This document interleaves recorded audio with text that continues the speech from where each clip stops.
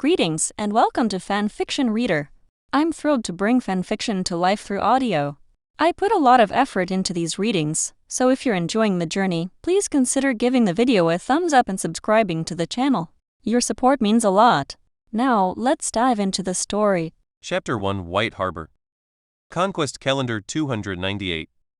White Harbor. The largest city north of the Neck welcomed another sunny morning in the long summer.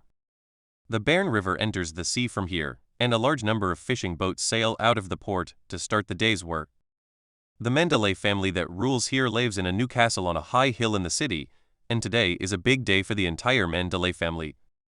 The third-generation heir of the family, Clay Manderly, ended his 2-year tour of trading cities and returned to the Manderly family. Clay's father was originally only the second son of Wyman Manderly, the contemporary Earl of White Harbor. According to the law of inheritance, Clay was not the third-generation heir. But just half a year ago, after Uncle Clay's wife had an unexpected miscarriage, Bachelor's Yomer believed that she could no longer have children. The elderly Earl Wyman immediately sent people to the trading city-state to recall Clay. With the exception of Lord Wyman and his 2 sons, all members of House Manderly went to the port to greet the young man who was about to receive his heir status. What no one knew was that the young man from the family who slowly walked down the deck had been replaced by a soul from another time and space. This soul from another time and space was complaining about the next generation update of a certain Demon Hunter game before traveling back. The next second, he came to the world of ice and fire that he was extremely familiar with.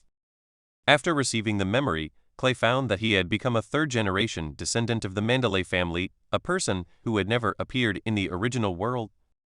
Not long after he arrived in the trading city-state, he received an urgent recall message from his family, which was brought personally by the family elder, Sir Marlon Manderly.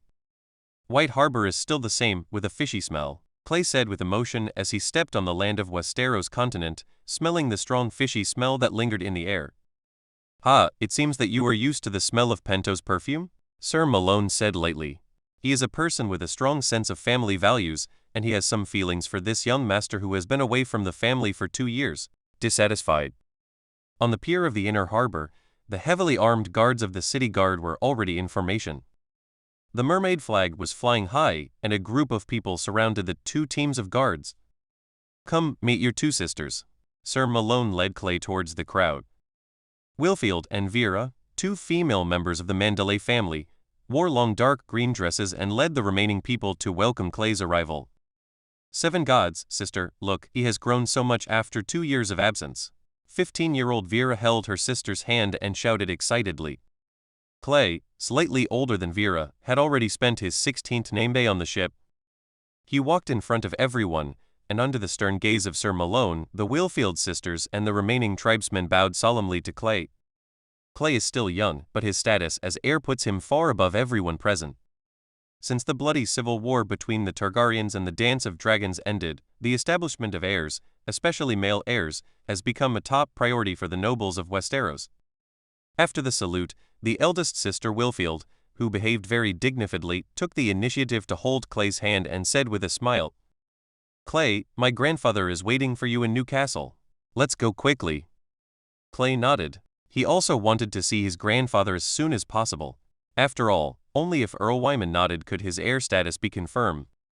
After getting on horseback, Clay and his party walked through the Fish King Square and went up the castle stairs. A majestic white stone fortress jumped out of Clay's memory and appeared in front of him again. This giant fortress, which ranks among the top 3 in the entire northern border, is the family fortress of the Manderly family. It is called the New Castle because it is distinguished from the old castle at the foot of the mountain. Under the leadership of the 2 sisters, Clay walked into the Manderly family hall, which symbolizes the core of power in White Harbor. It also has a more resounding name, Mermaid Palace.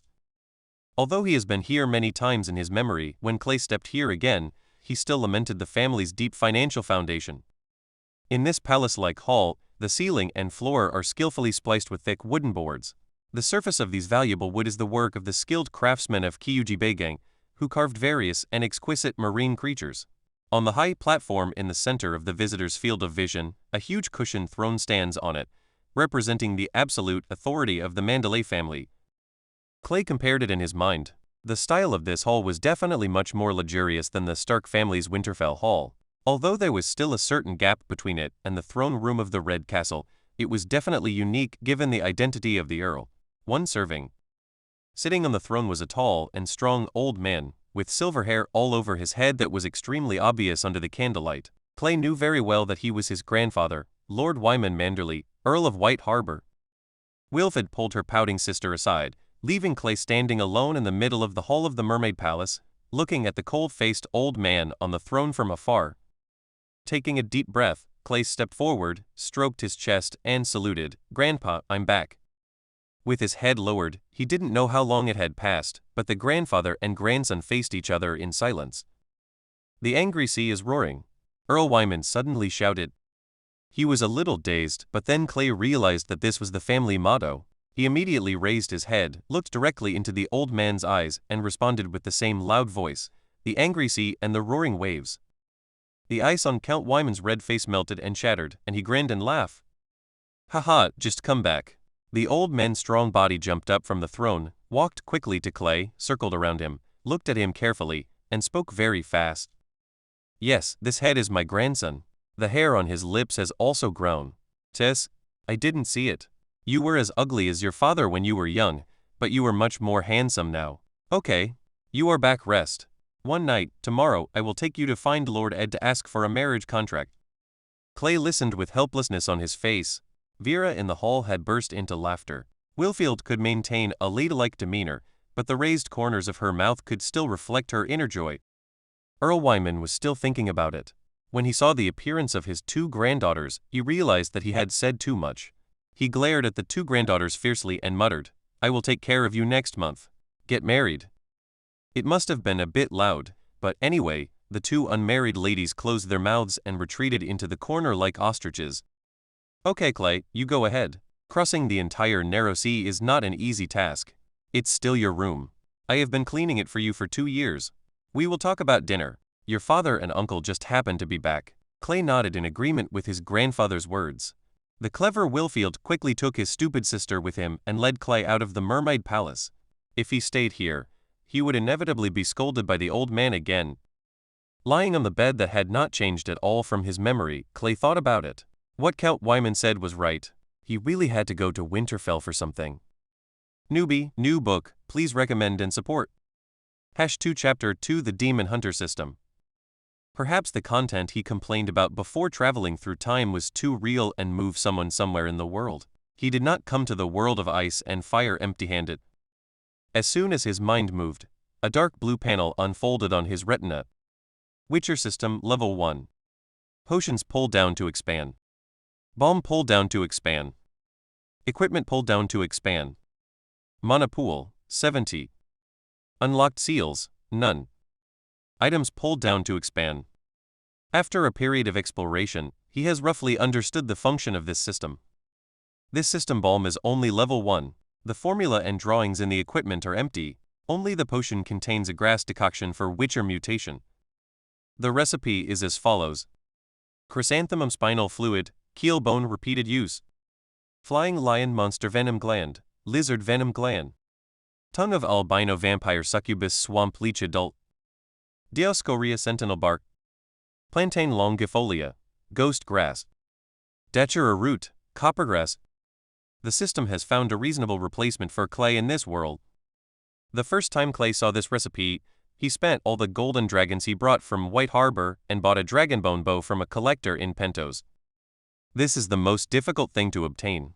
If he hadn't been the eldest young master of White Harbor and wanted to obtain a dragon bone after the Dragon City had disappeared for more than 100 years, he would probably have had no choice but to sneak into King's Landing and stage a thief drama. By now, he has obtained all the other ingredients, leaving only the sentinel bark, which is theoretically only available in the wolf forest in the northwest of the north. It's not enough to have all the materials. Mutation in the world of the Witcher must be assisted by a mage. Mutations without magic to maintain body stability are just looking for death. In this world, Clay traveled all over the trading city-states, but could not increase the system's initial 70 points of magic power storage. He has also been to the Red Temple, but unfortunately most of them are magic sticks who can only perform fire-breathing performances. He knew very well that when the stars cried blood and the glass candles in the school burned again, the magical power of the entire world would revive, but he couldn't wait that long. This time when he went north, the largest weirwood in the Stark family's godswood was another goal of his trip. According to the system's remarks, only when the magic pool reaches 100 can a success rate of more than 80% be guaranteed. Higher magic power storage will gradually increase the success rate of immunity from negative effects during the mutation process. Clay didn't want his little brother to be useless, nor did he want to be paralyzed in front of him. He thought for a long time. In the original history, the unlucky current king would soon die of poisoning, and then the wolf would march south. When Robert died, there would be a tragic war. Therefore, in the coming troubled times, possessing strong personal force is simply the first choice for survival.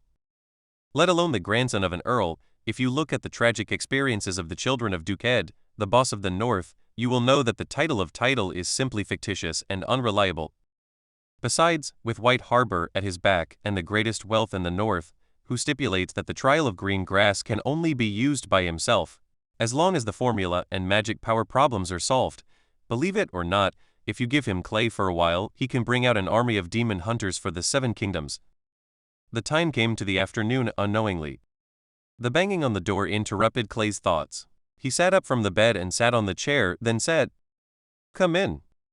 The door was pushed open, and a little head with light green hair poked in, revealing 2 tiger teeth, and said with a smile, "Clay, it's time for dinner. My sister asked me to take you to the hall." "It's not like I don't know the way." Clay shook his head and smiled, stood up, stretched his waist, followed his sister, and walked through the magnificently decorated circular corridor. Soon arriving at the hall, Clay noticed that the servants had placed a long table in the center of the hall, and meals were being prepared in the kitchen. Clay and the others arrived early, and other family members hadn't arrived yet. Only the old butler was directing the servants to shuttle back and forth. Seeing the eldest young master arriving, the old housekeeper smiled and greeted him. "Master Clay, you and Miss Vieira arrived early, but the dinner party hasn't started yet. Why don't you go to the garden first?" When he saw that the dinner had not yet started, Clay knew that his cousin, whom he had not seen for 2 years, had something to say to him, so he nodded and followed Vieira into the garden without saying anything. Lying on the railing overlooking the entire White Harbor, the comfortable sea breeze blows in your face, and the lights in the White Harbor city are particularly beautiful. Clay looked at Vieira, who was hesitant to speak, touched her head, smiled gently, and asked, "What does Vieira want to say to me?" Clay, can you tell?" Clay nodded with a smile. Vieira pursed her lips and hesitated for a long time before saying, "Grandpa may ask you to go to Winterfell during dinner. Can you take me with you?" When she said this, Vieira's lavender eyes were full of hope. "Why are you going to Winterfell with me?" Clay was a little confused. "Let's go and have a look. You know Grandpa's temper. He thinks that we noble ladies should stay in the castle before we get married," Vieira said plausibly. Somewhat stunned, in Clay's eyes, Vieira was like a bird trapped in a cage, flapping its wings and trying hard to fly out of the cage. Just as they were about to agree, the old housekeeper's voice interrupted them. "Master, Miss, dinner is ready. Your Majesty the Count calls you 2 over." Returning to the hall again, after the efficient efforts of the servants of the Manderly family, a dinner that looked good was put on the table. The servants lit candles, making the entire mermaid palace look taller and more mysterious. Earl Wyman was sitting in the middle, with 2 big bald heads sitting on both sides of him. The one on the right was the Earl's eldest son, Willis Manderly, Clay's uncle, and the one on the left was grinning at him with a big mouth. The man is Clay's father, Wendell Manderly. "Sit down first. You and your son will have plenty of time to chat after eating." Earl Wyman's face, which was illuminated by the candlelight, was also filled with a smile. The 2 sisters Clay and Wilfield sat together and concentrated on the food in front of them after Earl Wyman took his first bite of bread. "Clay, just for the next 2 days, prepare yourself, take my handwritten letter, and go to Winterfell to meet Lord Eddard," Earl Wyman said suddenly. After Clay thought for a moment, he understood Earl Wyman's intention. The old man was using his existence to extinguish the flames in the hearts of those ambitious people who coveted White Harbor. As long as he saw Ed Stark, he would be free from any consequences. From a perspective, after the death of his uncle, no one is qualified to inherit the position of Earl of White Harbor before him. "Okay, Grandpa," Clay responded quickly. Although the old man was more for the stability of White Harbor, Clay must have this attitude.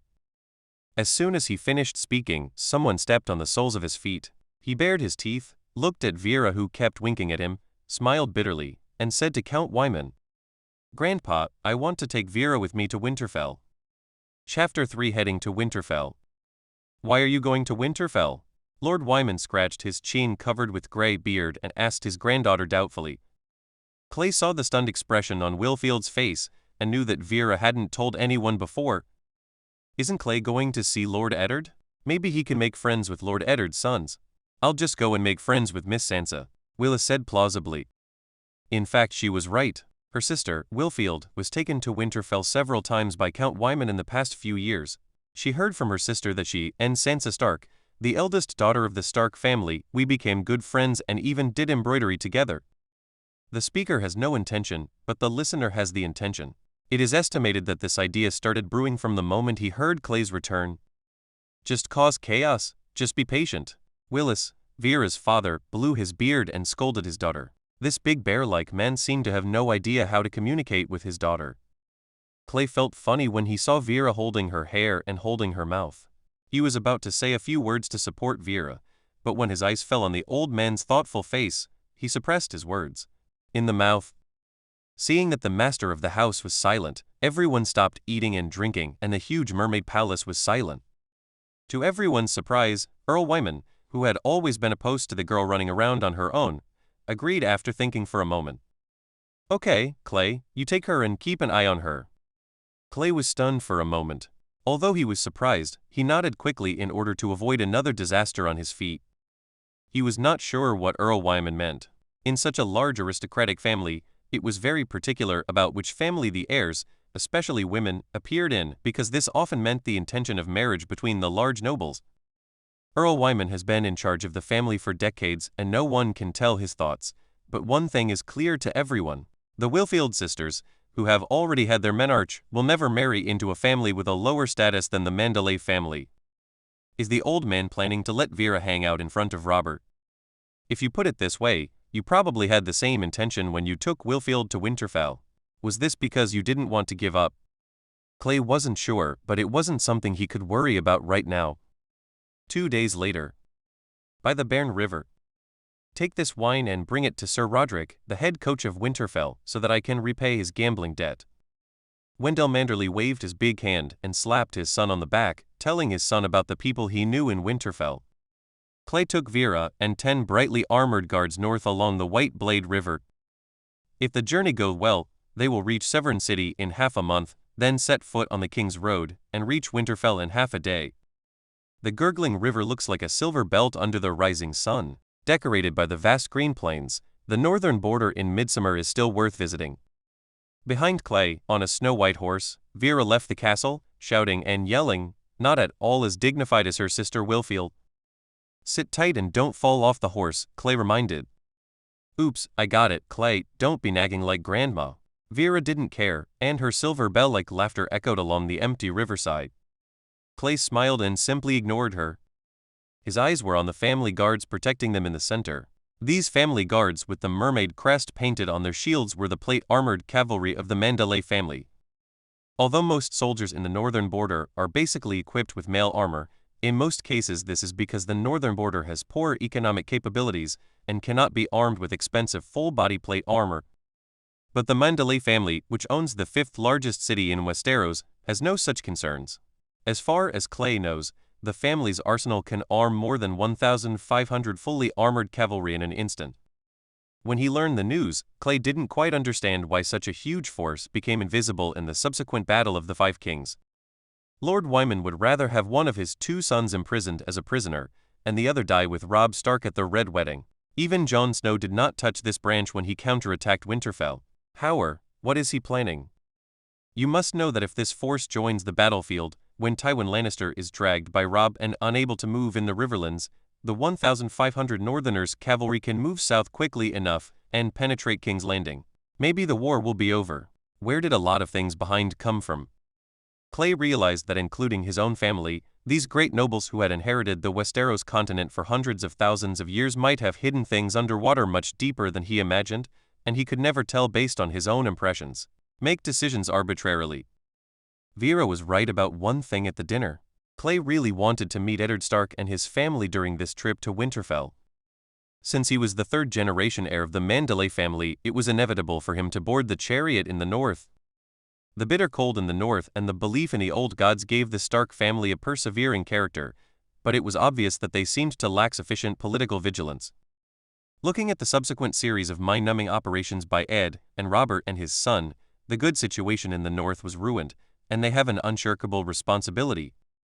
But then again, although this family is politically poor, they are still qualified to be the boss. At least Clay doesn't want those perverts from the Dreadfort, who like to skin people, to be the guardians of the north. It was not something that was urgent in itself, and with Vera wandering around, the original 15-day trip took a full 20 days. When the sun set on the 20th day, they finally saw the gray-black castle standing on the horizon in the golden sunset. Far away, a melodious horn sound came, accompanied by the sound of rolling hooves. 3 war horses carrying a knight in full mail, led by a direwolf flag fluttering in the wind, came in front of everyone. Of course the leading knight recognized the Manderly family's mermaid flag, and without any warning asked loudly, "Friends of White Harbor, welcome to Winterfell." This is actually asking Clay and his team what they are going to do. This is the responsibility of these Stark family rangers. This person was also a good judge of people. He could spot Clay and Vera, who were guarded in the center and dressed in luxurious clothes, at a glance. He said what he said just now while looking at them. Clay knew it was time to speak for himself, so he turned his horse and stepped forward, and the guards consciously made way for him.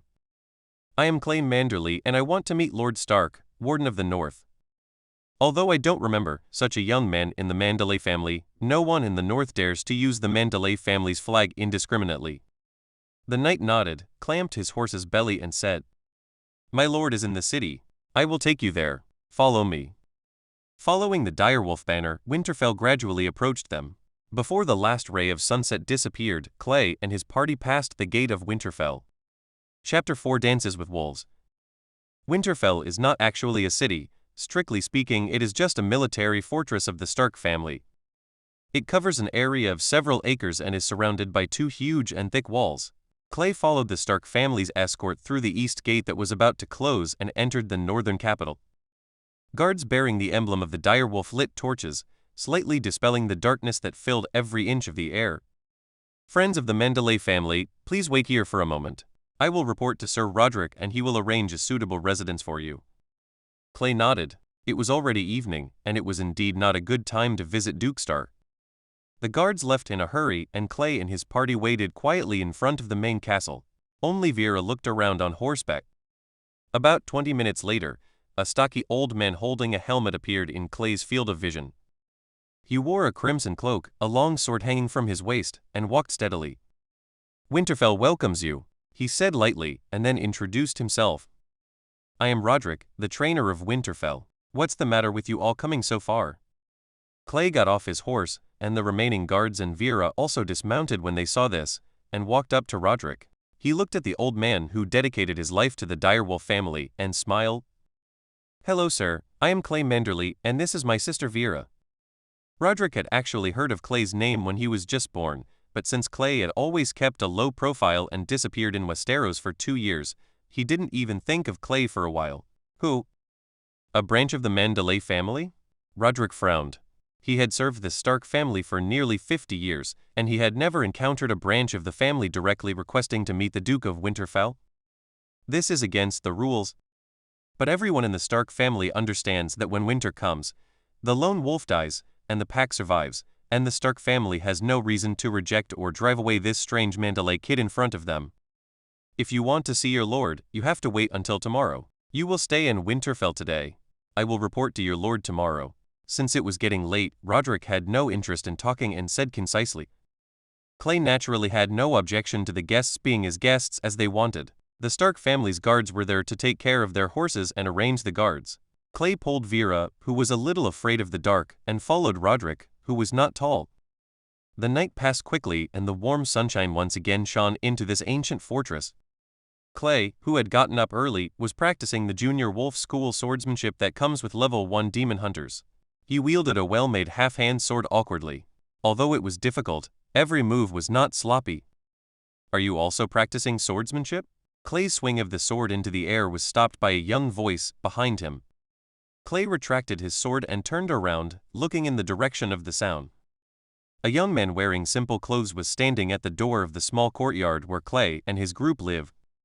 He has dark brown hair, is very thin, and has a gray dagger hanging from his waist. The boy saw Clay stopped, so he walked over and stretched out his hand like a little adult. "My name is John, I'm sorry." There was a boyish shyness in his voice. Oddly, he didn't introduce his last name, but Clay already guessed who he was. "Clay." The two shook hands, and Clay said his name, but also did not mention his last name. The 8th grade boy in front of him was Jon Snow, the later king of the North, who had the blood of a wolf and a dragon. His surname was a very sensitive place for him, and he was very concerned about his illegitimate status. "Are you from the Manderly family?" Jon stared at the mermaid flag planted in the yard, identifying it for a while before asking hesitantly.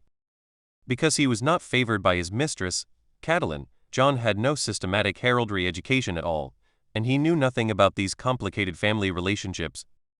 Seeing Clay nodding, Jon's eyes flashed with darkness. Although he was born into the noble Stark family, he would rather have his own surname like the Manderly family in front of him, who was a head taller than him. He hated the damn bastard symbol of snow very much. Jon quickly adjusted himself. As the best swordsman of the younger generation of the Stark family, he had just observed the trajectory of Clay's sword swing and the timing of his steps. This was something Sir Roderick had never taught him. The young man's competitive spirit took over and he couldn't help but ask, "Hey, can I have a sword show with you?" Although he has not learned the essence of Wolf School swordsmanship at all, Clay certainly would not refuse such a challenge. He smiled heartily and said, "Of course, Jon." The two stood still, and the Manderly family guard who had already stood up consciously made room for his young master. "Be careful. Sir Roderick said that I am the best swordsman in the family, even better than Robb." This simple-minded boy did not realize that his identity had been exposed by these words. Which prince in the north doesn't know the name of the heir to the north? The two were facing each other, and a large circle of people had unknowingly gathered around them. There were guards from the Manderly family in Starks. Sir Roderick was among them. Behind him stood a middle-aged man. He was staring intently at the field. After circling the field a few times, Jon found that Clay's footsteps were constantly oppressing him, denying him a comfortable opportunity to launch an attack. He made a prompt decision, shouted low, and charged forward with a swing of his sword. With a clang, Clay's sword was able to stop Jon's attack at his waist. He didn't expect Jon's attack to be so sharp. The half-sword in his hand was much heavier, and the swing speed was naturally slower. Seeing that the attack was blocked, Jon immediately sheathed his sword. Before he could thrust out the second sword, Clay slashed from bottom to top, forcing him to block it with his sword. The two weapons touched again, and Jon felt a strong force coming from him, and his body couldn't help but take 2 steps back. At this time, Clay was grateful that the time spent on Wolf School swordsmanship was not in vain. He quickly stepped up according to the practice pace and cut off the head with one sword. The weapons collided one after another, causing people around to cheer continuously, but the middle-aged man frowned. He looked at Roderick, who also curled his white eyebrows together. Just as he was about to speak, he heard Roderick say, "It's hard to handle. Jon may lose." In the field, 2 teenagers waved weapons, and behind them, the running wolf flag representing the Stark family, and the mermaid flag of the Manderly family fluttered quietly in the warm morning light. "Interesting boy." The middle-aged man looked at the field, his gray eyes reflecting Clay's figure. "When they are finished, inform him that I will wait for him in the lobby." The middle-aged man left the crowd. "Yes, Your Majesty the Duke." Chapter 5 Eddard Stark.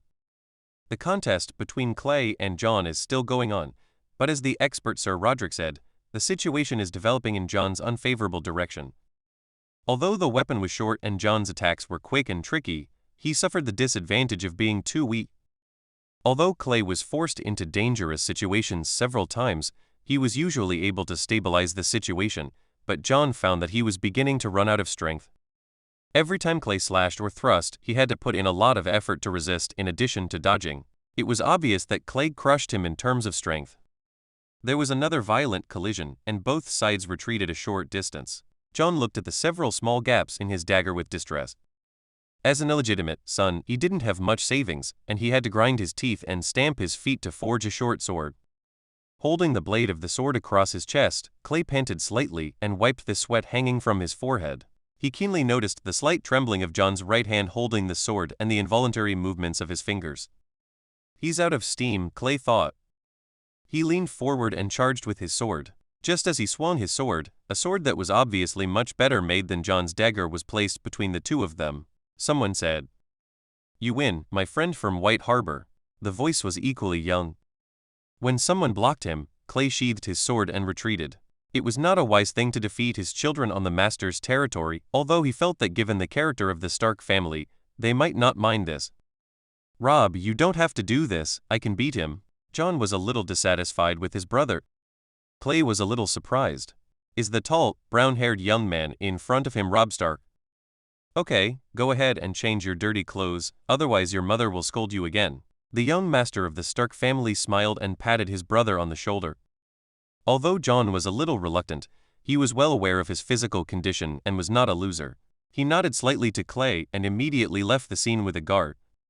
Seeing the end of the competition, the onlookers made unsatisfied sounds, but soon dispersed in twos and threes. There were only 2 family guards left on the field, Robb and Clay standing together, and Sir Roderick walking over. "Sir," Robb called, and so did Clay. Roderick's gray eyes showed a scrutinizing look. He looked at Clay and said in a serious voice, "Sir Ed is waiting for you in the hall. Come with me." Robb wanted to follow, but Roderick only said, "Robb, your mother is looking for Bran, and he doesn't know which tower he climbed to. I suggest you go and help her." Robb smiled helplessly, gave Clay an apologetic look, pulled on his wolfskin cape, and left in a hurry. Traveling all the way, Clay was taken to the Stark family hall by Roderick. This is probably the largest building besides the main castle where the Stark family lives. The vast hall can accommodate 8 long tables, which can accommodate even 500 people. On the high platform of the hall, Clay saw an ordinary-looking middle-aged man, but he knew very well that this was one of the 7 most powerful people in the entire kingdom, Ed Starr, who led the Northern Guard, Duke of Grams. Without waiting for Roderick's introduction, he stroked his chest and saluted, "Your Majesty the Duke." Ed waved his hand and Sir Roderick bowed and stepped aside. Only Clay and him were left on the empty high platform. He looked up and down at the young man who had just defeated Jon. However, he inherited the tall and burly figure of the Manderly family. After being silent for a while, he asked in a kind voice, "Who is your father from White Harbor?" Without asking Clay's name first. "Wendell Manderly, His Majesty the Duke." Wendell, huh? Are you Wendell's son?" As the guardian of the North, he naturally knew the situation of his vassals. After thinking for a moment, he remembered who Wendell was, and soon he realized that Clay's identity is revealed. This is the 3rd-generation heir of the Manderly family. Roderick was also surprised when he heard Clay's words. He had a good relationship with Wendell, but he didn't expect that the Manderly boy he regarded as a sidekick was actually the child of an old friend. Clay took out the letter with the emblem of Earl Wyman from his arms and placed it on Duke Ed's desk. Duke Ed was a little strange, but he still picked up the letter and recognized the unique emblem of Earl Wyman at a glance, and now he had a little more trust in Clay's identity. After browsing the letter, Ed Stark understood what Earl Wyman meant, which was to ask him to send a letter to all the northern nobles to endorse Clay's identity. This is understandable. When it comes to heir issues, it is very common for vassals to seek out their own lords for such operations. However, this is related to the heir to the Manderly family, one of the most powerful lords in the north. Ed's sense of honor asked him to be cautious. "Clay Manderly, please stay in Winterfell for a few days. I will send a raven to White Harbor to confirm your identity." It seems that the old man mentioned his name in the letter. "Is it so troublesome?" Clay frowned slightly, but he had no reason to refute and could only nod. Seeing Clay, there was no hesitation at all. A smile appeared on Duke Ed's serious face, and he pointed to the side. "You have already met Roderick. He has asked him to take you around Winterfell these past few days. I heard him say that you also brought your sister?" "That's just right. You are familiar with Robb and Sansa." Clay's first impression of the brothers Jon and Robb was pretty good, so he naturally wouldn't refuse. He knew that his conversation with the Northern Guardian was over, so he bowed and followed Roderick out of the hall. As soon as he went out, Roderick said, "Wendell nagged me many times when he came to Winterfell. Now it seems that you have inherited your mother's appearance, but this guy is actually a qualified Mander." Clay looked at the already very old knight, and said to himself that it looked like what his father said was true. He indeed had a very good relationship with Roderick. He remembered what his father had told him before he left. Sir, before I came here, my father told me to give you a bottle of wine to pay off the gambling debt he owed you. Roderick was stunned for a moment, then laughed loudly. Now he had no worries about Clay's identity, because the gambling debt was a secret only between him and Wendell, and no one else knew about it. He hummed. It's rare that he can still remember it. I thought he was hiding in White Harbor just for a bottle of wine. The old jazz man was obviously in a good mood, and he put an iron hand on Clay's shoulder. Master Ed is right. You young people should be so familiar with each other. Let's go. You go have breakfast first, then take your sister and come to us at the school ground. As the head coach of Winterfell, he is responsible for training the younger generation of the Stark family, and he taught Jon swordsmanship. After smiling, Clay walked towards his residence. He had to wake up Vera, his sleepy sister. Chapter 6 Honor cannot be tarnished. It's hard to imagine who taught you your swordsmanship? This is not the way your father used a sword.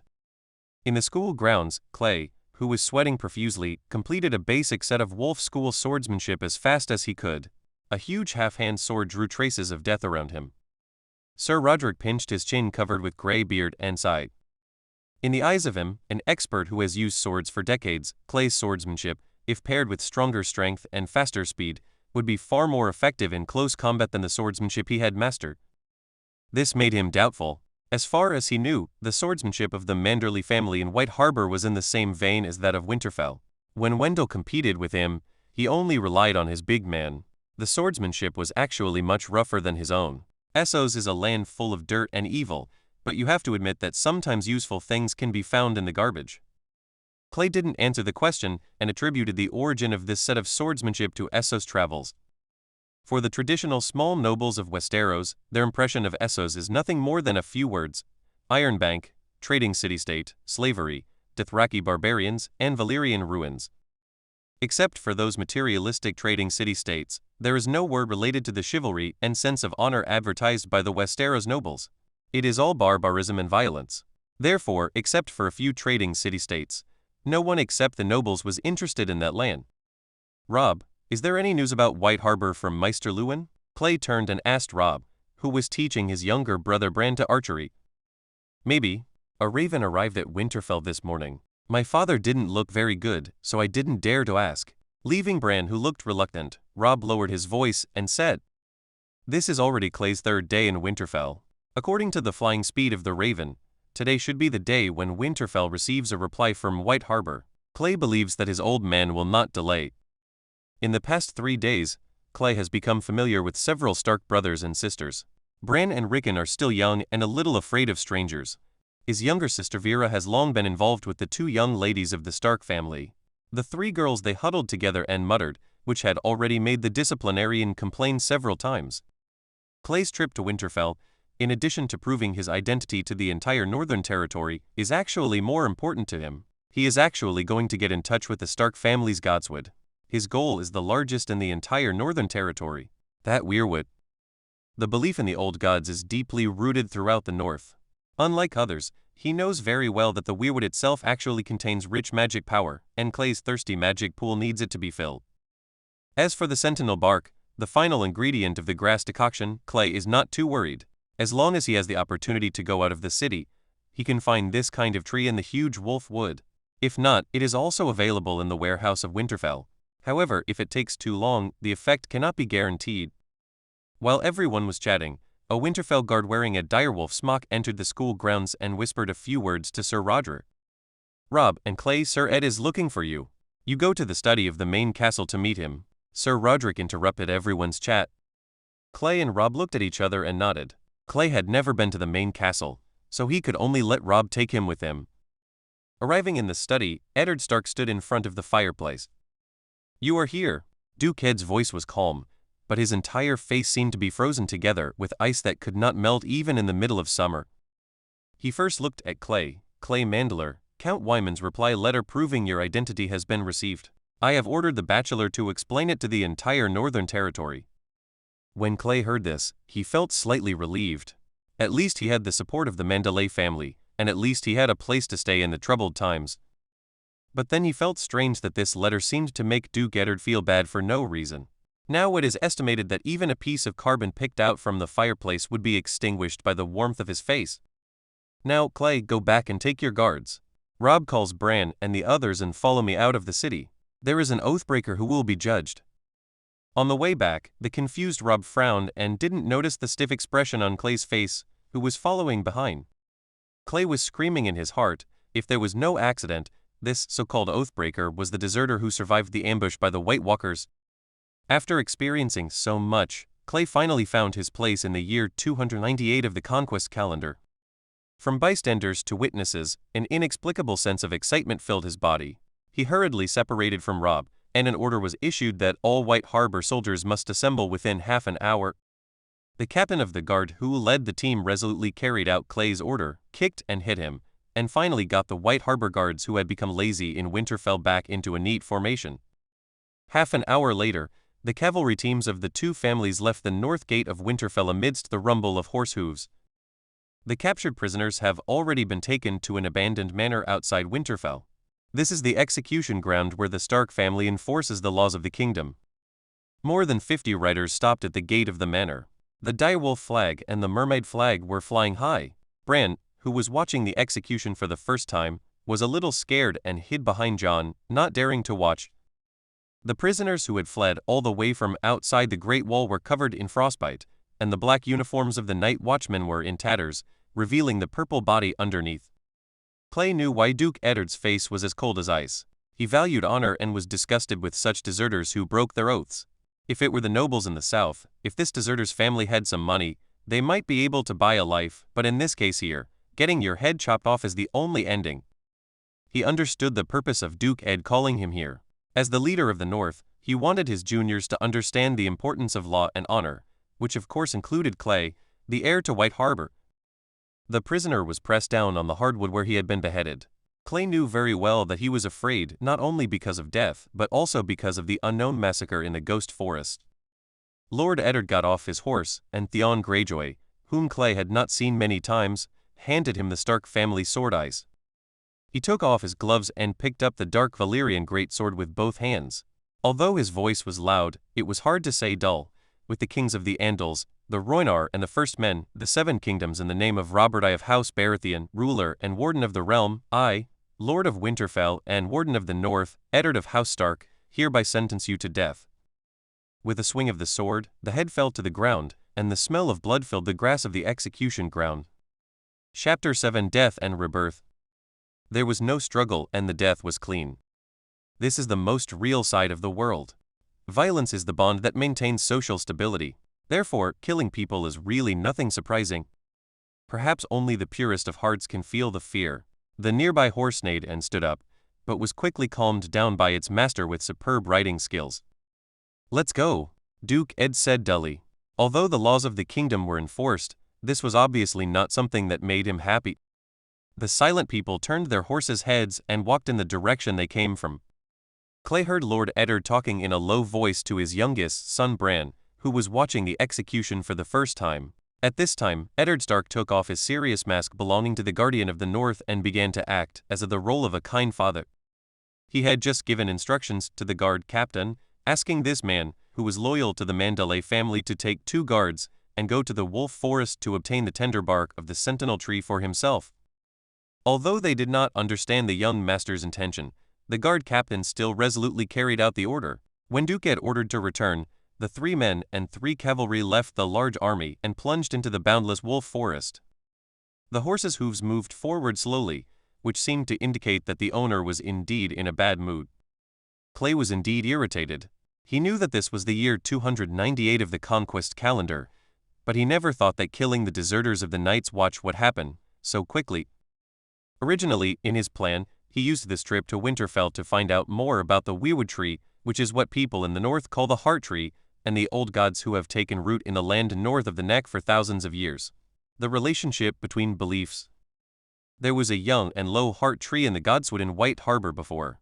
When Clay touched it, he did feel a little bit of power flowing down his arm into his body, and his magic pool also swelled a little. Clay believed that when he was allowed to touch the oldest heart tree in Winterfell, the magic pool would be fully replenished. But now the plan must be overturned. Clay knows very well that the occurrence of this execution means that the Prime Minister Jon Arryn in King's Landing must have been poisoned by Littlefinger Patter. King Robert I, who overthrew the Targaryen dynasty, must have taken his court on the King's Road to Winterfell at this moment. There is no doubt that Clay is a small player now and cannot influence Duke Ed's decision-making. Once the running wolf goes south, when the unsuspecting stag and direwolf are bitten through the throats by the lion, the five kings will the battle became a foregone conclusion. The people of the North value honor above all else. Robb Stark led the army south. It is impossible for Clay not to participate, but think about the nobles who were captured in the North during the war and the blood who died in Frey's betrayal. The Stark family at the wedding gave Clay a chill down his back. He is not a god. Since he is in this game of power, he is dominated by the general trend most of the time. There is not much time left for him to break the game. The two brothers John and Robert, who had galloped far away on horseback, stood on a low hill and shouted to the team, "Father, Bran, come and see what we have found." In deathly silence, Clay saw the two entangled corpses by the bridge.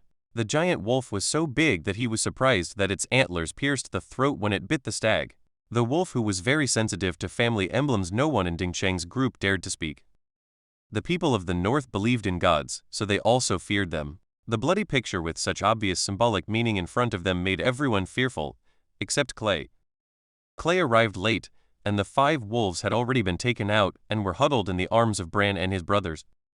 "This is a bad sign, you are born with death," Clay heard someone muttering.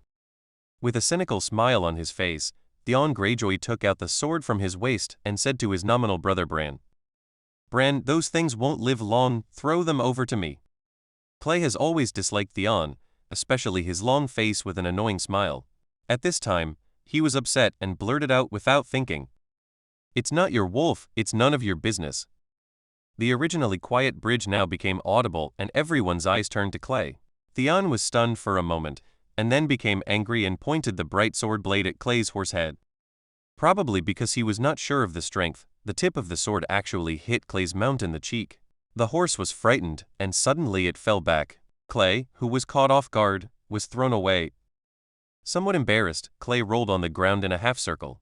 Clay stabilized his figure.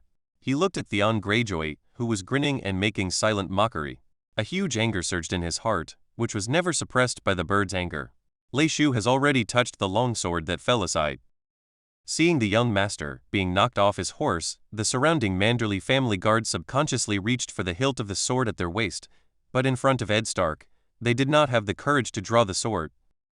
"Say it again, Manderly boy." Seeing that no one spoke, Kshan became even more arrogant. Just as he was about to say another ugly word, a sharp half-hand sword flashed with cold light and roared towards him. Face door. Sir Roderick, who was just about to step forward to stop Theon, subconsciously blocked it with his sword. Hearing a crisp impact, the old sir took 2 steps back, leaving only a broken sword with a large gap in his hand. The weapon that Clay threw with all his strength was now swinging into the open space in front of Theon's legs. "Stop!" Duke Eddard shouted violently and kicked his adopted son to the ground. "Bring him back to Winterfell." The Winterfell guards picked up Kshan, who was already pale and a little incontinent, and left the place in a hurry. Duke Eddard glanced at the broken sword in Sir Roderick's hand and looked at Clay, who had calmed down with a strange look. He did not ask why he drew the sword, but asked, "Manderly, why did you say that?" Seeing that Duke Ed didn't want to go into details, Clay breathed a sigh of relief, secretly thinking that he was impulsive, and replied at the same time, "It's just the carcasses of wolves and deer. Why do we have to deal with the surviving wolves? This is a direwolf. It has never appeared south of the Great Wall." Robert interrupted, "I know that if that's the case, what I want to do most right now is to pull out the direwolf's teeth, find a lion to pierce its eyes, and then throw the lion's body into the sewers of Casterly Rock." Clay shrugged. The incident ended with a rare laugh from Lord Eddard, who asked his children to personally raise the direwolf cubs, oh yes, and the white wolf that belonged to John. The matter of grace will not be mentioned again. On the way back, bathed in the friendly eyes of everyone in Winterfell, Clay noticed that Robb, who was riding beside him, had been moving his teeth involuntarily, as if testing whether they were sharp. Chapter 8 Grass Decoction. As the most efficient means of communication between the major nobles, the Raven has a very important mission. But today, looking at her husband holding a giant sword under the heart tree with a look of disbelief and pain on his face, Catelyn hoped that she would never know news was received from the Raven. John Arryn, the Prime Minister of the Seven Kingdoms, died of a sudden illness. Catelyn was very aware of her husband's feelings for Lord John, but they had already left, and they didn't have much time to feel sad because King Robert I was already on his way to Winterfell. When Clay got the news, he was not surprised at all. In theory, his mission in Winterfell had been completed. According to Sir Roderick's wishes, as a guest of Winterfell, he can leave whenever he wants, as long as he pays a visit to Lord Eddard before leaving. This is just right for Clay, because the Manderly family does not believe in the old gods worshipped by the people in the north, so it is not a wise choice for him to openly propose to visit the godswood. Master, we have brought back the materials you requested. The guard captain came to the second-floor corridor where Clay was and reported the results to Clay. Oh, very good, let's go take a look. Clay nodded and followed the guard captain to the carriage. Well done, this is a reward for you. Spend it among them. Remember, don't spend it on women's bellies. Be restrained. Clay frowned slightly and reminded the man with a strange smile on his face. Guard captain. The rough man smiled, took the money bag, hummed a vulgar tune and disappeared quickly.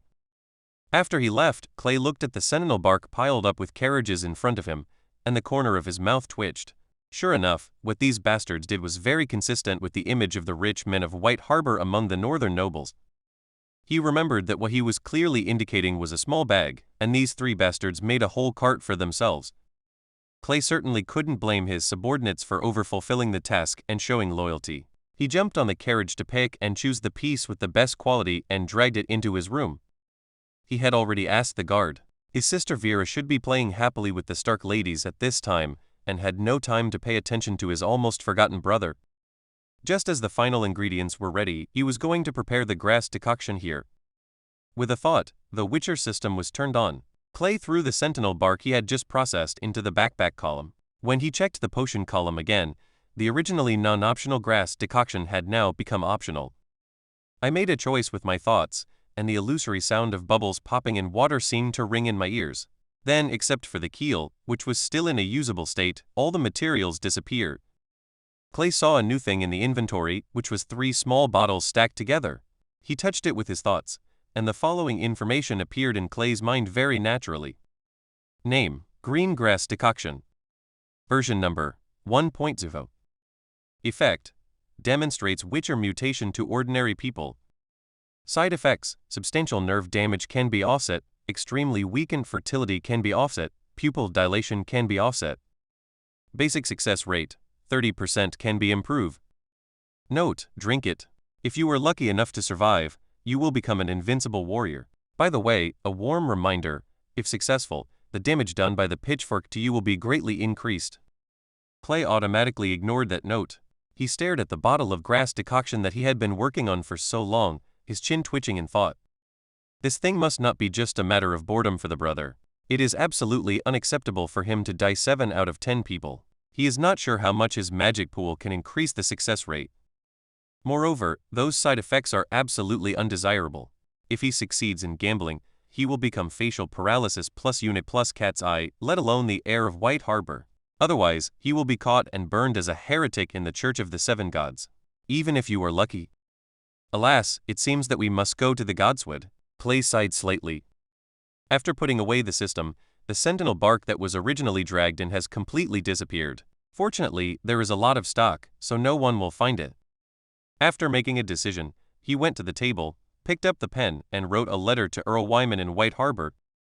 In the letter, he informed the old man of the sudden death of the Prime Minister and the approaching king. At the same time, he told him that he had decided to stay in Winterfell and meet the lords of King's Landing if he had the chance. Unlike the traditional northern nobles, the Manderly family that controls White Harbor is not exclusive. For a long time in the past, the Manderly family has been the gateway to the outside world in the north, and it is still the same now. As far as Clay knew, his old man often exchanged letters with several big families in the Riverlands and Arin Valley, and he obviously had a certain amount of friendship. Therefore, he expected that his old man would definitely agree to his stay. A big shot who could strengthen the throne was in line with Earl Wyman's family policy. The letter was written quickly, and the ink was dried. Clay folded the letter. Such a letter could not pass through the hands of the guards. He stood up, pushed open the door, and came to the raven cage placed not far outside the door. This was something the old man specifically asked to bring with him before he left, in order to keep in touch at all times. Clay grabbed a fat-looking raven from it, and regardless of its struggle, he stuffed the folded letter into the mailbox on its leg. As soon as his hands were released, the gray creature fluttered into the sky and flew into the sky. It circled in the sky and then flew towards the southeast. When the raven disappeared, Clay suddenly found himself with nothing to do. He had made up his mind to sneak into the Godswood at night when the king was visiting, and there was a banquet in Winterfell, because at that time most of the power of the Stark family would be concentrated in the Winterfell Hall in the southeast. No matter what, the safety of the king comes first, and he does not need to bear any responsibility for welcoming the king in Winterfell. He is not the master of the Stark family. To a certain extent, he and King Robert all the same, guests of Winterfell. Now that he knows that he must join the game of power, Clay still wants to observe some of the big players in this game in advance.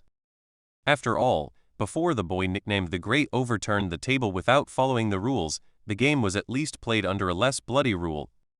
Shaking his head to disperse his thoughts, Clay took out the long sword from his waist, and then started practicing the swordsmanship of the wolf school displayed in the system. The blade whizzed and swept away the fine snowflakes falling from the late summer sky. After passing through many high walls, what he didn't know was that in the Godswood where Ed Stark often went, an indifferent gaze was staring closely at Clay's figure. This line of sight ignored all obstacles, and as he watched Clay's sword dancing faster and faster, a faint murmur sounded faintly. Interesting person. Chapter 9. The king is in the north. King Robert traveled very quickly. Clay originally estimated that it would take him 2 months to reach Winterfell, because of his debauchery. However, it had only been a month and a half, and Clay, who was standing at the head of Winterfell chatting with Robb, had already seen the royal knight who had taken the lead. He didn't know the knight personally, but it was hard to miss the crown stag flag fluttering in the wind on his saddle. Tisk, the stag's horns are about to appear in Winterfell. How about it, Robert? I heard that the queen and her 2 brothers are coming with them this time. Are the direwolves' teeth sharpened? Clay clicked his tongue and looked at the 2 knights who were getting closer and closer. The direwolf flag and the crown stag flag were advancing together, just like the War of the Reavers decades ago. That is the most distinguished sibling in the 7 kingdoms. I have no choice but to kiss her hand. Besides, the rights of guests cannot be violated. Robert tightened his cloak and spoke slowly, but his brows were still wrinkled together. Clay curled his lips and smiled, then stretched out his hand to tug the young master of the North's cheek, which had just sprouted a beard. The latter avoided it and asked Clay with a strange look on his face, "What are you doing? Has anyone ever told you that you Starks can't lie at all?" "Nonsense," Robb subconsciously wanted to retort, but the words got stuck in his throat. After a while, he said muffledly, "Yeah, this land in the north has never taught us this." Robb stared blankly at the 2 fast horses galloping in from the east gate, and after a long time he looked at Clay. "Am I that bad at hiding it? I'm not a wolf, but I also know that baring your teeth too early will only make people shoot an arrow at you immediately." Clay shrugged and patted Robb's shoulder. "I'll give you a suggestion. Except for essential occasions, avoid meeting with people from the Lannister family to save yourself from discomfort." Chatting about life and women with Robb these days, in addition to learning the dirty jokes special to Winterfell, Clay also learned that although Duke Eddard rarely mentioned the usurper's war with his children, the Lannister family there is no shortage of bad things to say. At least for Robb, he is very aware of the bad things the Lannister family did after entering King's Landing, and he knows how the name Kingslayer came from. So Robert's reaction to the Lannister family is not surprising at all. Like father, like son, I won't deceive you. The next morning, Clay never saw the Stark brothers and sisters in the school grounds as usual. According to his sister Vera, who finally remembered who her brother was, Sansa and the others were called by their mistress Catelyn early in the morning, went to teach meeting etiquette. Clay seized the opportunity and briefly asked his sister what she had been doing and who she had been with during the nearly 2 months since coming to Winterfell. As a result, Willa answered very readily, but only 2 names were mentioned in the answer, Sansa and Arya. Looking at Vera, who was in a happy mood, Clay's eyes were full of pity. She really didn't understand the old man's intention of agreeing to her coming to Winterfell. After talking for a long time, Clay never heard Robb Stark's name. The old man hoped that his granddaughter's dream of being the mistress of the North would go bankrupt again. He could already guess what the old man's reaction would be after Vera told the old man exactly what she said. When the time came to noon, a golden and silver procession came, and Clay finally saw the legendary kings of the 7 kingdoms and his entourage. There are about 300 of them, most of them are nobles with status, and the worst among them is a knight. Dozens of flags were flying, most of them were the crown stag flag that symbolized the royal family. A few flags had a golden roaring lion embroidered on a red background. Lord Eddard must hate seeing it, Clay thought to himself. Standing at a higher place, Clay did not let the guards fly the Manderly family's mermaid flag. Firstly, it was unnecessary, and secondly, he was about to sneak into the master's backyard. It was always better to keep a low profile. It didn't take long for Clay to see the man who was accompanied by 2 snow-white cloaked kingsguards. There was no doubt that was their most respected king. Sure enough, even when riding a horse, King Robert could hardly hide his fat figure. However, unlike the ugly big man that Clay had remembered, this king was much greasier, but his grace was still the same. Being in the top position for a long time has a certain magnanimity. No one reminds him, but it is obvious that no one in the team can be worthy of the title of king except him. After seeing the most eye-catching king and the outrageously decorated queen, everything became boring. There is nothing to see here anymore. Clay doesn't like the complicated and lengthy etiquette among nobles at all, even though he is also a noble young master with upright roots. He grabbed his younger sister Vera, who was looking excited. Unexpectedly, Vera shook off her brother's hand without looking at him. She was looking at the knights with the emblem of the crown stag with relish. Let her go. Anyway, before coming here, Clay had made it clear to Vera that she would never be allowed to have contact with the royal family. Vera also agreed. At this time, to satisfy Vera's curiosity, Clay also it's not good to force her. The king is in the north. Since Yehares, I came to Winterfell with his dragon. It seems that this is the second time that the king of the 7 kingdoms has stepped into the gate of Winterfell. Times have changed, things have changed, and the Targaryen royal family, which was closest to the gods in the past, now only has 2 survivors on the other side of the narrow sea, and the rest are all turned into withered bones. But then again, after all, having ruled Westeros for more than 200 years, Clay was well aware of the strong influence the name Targaryen had among ordinary nobles. To give the simplest example, the usurper war is over. The reason why Robert can sit safely on the Iron Throne is that, in addition to his ability to conquer battles, his Targaryen blood is definitely the biggest reason why he can win the crown. Bonus. Although Daenerys will have to deal with the big trouble in the future, Clay can only think about it now. With a white harbor behind him, he is not qualified to go to the card table. Returning to his room, Clay dug out his night infiltration equipment and checked it again. On top of the family's robes, Clay prepared a set of black blouses that are easy to take off, because this is Winterfell, after all, a crowded city, and this outfit can only be used when entering the Godswood to cover people in case of encounters. For eyes and ears. In the main city of Winterfell, this set of clothes that doesn't look like a good person is absolutely not allowed to be worn, especially since Robert has arrived. Putting it on, Clay will become an assassin even if he is not an assassin. People who usually stop to greet him along the way are walking in a hurry. When they see Clay, they usually just nod or hum. It can be seen that the Stark family has done enough to welcome him this time. Prepare. The bustle in the city became more pronounced as night fell, and Clay was invited to a dinner in the Great Hall of Winterfell, an invitation he couldn't refuse yet. Chapter 10: A Trip to the Godswood. Clay was not interested in the banquet that was about to start. The only thing that interested him was probably the delicious food at the banquet. The physical conditions of Winterfell are worse than those of White Harbor, but the quality of the kitchen is indeed surprisingly good. Of course, it may also be related to Clay getting tired of eating fish every day in White Harbor. In order to get out early, Clay, who was originally placed at the table near the main table, took his plate after eating for a short time and left for the long table near the gate where the guards gathered. Clay, why are you here? The speaker was Jon Snow, who was mixed in the crowd. This usually taciturn boy was smelling of alcohol and asked Clay with some blurry eyes. I can't help it. I can't understand the jokes made by the kings and adults. I feel like a fool sitting there. Clay spread his hands and pointed to the seat he had just left. Indeed, you can still leave. Look at Rob. Sitting there, he almost chewed his fork, right? Jon pointed at Rob, who looked unusually reserved opposite the queen on the main table, grinning and drank to himself a swig of wine. On weekdays, Duke Eddard rarely lets his children drink, but today no one cares about him. Clay took a grilled, fragrant chicken wing from the table and threw it to the white direwolf nesting under the table. This direwolf named Ghost had become familiar with Clay these days. With smooth movements, The wolf caught the chicken wing before it landed in his mouth, lay down at Clay's feet and started chewing. Clay liked Pan, the white wolf, and Biling did not resist Clay's touch.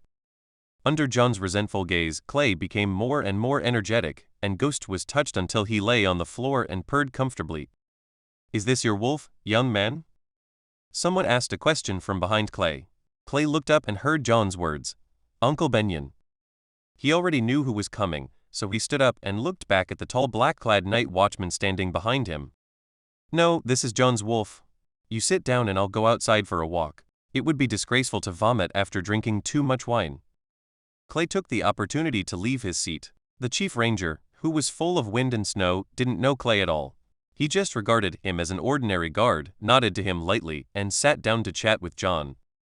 Sneaking out of the hall, pretending to be drunk and quickly returning to his room, Clay scooped up a small basin of cold water from the water tank to sober himself up. Picking up the small bundle of clothes, Clay opened the door and walked in the direction of the godswood very naturally. Sure enough, Clay's guess was correct. The Stark family attached great importance to the king's security. Duke Eddard transferred most of the guards to the halls of Winterfell. The places where there were sentries along the way were now deserted. Arriving at the entrance to the godswood, Clay finally spotted 2 Stark family guards wearing mail from afar, but these were the only 2, and they were dealing with the burritos in their hands, and they were very focused. Good chance. Clay immediately walked away from the door.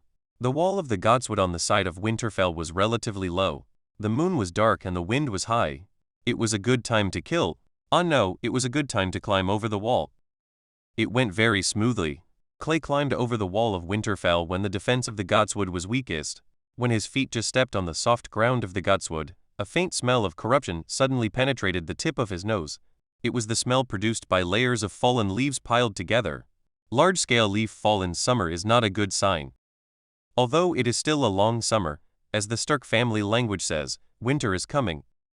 It was pitch black in front of him, with thick black tree trunks occupying most of his sight, while the branches high up were piled together thinly and densely, blocking out the few moonlight.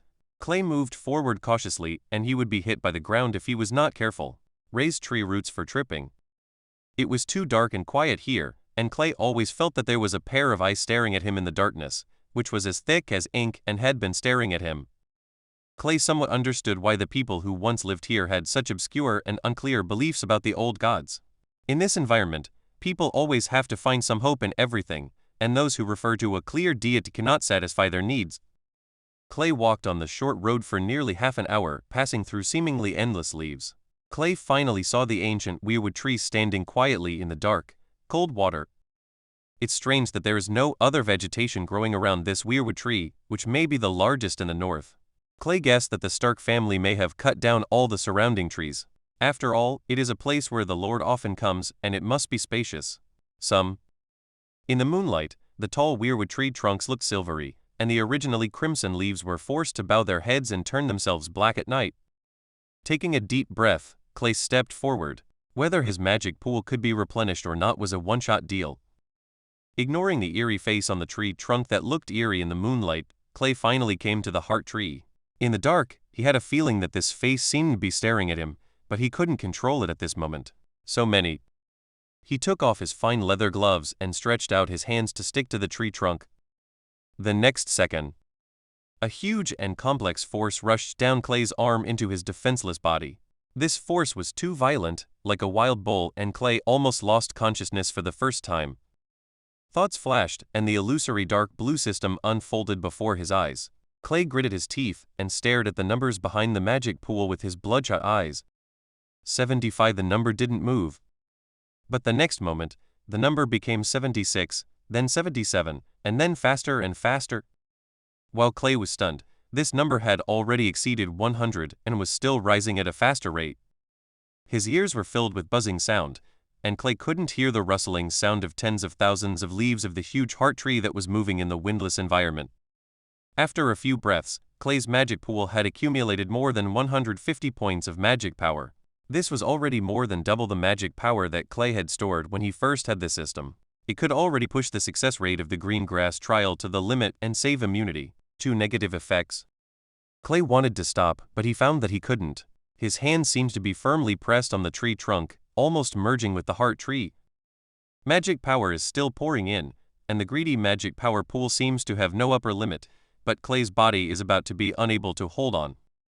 A strange feeling of obstruction filled his whole body. Clay breathed hard, but the oxygen he breathed in was like a turtle crawling in his lungs. He was like a person who was about to drown, and his face slowly turned pale. Fuck. A beautiful language that did not belong to this world came out of Clay's mouth. After gaining a glimmer of clarity, Clay used all his strength to hit his head against the tree trunk. Among the rustling leaves, there was first a heavy muffled sound, and then the sound of a human body falling to the ground.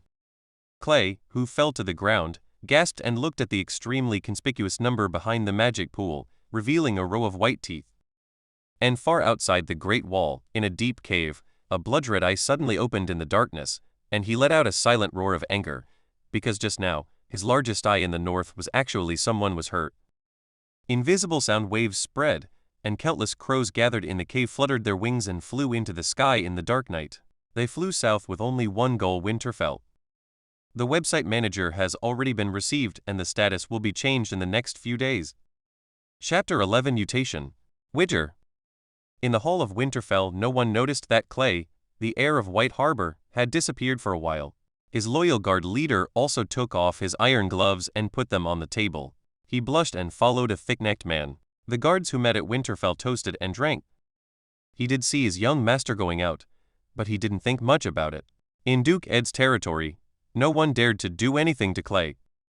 As a guest, His Majesty the King was currently holding a dancer and twisting his fat body wildly. His face was oily and sweaty, and his hearty laughter echoed throughout the Winterfell hall. As the host, Duke Ed sat in his seat expressionlessly, swallowing the food carefully prepared in the kitchen in front of him. Ed Stark has never liked such a lively environment, ever since he was a child. Beside him, the beautiful queen sat in the most standard and dignified posture, looking at her husband in the court with a smile, but there was no trace of warmth in her green eyes. While the king and his future hand were toasting or looking frosty in the halls of Winterfell, Clay was lying in the wet earth. As soon as the joy of leaving the heart tree dissipated, Clay discovered a serious problem. So much magic. He couldn't see what was going on inside his body, but Clay knew very well that he couldn't lift a finger now, and his swollen body was full of magic power. Just leaving the heart tree was already the limit, and he couldn't do anything now. He breathed hard while thinking of countermeasures in his brain quickly. His first thought was to return to his room immediately. Only being under the protection of the Manderly family's guards could give him a sufficient sense of security. Only after he was safe could he make any plans. But after just 2 seconds of thinking, he gave up the idea. Clay is very clear about the root cause of his current hindrance in action. The problem of too much magic power is not something he can eliminate by lying here for 3 or 4 hours at the risk. His magic pool is not a real pool. If there is too much, he can let out a little. The top priority is to consume the excess magic power in the body and reduce the magic power pool to a safe range. The magic power is not in the blood. This does not mean that he can just drain some blood. Sighing inwardly, he decided to implement the riskiest but most effective method: mutation. In the holy place of the Stark family, under the branches of the heart in the godswood, under the gaze of the old gods, a sudden change occurred. Thoughts flickered, the system was turned on, and Clay used the fastest speed to select the 3 small bottles lying quietly in the inventory. Gritting his teeth, Clay used all his strength to take out the small bottles. He didn't have time to judge the order now, so he just bit them open with his teeth. This grass decoction is version 1.0, which is very risky and has the following side effects. Should magic be used to offset it? Why hesitate? Clay didn't even look at it and pushed the success rate to the limit to offset all side effects. The next second, the magic power in his body was as fast as lightning, and all of it rushed towards the potion that made Clay's face turn pale for an instant. Huge pain first came from the stomach, and then spread throughout the body at an extremely fast speed. Clay became restless, his limbs twisted unnaturally, his body arched, and he stirred up the turf on the ground. His pupils became dilated, and his eyes were glazed over, looking blank with only the dark night sky obscured by the tree canopy. About 10 minutes later, Clay, who was huddled together, suddenly began to twist wildly, his hands unconsciously scratching in the air, as if picking a piece of rapidly flying snowflakes in the air. After a while, he suddenly put his hands on his chest and tore hard at the torn black robe and the luxurious clothes with the mermaid emblem embroidered inside. The sound of heavy breathing echoed through the deathly quiet sacred forest, like a terrifying monster lurking in the darkness. As he kept moving, Clay began to sweat profusely, and soon all his clothes were wet. The skin was coated with dirt and sweat, making it slippery and foul-smelling. Clay's body was convulsing involuntarily. This was because he was fighting against the huge and pervasive pain all over his body. Clay has been paying attention to the success rate of the green grass trial itself and how to save to offset the side effects, but has ignored the huge pain of the green grass trial itself. He finally understood why the Witcher's trial resulted in a narrow escape from death. He didn't know how many Witcher apprentices died of pain. The potion has been eroding his nervous system, while the magic in his body has been protecting it. From the face down to the most important part, every part of the body is alarming, but the existence of magic keeps Clay awake, allowing him to experience the body's bones, muscles, glands, etc. Every inch of change that happens. Enjoying the joy of suffering, Clay thought. This wonderful experience can never be enjoyed by himself. Only by letting others who are destined to experience it in the future can he feel more balanced. He felt the warmth on his face, which was the hot blood flowing from his nose. His body temperature was surprisingly high now. Although it was not hot enough to boil water, if it had been anyone else, he would have been in the church long ago. Or a memorial service is held under the heart tree. I don't know how long it took, but Clay lost his vision, taste, smell and hearing. Then these disappeared feelings returned one by one, and the swelling in his body gradually disappeared. Clay could finally feel his stomach. The moment he drank the medicine, he felt as if he had eaten a bomb that was about to explode, and his stomach would be blown into pieces as soon as it entered his stomach. The pain in my stomach disappeared, and then a sharp vomiting sensation hit my throat. Clay, who was more conscious, kept telling himself, "Can't vomit, can't vomit." However, wow. The world is quiet. Maybe an hour, maybe two. Who knows? Anyway, this is the longest night in Clay's 16 years of life. After the last ray of painful feeling disappeared, Clay's half-closed eyes suddenly opened. An unprecedented power flowed through his body. Without any external force, he bounced himself out of the mud pit with just his legs. Under the bright moonlight, a tall and strong figure appeared in the reflection of the lake. Under Clay's weird smile, he raised his left hand and made a strange gesture. The little finger is curled up, the ring finger and middle finger are together, the index finger is separated alone, and the palm is slowly forward. Magic power surged, and a light yellow spherical shield suddenly appeared next to him. Clay loosened his fingers and the shield shattered. He fell to his knees and buried his head in his arms, trying to hide his almost uncontrollable laughter. Because he is a Witcher. The protagonist has completed his mutation, but he can rest assured that his combat power will not be reduced, and the social environment does not allow him, a nobleman, to perform acrobatics in public. Chapter 12 System Upgrade. When the next morning, the head guard, who was drunk last night, saw Clay walking towards him, he immediately sobered up from his remaining drunkenness. If he wasn't very familiar with his young master, the guard leader would have almost not recognized him, because Clay's image at this time was really unflattering. The disheveled one refers to Clay. His face was stained with pieces of mud, and his hair and clothes were all covered in the same condition. There seemed to be remnants of vomit on the expensive silk coat. His whole body smelled like it came from a pig pen, fished out of it. Master, what are you doing?" The guard leader had sobered up and put on a smiling face. He hurriedly came to Clay's side and just sniffed at the stench on his body, pretending not to notice it. It's a joke. As an old man from White Harbor, he knows the identity of the person in front of him very well. The old Earl has lived a long life, and the heir Lord Willis is not in good health. There is no telling that this person in front of him will become a majestic white man with great power one day. Earl of Hong Kong? As a guard, Clay disappeared all night and he didn't even know it. If the old count found out about the young master's appearance now, he would have to hang him on the tower of the castle. Clay stretched out his dirty boots and kicked the guard captain to the ground, cursing. "You bastards, master, I drank too much at night, where are you guys? You made me lie down in the mud and slept all night. I have to beat you to death." It was reasonable, but Clay was actually not angry at all. Clay said this on purpose. He had to have a preconceived explanation for his look. Before dawn, Clay, who had dealt with all the traces dug out of the Godswood forest, he thought for a while and did not go back to the room directly. If he was sneaky on the way and was discovered by any southern noble who got up early, it would be very troublesome. The lords in the south don't care so much, especially at this juncture when Robert arrives at Winterfell. Everything is likely to be magnified. You say you are not an assassin, where is the evidence?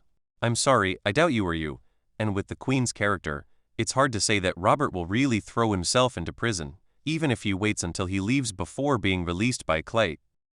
After enduring it, Clay simply found a deserted mud puddle to lie down. He found an empty wine bottle and carried it in his hand. He pretended to be hungover and fell into the mud puddle until dawn when he was discovered by the early guards. Looking at the guard leader who was too busy and careful, Clay was slightly relieved, and his acting skills on the spot were still passable. "Get me bath water quickly," Clay shouted. Under the shocked and disgusted gaze of his sister Vera, Clay returned to his room without changing his expression, took a shower and changed clothes. After finally tossing himself out to be alone, Clay opened the door with satisfaction. Just as he sat down, his sister Vera came up to her with a gossipy face. "Clay, tell me honestly, which noble lady did you do business with last night? Tisk, we Manderly have some status after all. Why can't you choose a cleaner place, or Clay, you or that lady have very unique tastes." Clay was shocked. He really wanted to pry open his sister Vera's head to see what was inside. "Watch your words, Vera, a noble lady cannot say such things, be careful not to get married in the future. Grandpa can't even control me." Ignoring Vera's thoughts, Clay walked out of the house and sat down on a stone pier. The cold north wind made him sober. He finally had a chance to check his system. When he became the first demon hunter in the history of Westeros, his system was upgraded accordingly. At that time, he was focused on escaping from the Godswood before being discovered. He hadn't had time to check what specific new changes there were. The light blue system unfolded again and Clay saw the system. Witcher system level 2. Potions pull down to expand. Bomb pull down to expand. Equipment pull down to expand. Magic pool, 120. Unlock sigils, Quen level 1, Arden level 1, Alder level 1, Igni level 1, Yaxi level 1. Items pull down to expand. There are still 120 points of magic power left, which can completely allow a subject to endure the pain like Clay and become a real demon hunter, although it cannot offset so many very serious side effects. This also means that Clay's plan to expand the team of Witchers has officially begun, and he is already excitedly looking for candidates in his mind. But that's not what excites Clay the most. Becoming a demon hunter not only means that he has become a powerful warrior with a physical fitness far beyond that of ordinary people and a very fast healing speed, but more importantly, he can finally try the various potion configurations of the Witcher. Opening the potion column, sure enough, the system did not disappoint him. There are already 4 preliminary recipes for potions: swallows, cats, thunder, blizzards. Although it is the elementary level, it is of great significance in this world of low magic. Except for the magic dragon that may soar in the sky later, all victory or defeat will be determined by the sword on the battlefield.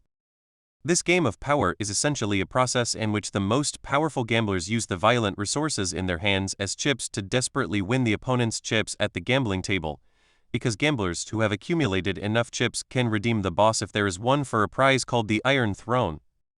To put it bluntly, the one who has soldiers is the boss. If you don't have soldiers, you are just a snake. Go home as soon as possible. Even if it is said that chaos is the latter, when he creates chaos, there is always one or several major patrons standing behind him, first Lysa Tully, then Cersei and Tywin, and finally he simply controlled Arryn Valley, and went to the card table himself.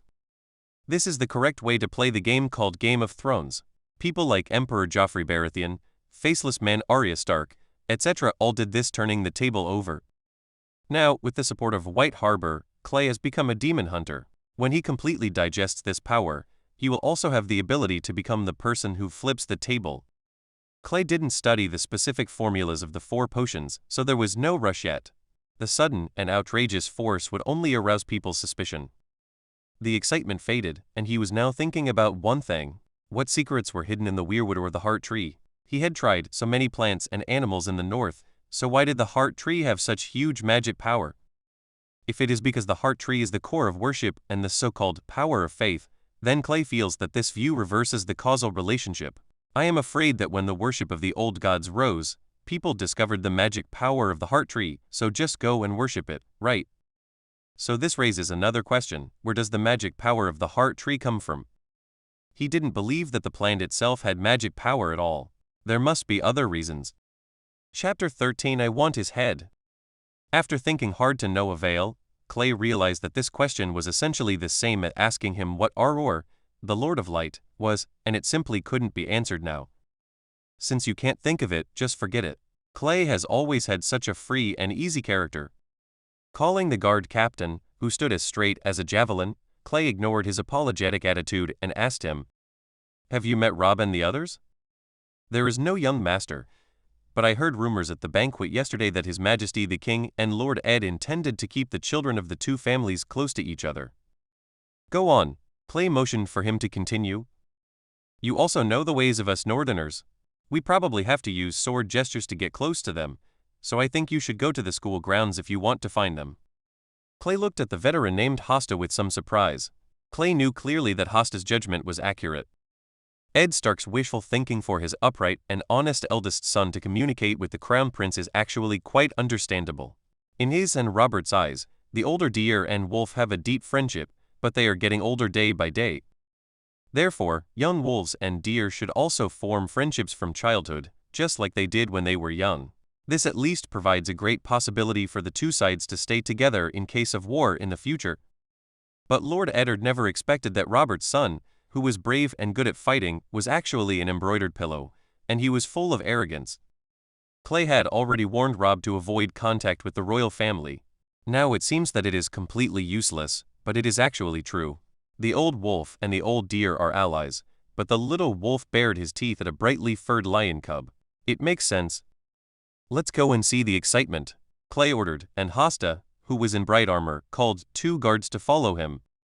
Not far away, when Clay arrived at the gate of the school grounds, he saw 2 flags hanging on the wall, the crown stag on the left, the roaring lion on the right, and a knight with the Lannister family crest on his armor. Stand guard at the door.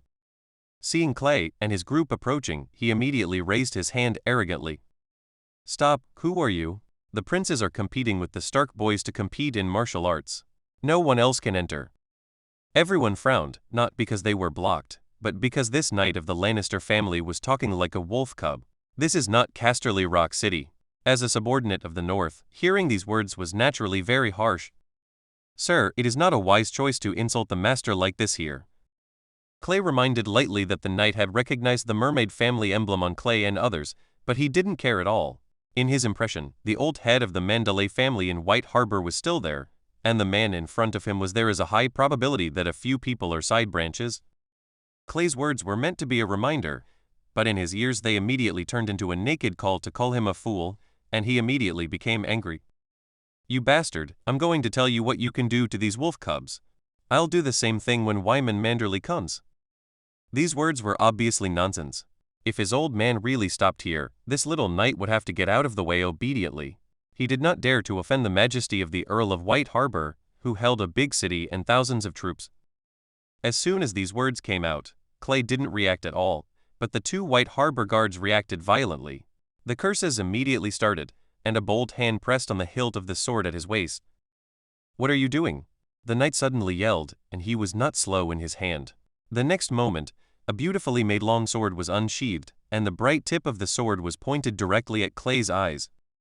Looking for death, Clay whispered to himself. He hated it the most in his life when someone pointed a sword at him. He wanted to settle the matter, but he didn't expect the other person to slap him in the face. Just in time to practice with it. Just hearing the soft sound on the ground, Clay turned into a black shadow and quickly approached the Lannister knight. When he just made a move, he slapped him on the artery in his neck. The severe pain and strong sense of fainting caused the knight to drop his sword and retreat, sitting down on the ground. The sword fell out of his hands and was immediately picked up by Clay. When the knight got rid of the fainting feeling and regained his composure, his sword had already poked in front of his eyes, making him stiff and unable to move. "Please, please, please," the knight who was so arrogant just now couldn't even utter a single word.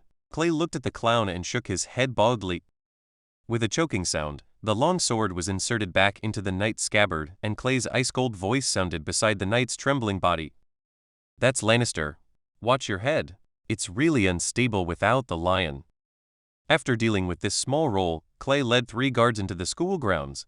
Roaring lion flags were erected everywhere, and there were not even a few flags of crowned stags and direwolves. Clay immediately saw Robert standing in the middle of the venue with a red face, and the blonde Crown Prince Joffrey was leaning on a soft chair, mocking Rob very unceremoniously. "Is this how you Starks train?" Joffrey stepped on the wooden sword under his feet. "How about we put on another piece of wooden protective gear for His Royal Highness the Crown Prince?" The attendant standing next to him interjected with a smile. "Yes, since this is the holy competition of the Stark family, let's chop down their weirwoods and make a few pairs of armor, and leave the rest to the wolves. Maybe they can make a few more. It's a wooden sword." Joffrey nodded with great satisfaction and was already thinking about whether to send someone to chop down the weirwood. Clay looked at Rob and Sir Roderick, who were on the verge of breaking out, and said to himself that he finally knew where the virtue of that coward outside just now came from. The relationship is like a crooked upper beam and a crooked lower beam. Following such a master is indeed a good thing. Excellent. Clay knew that the Lannister family was strong, but that was just a stereotype. He never expected that the Lannister family could be so arrogant. This was like pressing the Stark family's face into the mud and rubbing it back and forth. Cutting down the heart tree is exactly the same as smearing excrement on the statue of the seven gods in the south. It is really seeking death. Clay took a look at the endurance of Rob and the old knight. If it were him, his sword would have been cut on the neck of the jester who just spoke. Rob held it in for a long time, repeatedly reminding himself that he was the Crown Prince, but the wanton laughter of the Lannisters around him made him hate the school grounds as much as he did today. Finally unable to hold it any longer, Rob threw the sword away and rushed out of the school grounds. Joffrey's proud laughter came from behind. "Hey, the Stark warriors have escaped."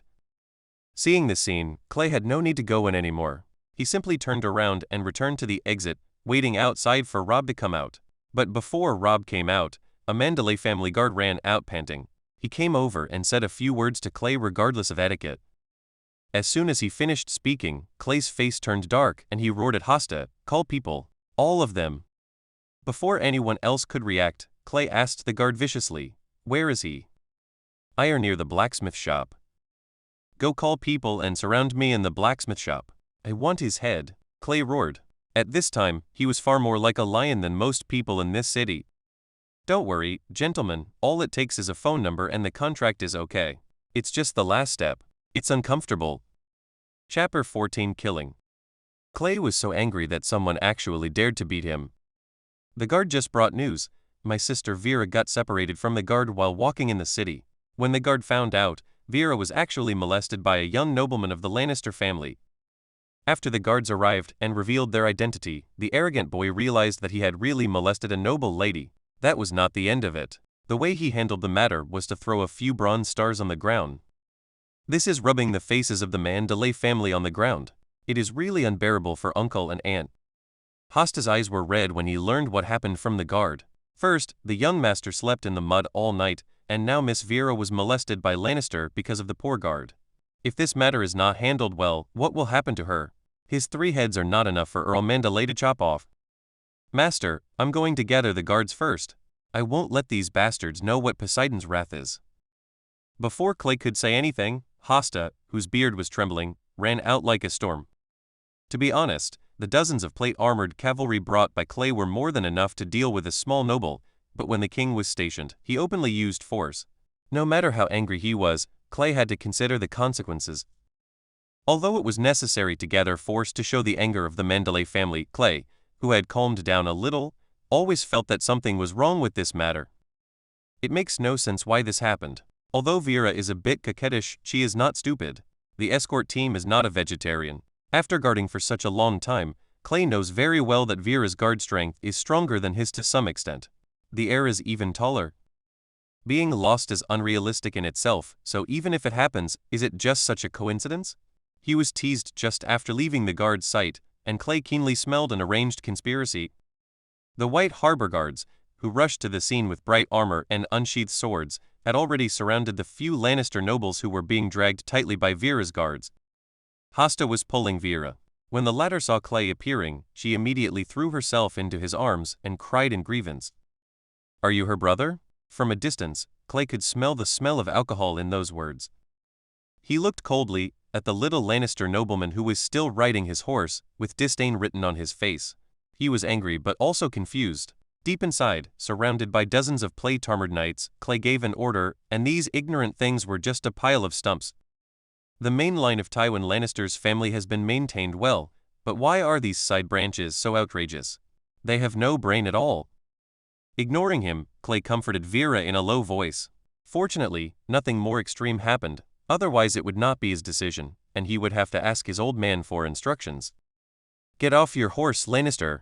Hosta pointed at the center of the encirclement with a long sword in his hand. As his words fell to the ground, the White Harbor cavalry rode their heavy-breathing horses and slowly pressed forward. The encirclement gradually narrowed, and the sword edge got closer and closer. The dark blue mermaid flag fluttered, flanking the roaring lion that was like an isolated island in the middle.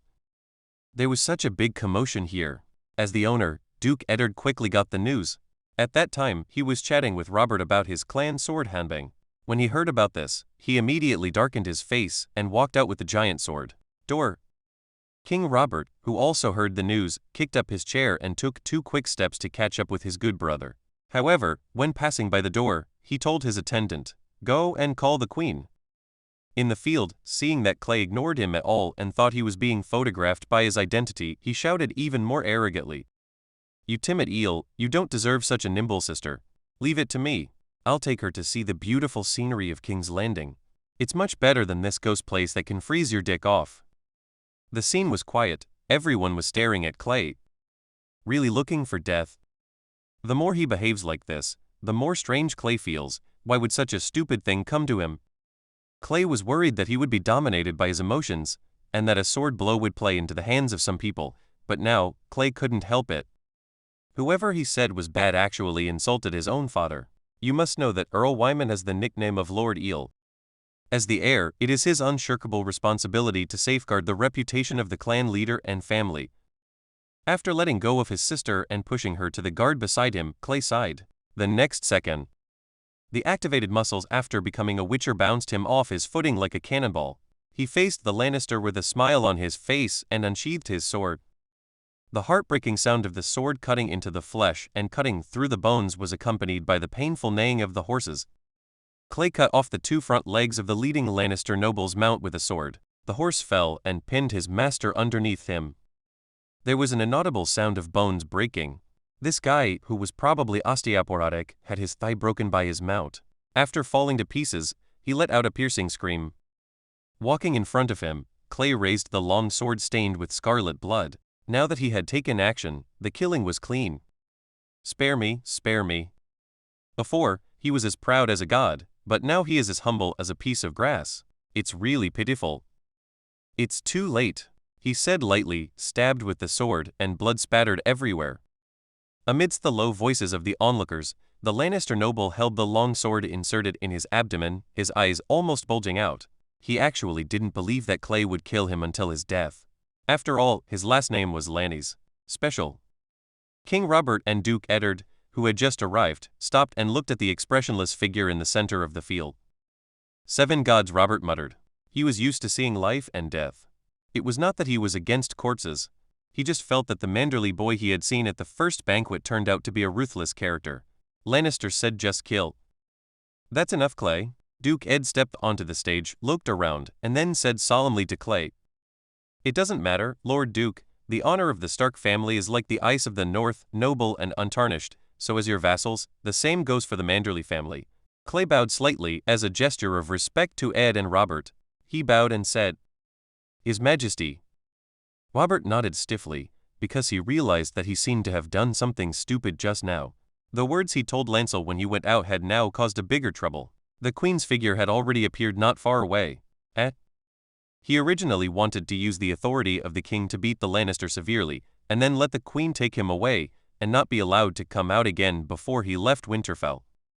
Unexpectedly, Clay killed people so neatly that he didn't even have time to display his power as a king.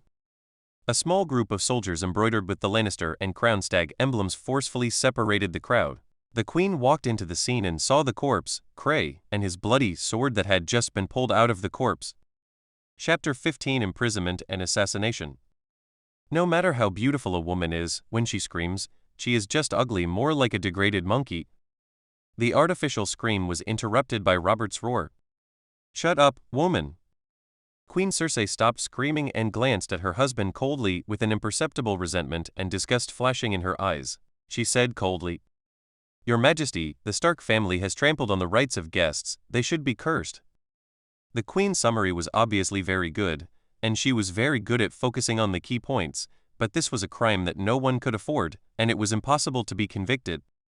The inexplicable Duke Stark was stunned for a moment, and just as he was about to say something, Robert slapped Cersei, making Cersei stagger. He didn't care what this slap would do to other people about the royal couple. "Don't talk about guest rights, Tywin didn't teach you how to speak, did he?" The king wanted to rant, but Lord Eddard stopped him. "There is no need for this, Your Majesty." He glanced at the stunned royal guards, and finally someone reacted and helped the queen, who was covering her face. Robert no longer wanted to stay here, but Cersei blocked him, her green eyes flashing with anger. "Your Majesty, my father will never allow a Lannister to be killed without the murderer being unharmed.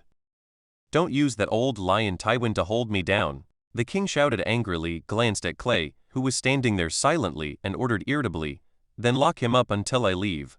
Remember, I want him alive. Ned, you're in charge, that's it." The king gave the order and no one could raise any objection. The king's fat body disappeared. The queen sneered and left with her guards. She never looked at Clay again from the beginning to the end. Everyone's eyes focused on Duke Ed, who stayed behind. His face was ugly and serious. He sighed in a low voice and walked to Clay. "Boy, you don't have to kill him." "No need to be embarrassed, Your Majesty Duke, just do what you have to do. Lannister doesn't follow the rules." "Please don't worry, sir, they can't kill me." Looking at Clay with a grin on his face, Ed Stark didn't know where he got his confidence, but he had no other choice at this point. The Duke of Winterfell felt deeply helpless. He could not protect his vassals even on his own territory, so he became even more disgusted with the Lannister family. He ordered Sir Roderick to take Clay to the dungeon and take good care of him. At the same time, he had Vera and everyone in White Harbor brought into the main castle. That was where he truly belonged in this vast northern territory. He specifically told Sir Roderick to personally inspect every meal of Clay and send someone to guard it day and night. After 2 lifetimes, this was Clay's first time in prison. To be honest, it was not much different from what he imagined. Although he is a noble and the jailer of the Stark family, prison also sympathizes with and supports Clay. A prison is a prison. Clay was taken to a slightly larger dark room by Sir Roderick. "You just stay here, this is already the best cell in Winterfell, you damn Lannister." Roderick didn't forget to curse, and then carefully told some details about the prison. "He can't always be here. Clay has to make his own judgment when it comes to things." Clay carefully noted down what Sir Roderick said. Even though he was a witcher, he could not be poisoned by witcher potions, let alone ordinary poisons. Even if Lannister wanted to assassinate him, he probably would not use the power of lies. To put it bluntly, Clay is not worthy of a high-end product like tears. If the assassin came directly, Clay wouldn't be afraid. Although his sword, the tool for committing the crime, was taken away, Sir Roderick gave him a dagger. As long as he didn't use a crossbow or pitchfork, Clay thought he should be fine. And all of this is based on the fact that Cersei, that woman, will really send someone to kill her. Clay feels that Cersei is not that stupid. Although she is not very smart, she wants to do such an obvious thing again. Clay can't figure out how she slept with Jaime for so many years. Robert just didn't notice at all. Oh. Clay spent 2 days quietly in the cell. The next night, while lying on the bed and dozing off, Clay suddenly heard the faint sound of footsteps coming from the door. The footsteps were getting closer and closer. Although they were already very light, under the detection of Clay Demon Hunter's senses, they sounded like they were walking in goose steps. Clay woke up instantly, but he did not move. He lay on his side on the bed, squinting his eyes in the darkness, and staring at the door. Not long after, a thin figure dressed in black quietly opened the door in the flickering candlelight. Clay recognized the key. It should be on the jailer's waist. If the jailer of the Stark family did not rebel, then he was probably unconscious by now. He really came to assassinate her. How did Cersei's brain grow? At this level? When Clay saw the assassin preparing to get close to kill him, he felt relieved, but at the same time countless question marks emerged. Wait, what if this assassin isn't a Lannister? Thoughts were like lightning, and Clay instantly gave up his plan to kill violently. This was when he heard the assassin's whisper. "Lord Clay, Lannister sends greetings." A voice broke through the air, and Clay suddenly rolled to the side, avoiding the fatal knife. The assassin was stunned for a moment. he didn't expect that the sure-shot sword hit was empty and Clay actually dodged it. There was no extra time to be stunned. The mission he received was that Clay must die, so he immediately mentioned that he was going to chase Clay. As soon as he raised his head, a palm was handed to him. It is a strange gesture with the thumb spread apart, the index and middle fingers together, and the ring and little fingers bent. In a daze, the assassin seemed to see a light green inverted triangle flash pass. Axie, Kramer read. The assassin's blade that was about to cut suddenly stopped in midair. His dark yellow pupils were dilated and his eyes were empty. He stood there without saying a word, like a zombie. Fortunately, it worked. Clay was actually ready to swing the dagger immediately if Axie didn't work. The reason why he did this without killing him directly with a dagger was because Clay suddenly thought of a possibility.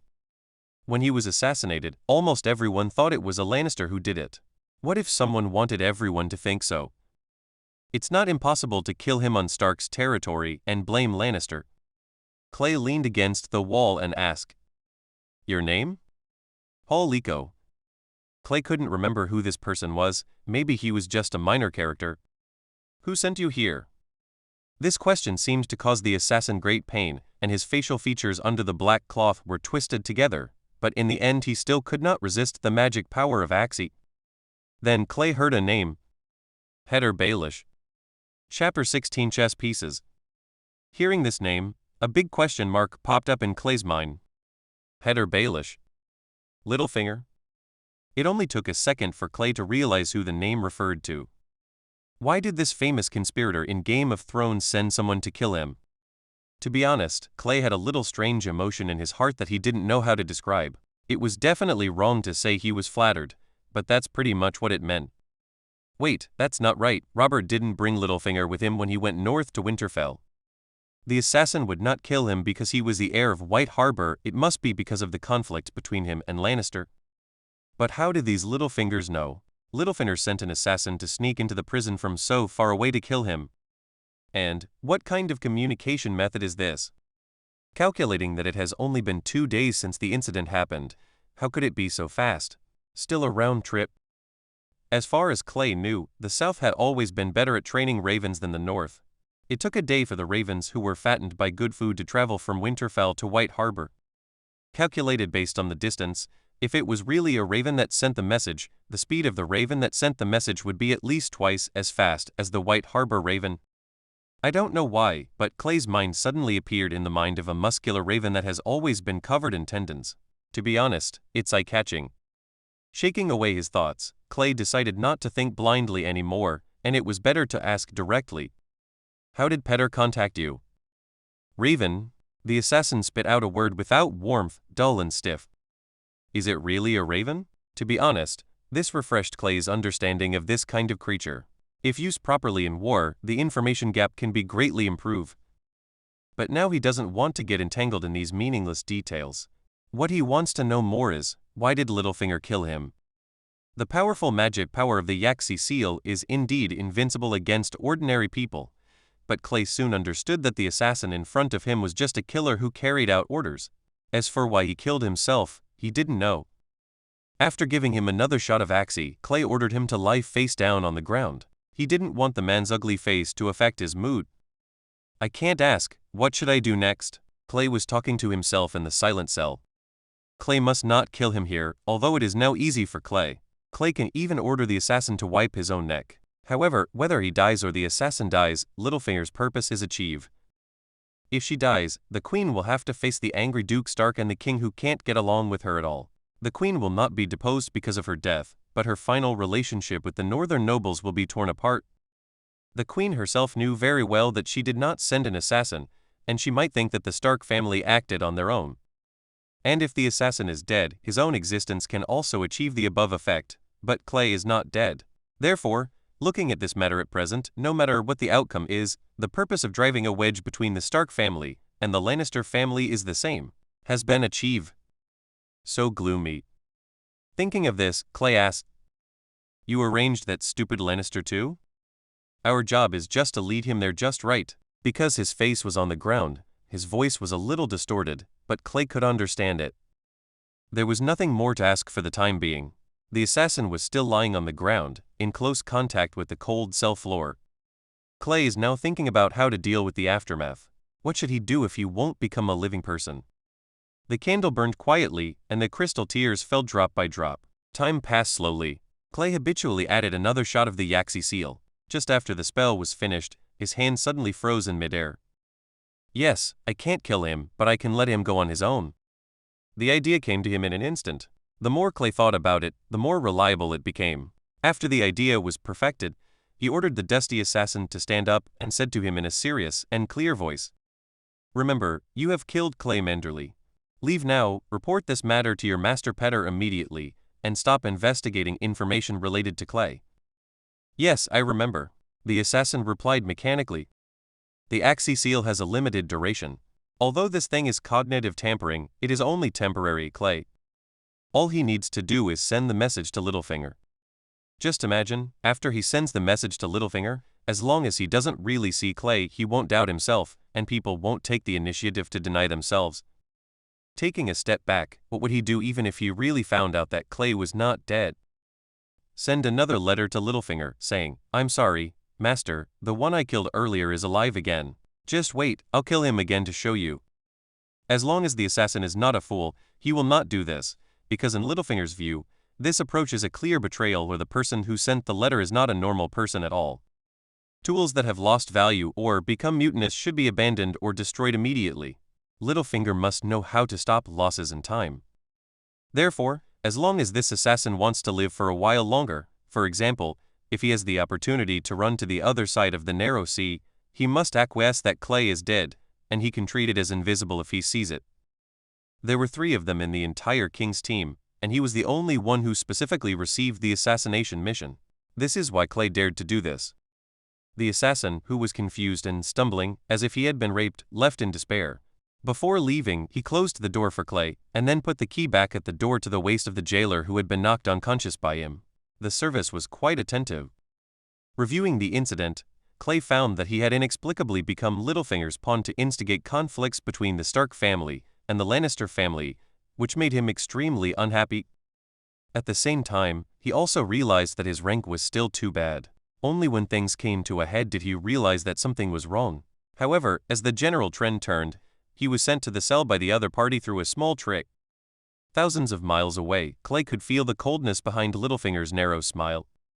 At this point, although Clay is a chess piece, the chess piece has truly stood in the center of the chess game, although this is a very disadvantageous position. After entering the situation in a daze, Clay no longer planned to stay in prison. There was no information here and everything was too passive. Clay wondered if Bran had seen the Queen and her brother having sex. The second son of the direwolf family was crippled after falling. It was not a big deal when Robb was still alive, but when Robb had an accident, the Master of the North became this young cripple. The Ironman dared to openly drive hundreds of miles into Winterfell, which had a lot to do with this. In this world, a healthy and strong male heir was very important. Countless blood and fire have taught many lords and nobles in Westeros that only the master who can wield the sword can keep evil neighbors at bay. Chapter 17, Seeing Through. It's a good idea, but the question is, how does Clay leave?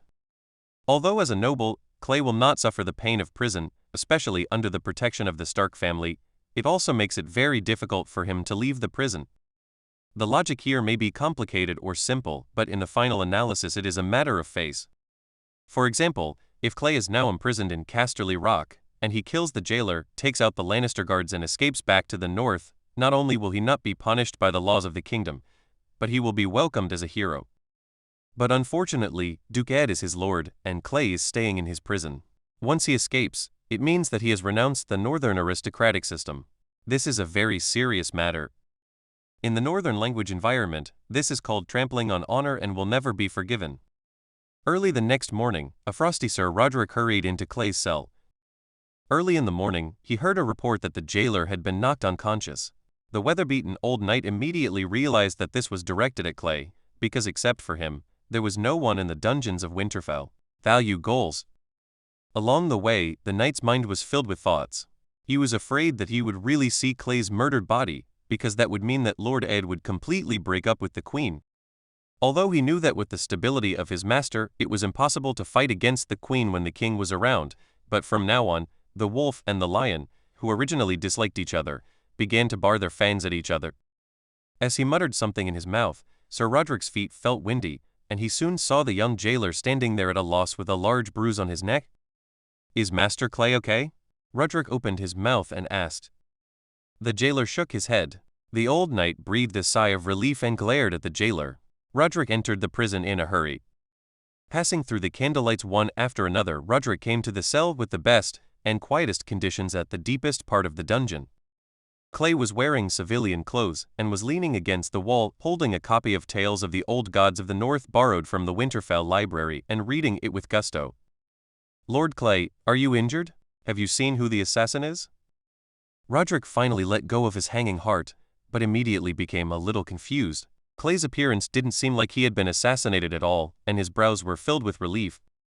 "Huh? Sir Roderick, what did you say? Assassin?" A confused look appeared on Clay's face. He closed the book gently and walked to the door. Sir Roderick took it from the jailer who followed him. He opened the cell door and walked in. "Master Clay, this idiot was knocked unconscious last night. Are you okay?" Sir Roderick's mind was a little confused. Clay had never seen the assassin, which was completely unexpected. This is really evil.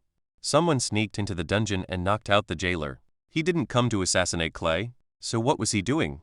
Are you here specifically to beat people up? Assassin, let's call him that. There must be such a person. Sir Roderick, who has practiced martial arts for many years, could tell at a glance that the wounds on the jailer's neck were definitely not caused by himself. "Are you sure you didn't see anyone last night?" Roderick was confused and asked again without giving up. Clay shook his head in confusion and innocence. Roderick couldn't help it. In his subconscious mind, Clay would never lie, and if someone wanted to kill him, why would he lie? Sir Roderick, who had been walking around for a long time, couldn't figure out a clue from this seemingly strange thing, so he followed the fine tradition of subordinates: find the leader. When he described the whole thing to Eddard Stark in detail, the middle-aged Lord of the North showed an obvious look of thinking on his expressionless face. When Sir Roderick finished speaking, Eddard Stark fell into deep thought. After waiting for a long time, Sir Roderick neither stood nor left. He could only bite the bullet and call out, "My lord?" Duke Ed looked up and reacted immediately. He frowned and ordered, "Go and bring the boy Clay to me. Remember, dress him well and don't let the Queen's people see him." The confused Sir Roderick took the order and left. Half an hour later, Clay, wearing a Stark coat, once again stood in the hall of Winterfell. Lord Eddard sent Sir Roderick away, leaving only the two of them in the huge hall. His grey eyes looked back and forth on Clay as if he wanted to get to know him again. After a long time, he asked, "Clay, was that your first time killing someone?" When asking this question, Duke Ed looked carefully into Clay's eyes. Clay nodded without thinking too much. "Yes, Your Majesty the Duke." "What does it feel like?" I didn't think about it that much." Ed Stark just nodded, seemingly dissatisfied with Clay's answer. He sighed slightly and pointed to the chair beside him. Clay didn't show any pretense and just sat in. "As your lord and your elder, I can only tell you that those who use swords lightly will eventually die under the sword. Human life has weight." Ed Stark stirred the blazing fire, looked at Clay, who was thoughtful, suddenly smiled, and said softly, "I know you are right. Honor cannot be tarnished. This is why you are standing here now." He stopped Clay from wanting to speak, paused and then said, "I know that the assassin must exist, but you don't want him to exist, right?" After taking a look at Clay's expression that suddenly stiffened, Duke Ed stepped forward and patted Clay's somewhat stiff shoulder. "You don't need to explain. It's good that the assassin didn't threaten you. You did the right thing. Although you don't want to, it is really inappropriate for the Stark family to conflict with the Queen now, but you have to understand, kid." He looked into Clay's eyes and said word by word, "Wolves can never be afraid of lions. Courage is the foundation for our Northerners' survival. I'm very happy that you have more wisdom given to you by the gods than your father. Please use this wisdom to assist Robb in the future." After saying that, Ed Stark strode out of the hall, leaving Clay still in a daze. Clay was so surprised. He didn't expect Duke Ed to see through him at a glance. He thought he could trick everyone into thinking they were fools, but he didn't expect his dream to be shattered immediately. When the old wolf master spoke, the look of wisdom in his eyes impressed him deeply. This is definitely a smart man, so why did his subsequent performance in King's Landing be so poor? Clay felt that what was about to happen in the capital of the Seven Kingdoms in the south was far more complicated than he imagined. The status has been changed. You can invest in it. If you have any ideas about the plot, please leave comments. This is my first time writing. Some of your ideas may help me avoid some poisonous points. Chapter 18 Conversation. Clay eventually returned to the dungeon. He was surprised that Duke Stark did not ask how it made the assassins retreat. It seemed that it was not important at all. This lord only cared about the results. The wolf and the lion maintained a semblance of peace, although this peace seemed so fragile. After this incident, Duke Stark issued an order allowing the White Harbor guards to temporarily replace the dungeon guards to ensure Clay's personal safety.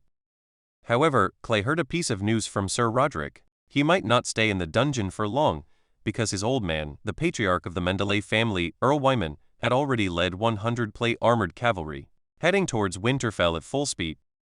This small amount of troops does not pose a threat to the king and the Stark family in Winterfell.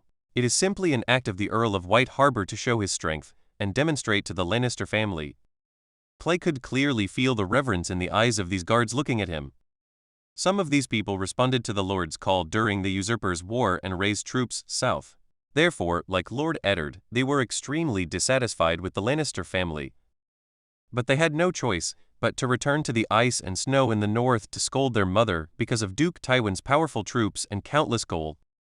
In their view, in order to protect the honor of the family, Clay killed the Lannister without saying a word, and accomplished what they wanted to do, but failed to do, so they had a great impression of Clay. In the dungeon, Clay welcomed 3 guests, 3 brothers from the Stark family.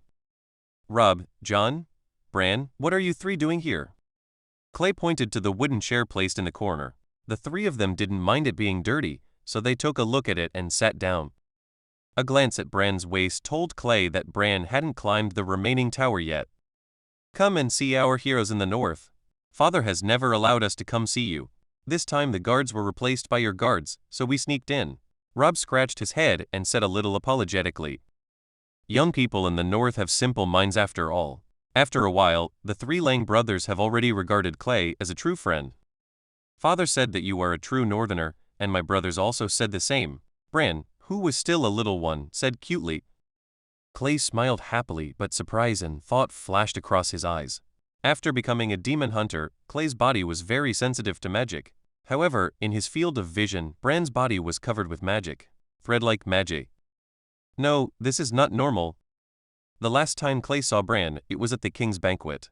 He was not sure whether Bran had been entangled with this mysterious magical thread or if it had just appeared. But in any case, something is definitely wrong, because Clay didn't see it in Robb and Jon, who are both brothers, so this matter has nothing to do with blood. What's going on? Isn't this a world of low demons? For a moment, Clay suspected that this was not the world of ice and fire at all, but when he thought about it, he felt relieved. He himself was the biggest loophole in the world, and he couldn't tell anyone else. However, where there is thread, there is a source. Clay really wants to know that someone in Winterfell City is trying to compete with him for the magic monopoly. How can this be done? He prayed in his heart that his old man would come quickly and it would be best to scare the queen away so that he could leave this hellish place quickly. He wanted to get out now more than ever. I have to make a badge from now on to match my identity, Clay whispered to himself. No one heard him clearly. Jon asked. What did you say, Clay? It's okay. Can you tell me what happened outside? Clay quickly changed the subject. Robb glanced at him, thought for a moment, and said in a tone that seemed to be a smile, but not a smile. Then let me tell you, Master Clay, the last title was specially lengthened. He organized his thoughts and continued. After you were imprisoned in the dungeon, I heard that our king and the queen had a big quarrel. His Majesty did not go to the queen that night, but chose to spend the night with the 3 daughters of Winterfell. Robert visibly clicked his tongue when he said this. Obviously, his hormones have begun to secrete in large quantities. He probably envies King Robert to some extent. Unfortunately, Catelyn controls him too strictly. He can only watch but not taste. This makes Robb very sorry.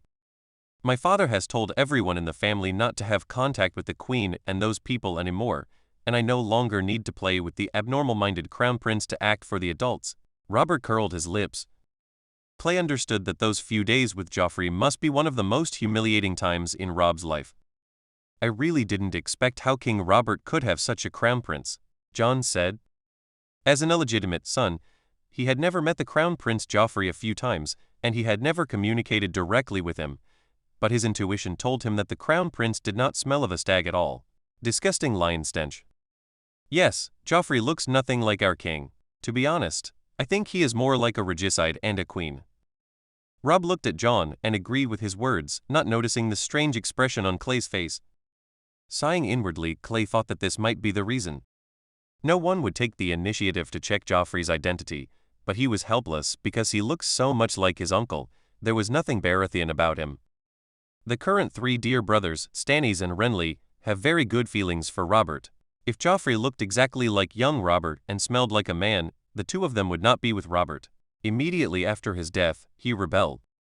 It can only be said that it was all the fault of adults. Joffrey could not decide who his parents were. The fact that he behaved so hysterically later had a lot to do with his mother's education. Where's Vera? Clay thought of his sister. Oh, how could you do this? Brother Robb rolled his eyes at Clay.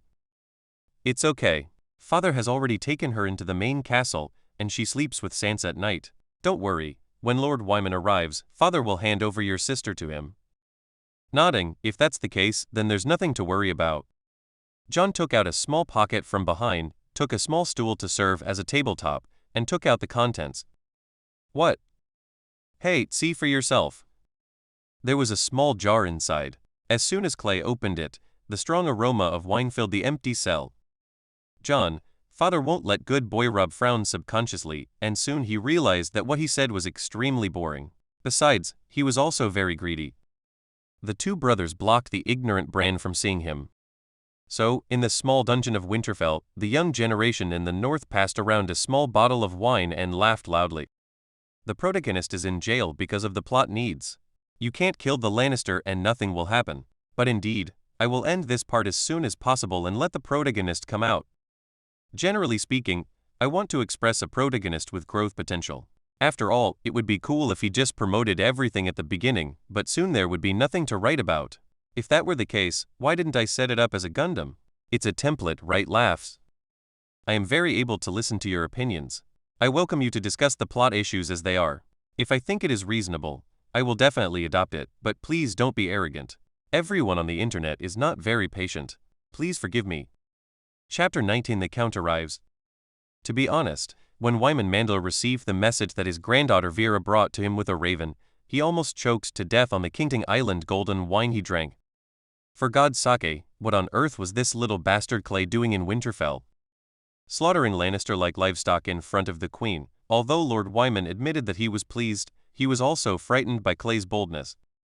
After receiving the news, he immediately issued a hush-hush order to the Maester in charge of the Raven, without even informing his two sons who were training soldiers outside, even though Wendell Manderly was Clay's father. At breakfast the next day, he announced that he was going to Winterfell, and his eldest son Willis would look after the house. Although it is strange, no one can disobey Earl Wyman. So, Clay's grandfather took 100 of White Harbor's most elite fully armored heavy cavalry and 100 auxiliary soldiers to complete the route that Clay and his party took more than a week to complete in 5 days. The news that he was leading troops north had naturally been informed to Eddard Stark, Duke of Winterfell, early on. The latter had no choice. He was eager to save his heir, and he was a northerner like himself. He couldn't do it at all. Earl Wyman was ordered to return. King Robert, who was originally going to hunt, cancelled his trip after hearing this. During the Usurpers' War, the northern cavalry of White Harbor left a deep impression on him. As a king who conquered the world, Robert's blood was filled with violence all the time, so he wanted to take a look at this army instead of hunting. Standing on the tall arrow tower at the east gate of Winterfell, King Robert and Eddard Stark, Duke of Winterfell, stood together. His Majesty the King wore a huge fur cloak and cursed. "What the hell? Ned, what the hell do you live in? This is summer. I bet it's not as cold as you in King's Landing even in winter. How did you northerners survive?" The Duke of Winterfell smiled helplessly. He looked at the fat figure of his former brother and whispered, "Your Majesty, the people of the North and the Stark family have long been accustomed to all this, and we will live well. I know you Starks are a bunch of stubborn people, as cold as stone." The two stopped talking, and Eddard knew very well that Robert was thinking of Lyanna again. Ever since he came to Winterfell, every plant here reminded Robert of her late fiancée. The same goes for Ed, except that he can always be with his sister. From this tall arrow tower, you can only see the flags of the Crowned Stag and Direwolf, but not the annoying Lannister flag. About 10 minutes later, melodious horn sounds came from the distance. Dark blue mermaid flags appeared in the eyes of the king and the Duke of Winterfell. Wyman Manderly, Lord of White Harbor, led his troops to the king's stand. When the troops advanced to a distance where Robert could see clearly, he glanced at Ed Stark in surprise and asked with some confusion, "Seven hells, Ned, this is your vassal's army. Why is it so well equipped? Damn it! I thought I could only see such a scene in Tywin's old lion's army." As the Lord of the North, Duke Eddard certainly knew the strength of his vassals, so he was only slightly surprised by such a powerful cavalry team without much expression. He patted the king on the shoulder and explained, "Your Majesty, the Manderly family owns White Harbor after all, which is the 5th largest city in Westeros. It is very reasonable to support such an army. When I had an army like this, I could march into King's Landing and kill all those evil dragons in a month," Robert said fiercely. Duke Ed frowned slightly and said in a deep voice, "You have done it, my lord." No, it's not enough. Do you know, Ned, across the narrow sea, the last blood of the evil dragon is still hidden there. I want to kill them all." The king's voice was not loud, but anyone could hear it, out of the still burning anger and unerasable hatred. Ed Stark didn't want to bring up this topic, so he could only say, "Your Majesty, it's time for me to meet Wyman Manderly." "Go, Ned, tell that old eel not to cause trouble for the queen. After all, give me some face. Wyman can take that boy and his sister away at any time, and Lannister dare not stop him." With those last words spoken, Eddard Stark felt that this was the most kingly moment Robert had ever felt all day. Under the city, at the front of the team, sat a huge and luxurious carriage. Count Wyman ordered the team to stop advancing. Through the car window, he had already seen the 500 Winterfell cavalry lined up opposite them, and his lord was currently riding a horse under a huge direwolf flag, looking at him from a distance. "Anyway, the goal has been achieved," Earl Wyman told the groom and went to the direwolf banner alone without any guards. From a long distance away, his thick and hoarse voice rang out, "Your Majesty the Duke." When Lord Wyman walked in, Ed Stark nodded slightly and got off his horse. Earl Wyman also knew that his trip had caused some trouble to the prince, so he simply went on with a salute. Eddard Stark also knew what he was doing, and it was not difficult for him. He pulled him up, and the two of them entered Winterfell after greeting each other. "Your Majesty the Duke," Boy Clay, Earl Wyman asked tentatively. "Your grandson is really capable of causing trouble, but he is much smarter than your two sons." He just said this. Regardless of whether Earl Wyman could understand it or not, he led Earl Wyman directly towards the dungeon.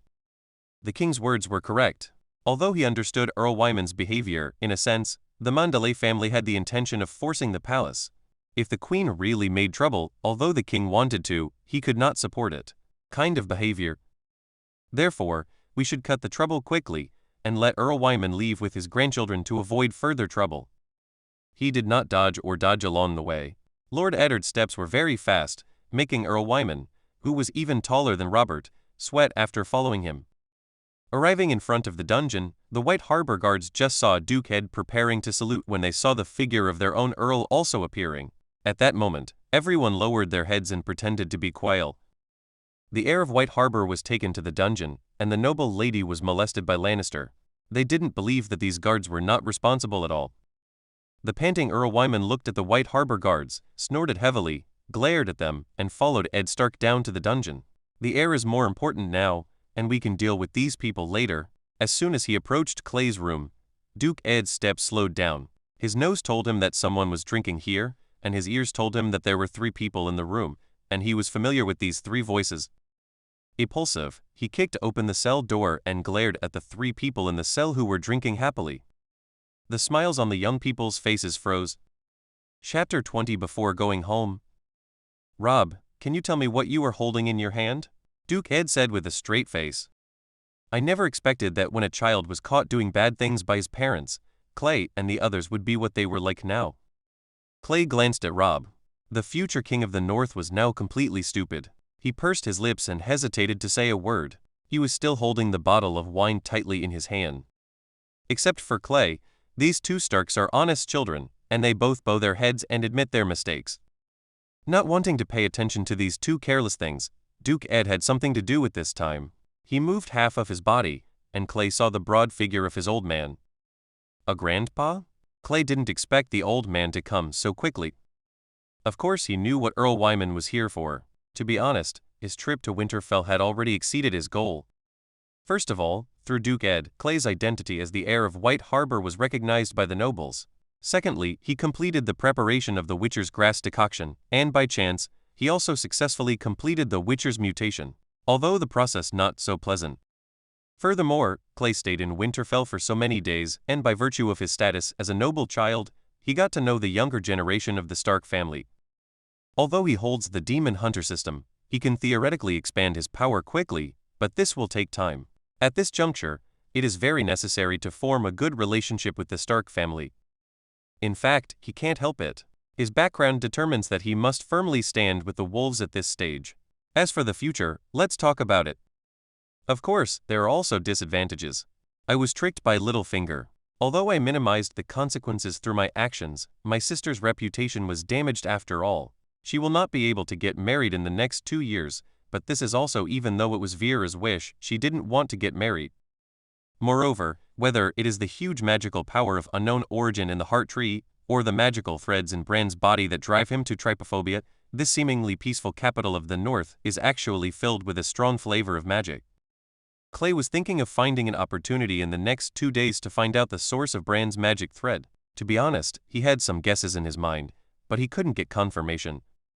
But now, the sudden appearance of his grandfather in front of him completely disrupted his plan. He could only try to see if he could see Bran again before leaving. This is not the work of Mother Clay. From his perspective, he must understand the source of the magic power. Otherwise he will not be safe with the magic power used to cultivate demon hunters in the future. Haha, you are so capable. I just asked you to come to Winterfell and see what you have done. Earl Wyman was actually quite satisfied with Clay's actions, but after all, it caused big trouble for Duke Eddard. He had to scold Clay. Okay, Wyman, Clay is here for the honor of the Manderly family. You don't have to do this. Ed Stark waved his hand to stop Earl Wyman. He took one by one and pulled the grimacing Jon and Robb escaped from the dungeon. After they left, only Clay and Earl Wyman's grandson were left in the dungeon. After staring at each other for a while, Clay and Count Wyman laughed at the same time. Well done, you are better than your father. Back then, your father and I followed Lord Eddard and entered the city after the Lannister captured King's Landing. The gang of beasts and strong women were fucking women and robbing property to an unbearable level. We were in vain. The soldiers in Hong Kong tried to stop it, but they were thrown directly into the flea bottom. When he said these words, Earl Wyman's eyes were full of memories, but obviously, this was not a relaxing memory. After a pause, he continued. Your father had his sword drawn at that time, but in the end he still didn't have the guts to kill people under that golden red roaring lion. You are stronger than us, that's great. The old Earl slapped his grandson on the back vigorously, and Clay could tell that what Lannister did in King's Landing was so bad that he did not leave even a good impression on these northern nobles. At this time, the guard captain Hosta who came in a hurry saw Count Wyman. Without any hesitation, he took out the long sword from his waist and placed it on the ground. He knelt down on one knee and lowered his head without saying anything. HMPH. Looking at the derelict guard captain, Earl Wyman snorted coldly, but it was not appropriate to take care of the servants here, so he ordered directly. Get up, take your people, pick Vera out of the main castle, and send her directly to the guards I brought. Very simply, Hosta picked up the sword from the ground and strode away. Just like when he came, it was already good that the owner of the family didn't deal with him at this time. He couldn't expect too much. Let's not talk nonsense here, let's go. Count Wyman straightened up, took Clay by the big hand and planned to walk out. Clay hesitated for a moment. He couldn't predict, but he couldn't tell when he would come back after leaving. He couldn't tell who the owner of this place would be. Whatever step you can take is the step.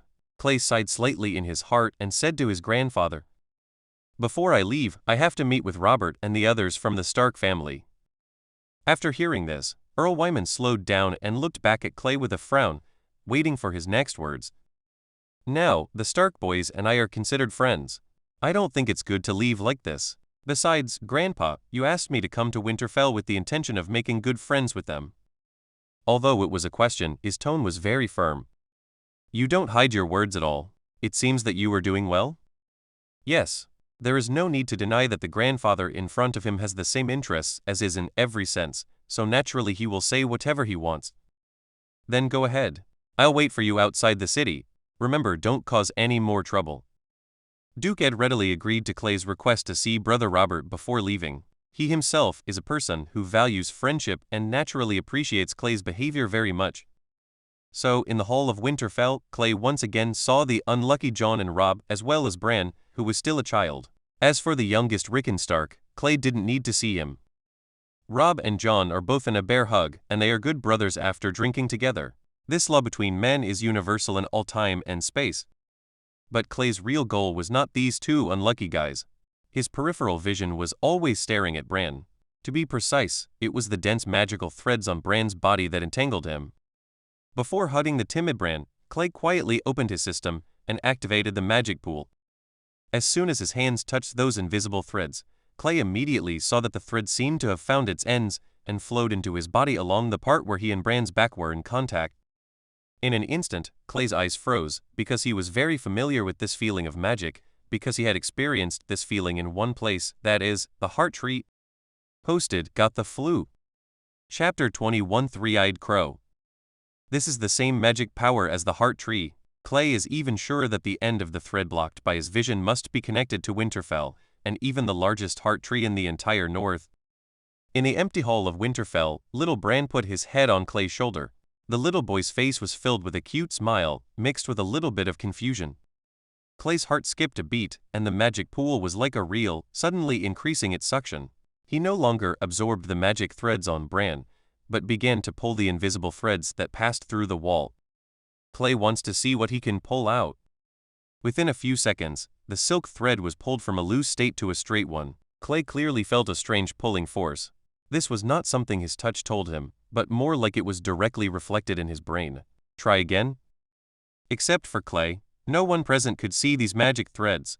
In their eyes, only Clay liked Bran's performance, and none of them, including Clay, noticed that the hall with the open door suddenly flew into the air.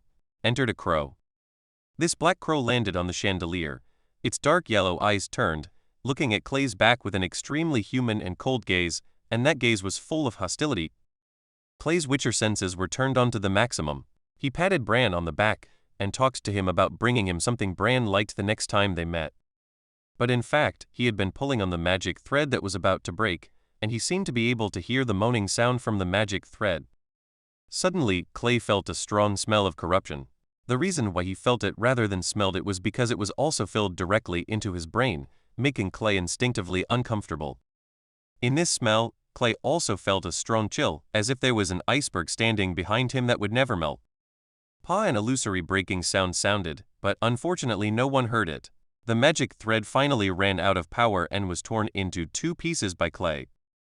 Like a tentacle, the end connected to the unknown part quickly retracted, and Bran's end, as the magic thread broke, the magic thread wrapped around Bran's body was like a plant's vines that lost nutrition and turned into a magic thread in an instant. It must dry up and wither, and finally turn into the gray color representing death and dissipate into the air. Before he had time to think about this sudden change, a hoarse murmur suddenly sounded in Clay's ears. "You win, Agent of Ability God." A huge pulling force suddenly appeared on every part of Clay's body. Before Clay could make a move, his vision blurred and his brain became confused. When he saw it clearly again, the expression on Clay's face was frozen. Everything he saw told him that his body was no longer in the halls of Winterfell. "You seem surprised, Ability God Agent." A pale and monotonous voice sounded from behind, and Clay suddenly came back to his senses. He saw a figure wrapped in a black robe. "Who are you?" Clay asked in a deep voice, raising his hand to form a seal. A light yellow circular shield appeared, wrapping Clay inside. "Witcher's seal Quen." "I'm just a withered bone." The figure walked in and took off his hood. His long, snow-white hair hangs down, but looks withered and twisted. He has only one eye, and the pupil is as red as blood. The roots of some kind of plant emerged from the socket of its other eyeless eye, and some fungi grew on his forehead.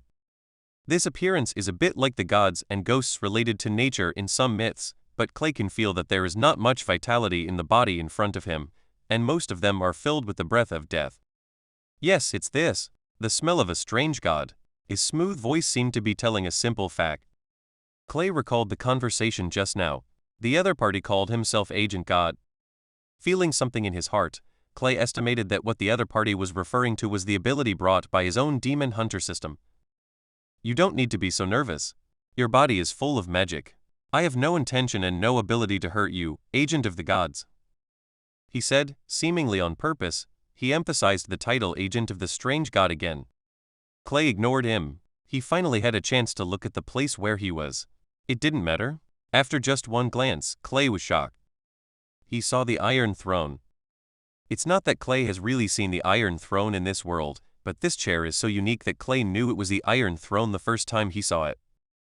It wasn't so much a chair as it was a giant lump of spikes, blades, and twisted metal. The chair itself was very high, quite high. Clay estimated that including the uneven steps, it was about 7 or 8 meters high. So, you are in the throne room? Oh my god. It must be thousands of miles away from here. Is there any faster means of transportation in this world than a dragon? I don't know why, but this sentence popped into Clay's mind. But then, Clay saw something. It was something that shouldn't be there, and it also made him understand the identity of the person in front of him. The dragon bone, to be precise, is a huge dragon head, but it has become a skeleton. Clay remembered that when Robert I usurped the Targaryen throne, these decorative dragon heads were moved to the underground of the Red Keep and replaced by the crowned stag tapestry symbolizing the Baratheon family. At this point in time, there was no way Clay would see dragon bones in the throne room. Therefore, Clay understood that this was not the current throne room at all, but the historical one. In other words, Clay is standing in history, or in someone's memory. Seeing Clay staring at the Iron Throne and the dragon bone, his voice appeared again. Agent God, it seems you already know where this place is. In a calm tone, he asked, So, do you want to sit on it? Clay was silent. He didn't want to answer this question, although he already had the answer. I see boundless ambition in your body flowing with the magic power of the alien god. I am very surprised why an heir of White Harbor has the desire to sit on this chair. What supports you? What is behind you? A god? He didn't seem to expect Clay's answer at all and continued what he said. I brought you here to discuss with you. Please don't interfere with me anymore, whether it's the heart tree or the child. After hearing this, Clay finally came to his senses. His target was not him at all, but Bran. Then combined with this ability to draw people into the whirlpool of history, his identity is already obvious. Brynden Rivers, Targaryen's bastard son, Lord Bloodraven, the Three-Eyed Raven. Chapter 22 History, Present and Future. Clay didn't intend to reveal his identity. He wanted to see what this three-eyed crow, who was neither human nor ghost, was going to do. At least now Clay can be sure that it was definitely not an accident when Bran climbed up the ruined tower and ran into the Queen and the Kingslayer's tryst. The three-eyed crow relied on the magical threads grown from the heart tree to guide Bran in a way that Clay could not understand. Clay didn't remember exactly when Bran fell in the original timeline. During the period of time he stayed in the dungeon, he had no contact with the outside world and lost his sense of time. It cannot be said that Bran climbing the wall had already happened, but his series of actions interfered with the Three-Eyed Raven's plan. The act of extracting a large amount of magic power from the heart tree and tearing off the magic thread made the three-eyed crow intolerable and ended up pretending to be a ghost with him. Clay felt that he was probably afraid of the non-existent god behind him, so he said that he was not hostile to him, but it happened that the more he thought about it, the more beneficial it would be for Clay. What do you want that child for? Clay asked, imitating the other party's indifferent tone. The three-eyed crow didn't answer Clay's question. He dragged his long black robe and slowly walked towards the iron chair covered with spikes. He slowly stepped onto the steps, and under Clay's gaze, as if he had done it thousands of times, he sat on the Iron Throne.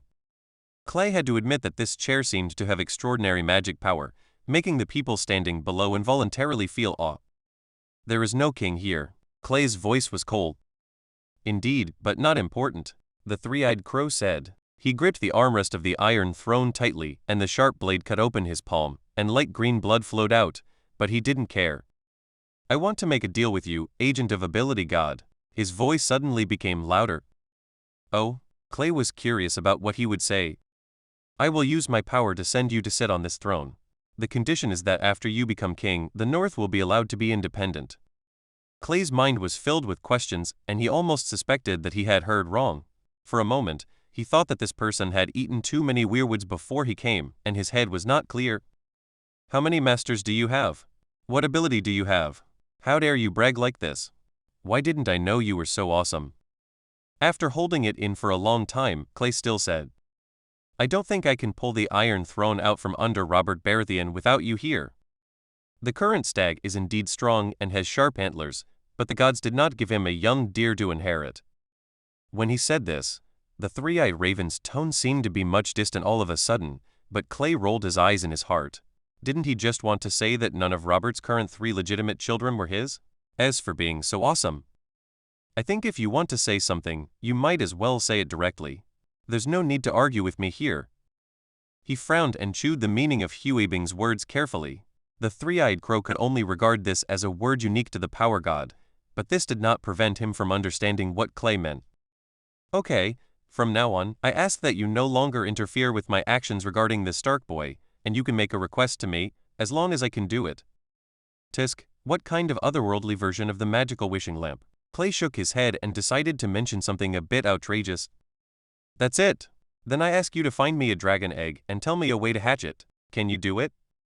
Clay looked carefully at the face that was no different from driftwood, trying to see what the ugly face looked like. Unexpectedly, the three-eyed crow just glanced at him and nodded calmly.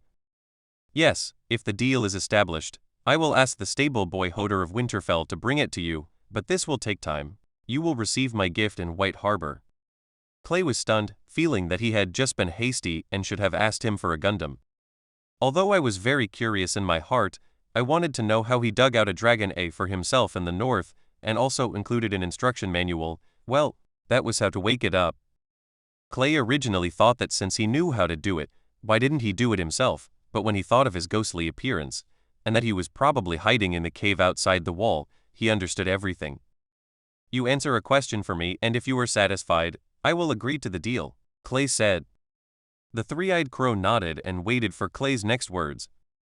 Still the question just now, why is Bran so important to you? Can't you find someone else? Why does it have to be him? What is so special about him? Regarding this question, the three-eyed crow was silent for a long time. When Clay became a little impatient, he sighed quietly and said with a wry smile, He is the best candidate.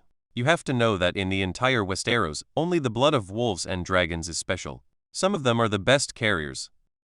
North of the Great Wall, the cold god's footsteps are approaching step by step, constantly compressing the space of living people, while east of the narrow sea, Arvor's blazing light never wants to ignite the entire Westeros.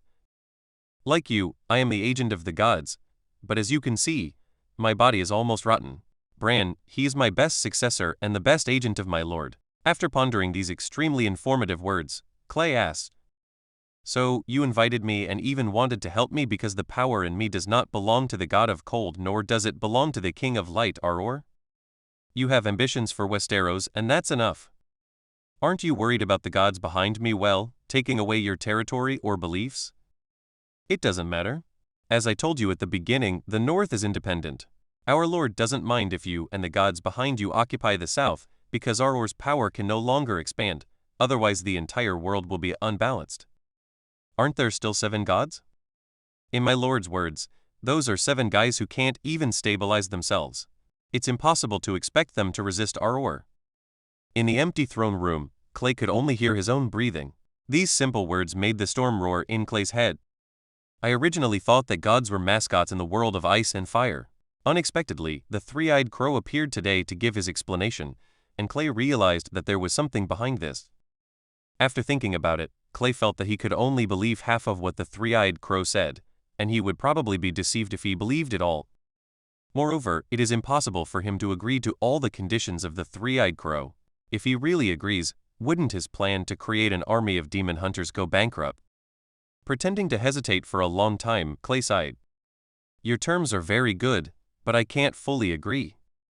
The three-eyed crow frowned again. I would like to remind everyone that this wave of influenza is very powerful. Please pay attention. The author of this chapter endured the 39-degree code and wrote it out. Please be patient. Chapter 23 Leaving. I think my conditions have shown enough sincerity, agent of ability god. He spoke slowly, his pale and withered skin wrinkled together, as if it would fall apart in the next second. The three-eyed crow was a little angry, but more of it was helpless. It was true that he said there was nothing he could do about Clay. When his crow observed Clay, he was shocked by the magic filled in Clay's body. He had already tried to use the power of magic to interfere with this heresy running rampant in the north, but it had no effect at all. No, in my opinion, you call me the agent of the power god, so there is no basis of trust between us. Besides, Lord Three-Eyed Crow, how do I know that you will fulfill your contract? At this time, Clay no longer needed to pretend, so he simply pointed out the other party's identity. The Three-Eyed Crow's bloody pupil dilated slightly, obviously surprised that Clay knew his identity. After a long time, he spoke. You surprised me again, agent of ability god. I don't seem to have appeared in front of you before. How did you know my identity? His question was met with a set of white teeth and a slightly mocking voice from Clay. As you said, it's not important. Clay thought to himself, if I tell you that your body is outside the wall again, will you be so frightened that your 3 eyes will turn into 4? Taking a deep breath, the Three-Eyed Crow decided to give up on this issue. He finally understood what the basis of trust was for the infuriating agent of the power god in front of him. Well, as you wish, I want to hear your terms. To be honest, Clay doesn't want to fall out with the Three-Eyed Crow. Be ruthless. If Bran is not under his control, what does it have to do with him whether he dies or not? If these great nobles from the 7 kingdoms are regarded as investment targets, to be honest, none of them are high-quality targets. If you don't believe it, just look at the outcome. Within a few years, almost all of these famous dukes died. The old wolf died on the guillotine, the old duke of the Tully family died of illness, Lord Tywin died in the toilet, all the Tyrell and Baratheon families died, the Prince of Dorne was assassinated, and the now deceased Prime Minister Jon Alan. It can be said that the death rate is full. Therefore, this is why Jon Snow, who has the halo of the protagonist, can cheat all the way from the bastard to the commander-in-chief of the Night Watch and then to the King of the North. Because everyone with prestige and ability has died, only then can he get his turn. Frankly speaking, Clay most wants to invest in Daenerys, who is far away across the narrow sea, but now he lacks an opportunity, and Daenerys, who has not experienced blood and fire, is also an unqualified candidate. Chilean? You can do what you want to Bran, but the magic of the Northern Heart Tree must be open to me, and the previous requirements are still valid. This was Clay's condition. In fact, he had no intention of asking the other party to actually get him a dragon or a hatchable dragon egg. The real purpose was the magic power in the Heart Tree. He is not Daenerys, and leaving aside the question of whether he can control dragons, at this stage it is impossible for him to abandon White Harbor, one of the most prosperous cities in Westeros. White Harbor is not Essos. As long as Daenerys solves her own safety problem, no one can do anything to her dragon. But imagine raising a dragon to play in White Harbor. With Zeolon's growth rate, no matter how good the confidentiality work is, he will inevitably be discovered. Then there will be fun. There is a high probability that the 7 kingdoms will stop the civil war and directly march to White Harbor. The best ending is that the dragon is snatched away or killed under the force of the soldiers, and flies away by himself if he is lucky. Then Clay is deprived of his status as the heir, puts on black clothes and goes to the Great Wall to eat snow foam with Jon Snow. However, things never go as Clay thinks. Okay, but I also have a condition. Except for Winterfell, all the weirwood trees in the north under the protection of my lord have magic power, but this magic power has an upper limit. You can't do what you did in the Godswood. That would cause serious damage to the tree itself. I understand, you can smoke, but not too hard, it's acceptable. Etc. Did he agree to really get himself a dragon? Clay just reacted, and before he could open his mouth, he heard his voice. The deal is done, agent of the ability god. You can contact me when you touch the weirwood in the future. I look forward to seeing you next time. The throne room distorted in front of Clay's eyes, and then his eyes blurred, and he returned to the Hall of Winterfell again, and not a single minute passed here. Looking at Clay's somewhat stiff posture, Robb asked doubtfully, Clay? Being brought back to reality by this sound, Clay finally reacted and quickly let go of Bran. In his field of vision, a magic thread broke through the wall and wrapped around Bran's body again, but this time for once, Clay didn't stop. He stood up straight and bowed to Duke and Duchess Stark, who were looking at him with smiles.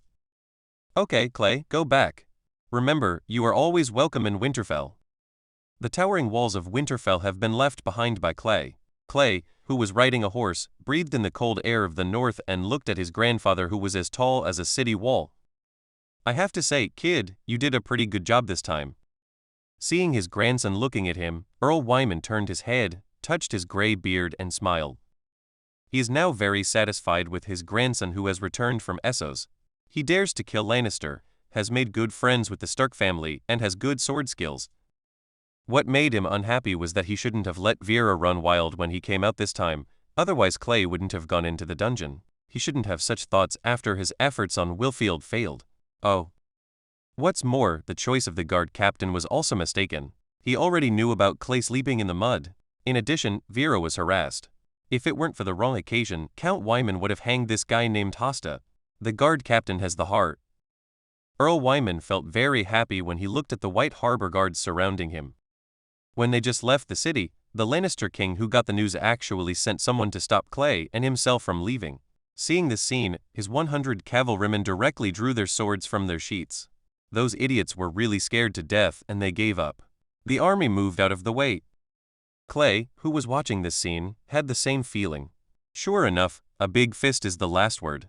No matter if you are a queen or not, in this world, when your fist is big enough to crush everyone, you are a king.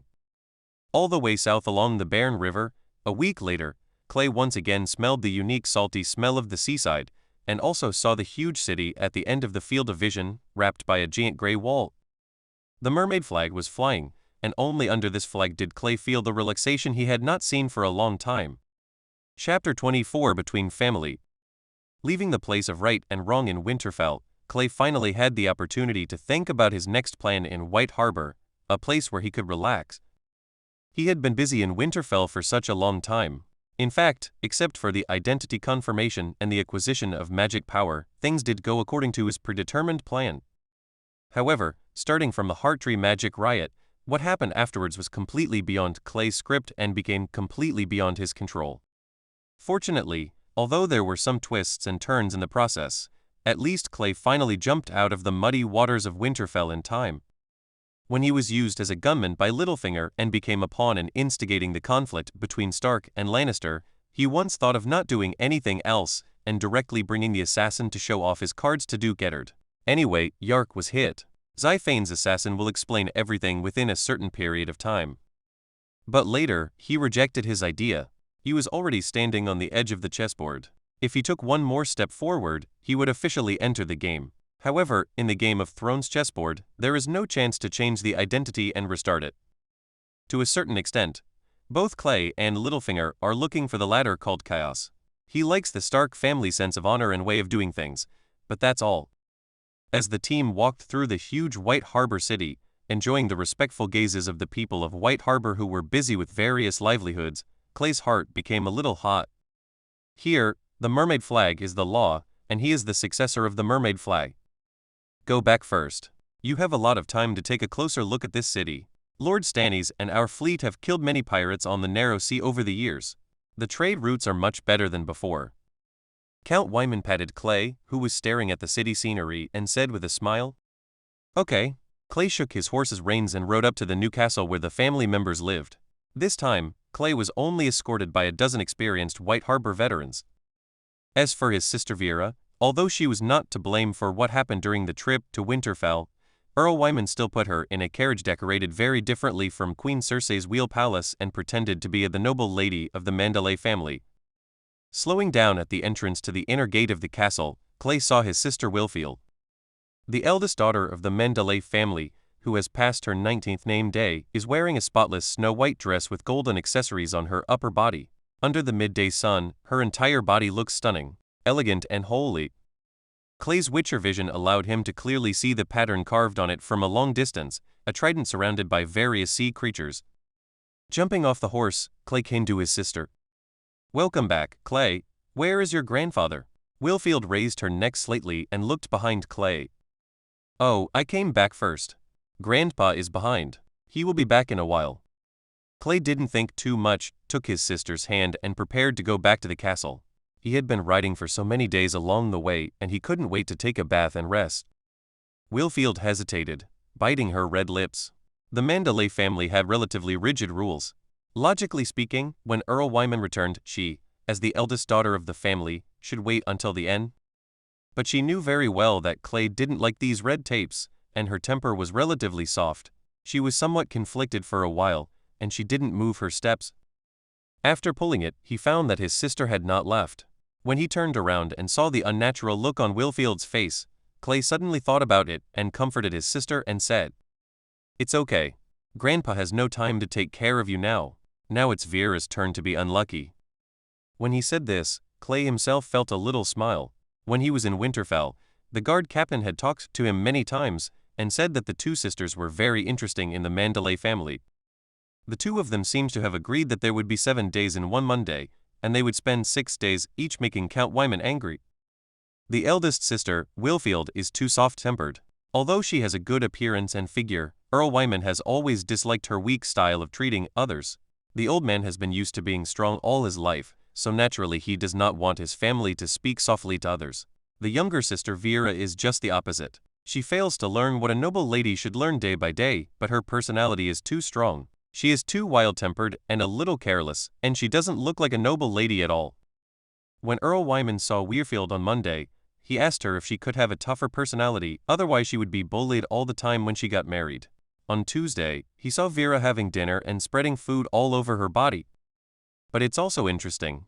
The two sisters always give the old man a day off on weekends, probably because they are considerate of the elderly man's poor health. That's why Clay just said that it was Vera's turn to be unlucky today, and that's why he felt so happy when he saw Wilfield heaving a sigh of relief. At the dinner party, Clay changed into a luxurious dress embroidered with blue stripes, and was struggling with the fish steak on the dinner plate. Suddenly, he heard the old man's voice. "Our Lord Eddard has agreed to go to King's Landing to serve as His Majesty King Robert's Hand of the King, along with his 2 daughters. At this family gathering, neither Uncle Willis nor his father Wendell came, so this was actually meant for Clay." Clay understood that this letter from Winterfell was equivalent to the official announcement that Eddard Stark would succeed the king. Counting the time, the king and his party should set off. Although Clay was not able to stop the running wolf from going south this time, he at least prevented Bran from falling off the broken tower and becoming disabled, and there would be no assassins to murder the unconscious Bran. Even though this is just a small change, Clay believes that if little adds up, he will always have the ability to completely change that crucial step. Wilfield and Vera, who had been whispering together, stopped talking. This was the case at the Manderly family dinner table. Women were not allowed to interrupt unless it involved themselves. In the past, it was not obvious that Clay was away, but now that Clay is back, Earl Wyman is reinforcing or hinting at this, consciously or unconsciously. Direwolves are not suitable for the hot place in the south. After saying what he just said, Earl Wyman ate his food alone, mumbling something, and Clay knew what he meant. Historically speaking, the Stark family heads in the past generations have almost never had good results when they went south to King's Landing. The most typical example is that Duke Eddard's father and eldest brother were burned alive in the throne room by Mad King Ares Roman II. It is estimated that few nobles in the north support Duke Eddard. They have long been accustomed to the cold but hard land in the north and have no interest in participating in the messy power struggle in King's Landing. Chapter 25 Plan. The night is low, but the stars are high. Through the thin gauze curtain blown by the sea breeze, Clay's eyes were clear and translucent as he lay on the soft cushion. Good aristocratic education told him that the brightest string of stars in the night sky is the Ice Dragon constellation that leads the ships passing through White Harbor. It was already late at night, and Bygang, which had been bustling and noisy all day, seemed to be tired and quiet after handling countless goods. The entire port was extremely quiet. Apart from the ever-present sound of the waves, there were only the occasional distant bells. Of course, there are exceptions. As he is high up, as far as Clay can see, there is a small area under the stone steps of Fish King Square that is still brightly lit. Clay's memory reminded him of its name, Lazy Eel. It was one of the most famous pubs in White Harbor, but it wasn't because of the service or the quality of the drinks. On the contrary, it served the oldest female slaves in White Harbor and the worst wine, as well as meat pies filled with lard and gristle. Sailors who have been floating on the narrow sea for several months probably like to go to this kind of place. It is economical, Clay thought. Clay wouldn't be bored to see that kind of place simply because he was the owner here now. He must ask himself to look at this huge port city with the eyes and thoughts of a master, not a guest or a 16-year-old child. At the end of the dinner, the old man drove away his 2 granddaughters and other attendants, leaving only the grandfather and grandson in the Mermaid Palace surrounded by lights. The old man's words were very straightforward, and there was no need to play charades when the identity of Clay's heir was as hard as steel. Clay's uncle Willis Manderly, the second successor to White Harbor, was a fat man like Lord Wyman himself, could barely mount a horse for battle, and was in very poor health. Therefore, from now on, Clay will start to learn to manage White Harbor and officially do what he should do as heir. For Clay, this matter itself is a double-edged sword. On the one hand, as the heir, he cannot do whatever he wants as before. But on the other hand, as the heir, he can enjoy and even mobilize the huge resources of White Harbor. You must know that his demon hunter army plan is a gold-eating beast that is never satisfied. Clay's overall idea is roughly divided into the following steps. First, he couldn't change Duke Stark's move south. The wind fanned by his little butterfly wings probably wouldn't be able to blow into the thick walls of King's Landing. Clay requires that he must always keep abreast of the trends in King's Landing. He wonders if the family has spies like little birds like the eight-clawed spider. If so, send them all to King's Landing. He had no way of judging the situation in King's Landing, but as long as the old wolf was alive, the sword in the north would not be fully unsheathed. If the old wolf was really pushed to the guillotine, even the old and new gods and Auror would not be able to stop Robert. Stark gathered his vassals, raised an army, and went south to avenge his father. Second, no matter what the result of the first one is, since the three-eyed crow is afraid of the non-existent supernatural god behind him, he does not embarrass himself for the time being. He takes advantage of this period to quickly expand his potion library and find a way to create a powerful medicine. A team of demon hunters who are good at fighting. Clay can't say exactly how many people can be mutated. There are too many uncertain factors, but in principle, the more the better under the general principle that it can be controlled. The position of demon hunters in this world of ice and fire is that of out-and-out special forces. This time is not enough for Clay to get hundreds or even thousands of them to fight positional battles, but a small team is enough for a surprise attack. But there is a prerequisite for this plan. He must convince his grandfather, the head of the family. Without his support, Clay will be unable to move forward. He can't even raise the money for the mutation medicine, let alone the candidates. Third, if the second option does not work, Clay will have to pile up all the limited resources on himself. He has tested it himself and found that the current strength of the seal can be used for small-scale, low-intensity conflicts, but it will still be blind when it comes to the actual battlefield. For example, his current Quen seal is only a pitiful level 1. He can block long-distance arrows. However, if his luck is really bad and he is sent to attack the city and encounters an oncoming arrow, an engineering ballista, no one could save him. After all, that thing had even shot down a giant dragon, and its power was extremely terrifying.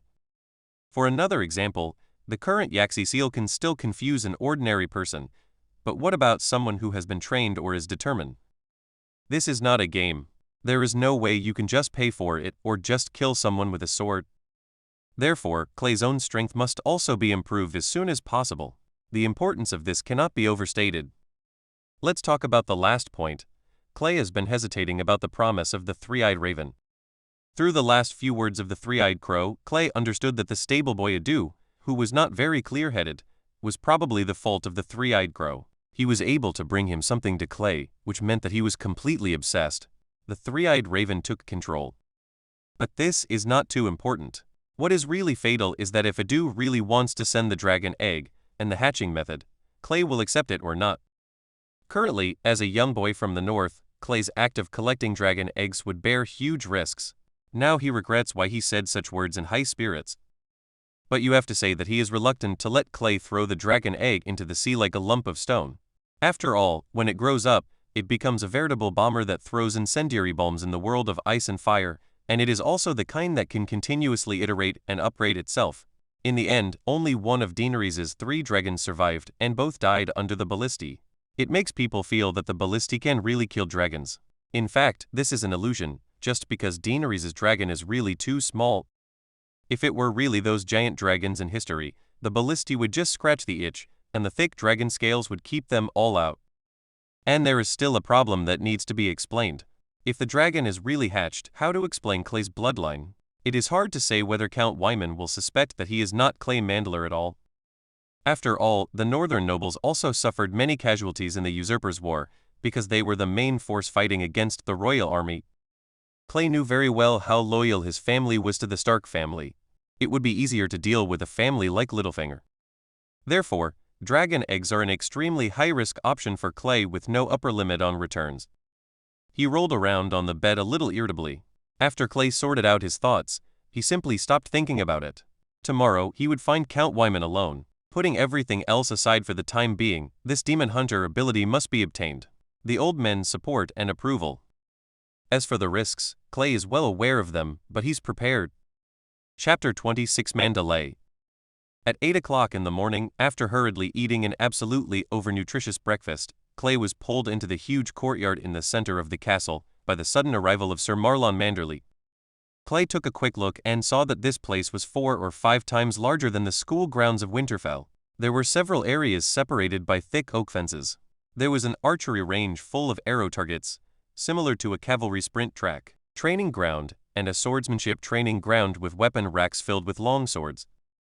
Around these facilities, Clay actually saw some buildings similar to stands, which brought a little relaxation to this somewhat serious place.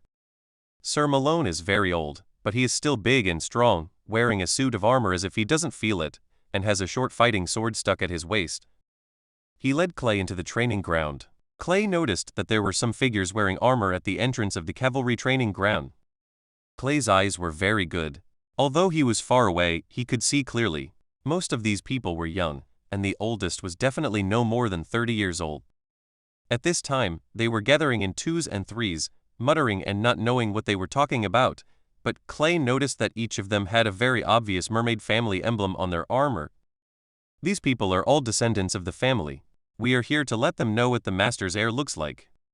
Sir Malone naturally slowed down and said to Clay, who was following behind, "You will get to know them later. The method is up to you, whether you drink them down or knock them over with your sword. You have the final say, but an old man's advice, knock them over first and then drink them for the best results." "Aren't you worried about them knocking me over?" Clay asked Sir Malone with a smile. "Boy, don't treat us all as blind and deaf. There are many people who know what you did in Winterfell." Sir Malone pointed to his ear. Clay thought about it, and he always felt that the purpose of this specially arranged meeting was not just to get to know these Manderly branches. After it's over, you have to choose some of them to be your attendants. In a few days, the master will preside over your knight canonization ceremony. Originally, I wanted to invite Duke Stark to this matter, but now I see no chance. Seemingly seeing through what Clay was thinking, Sir Malone added. Nodding, Clay understood what the old man meant. He was choosing a team for himself.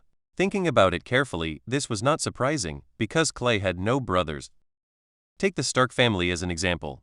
After Robb, the eldest brother, inherits the position of Duke of Winterfell, Bran and Rickon will automatically become his assistants or butlers. The cost of trust between brothers is very low. But Clay didn't have this kind of treatment. He was the only male heir to the main line of the family.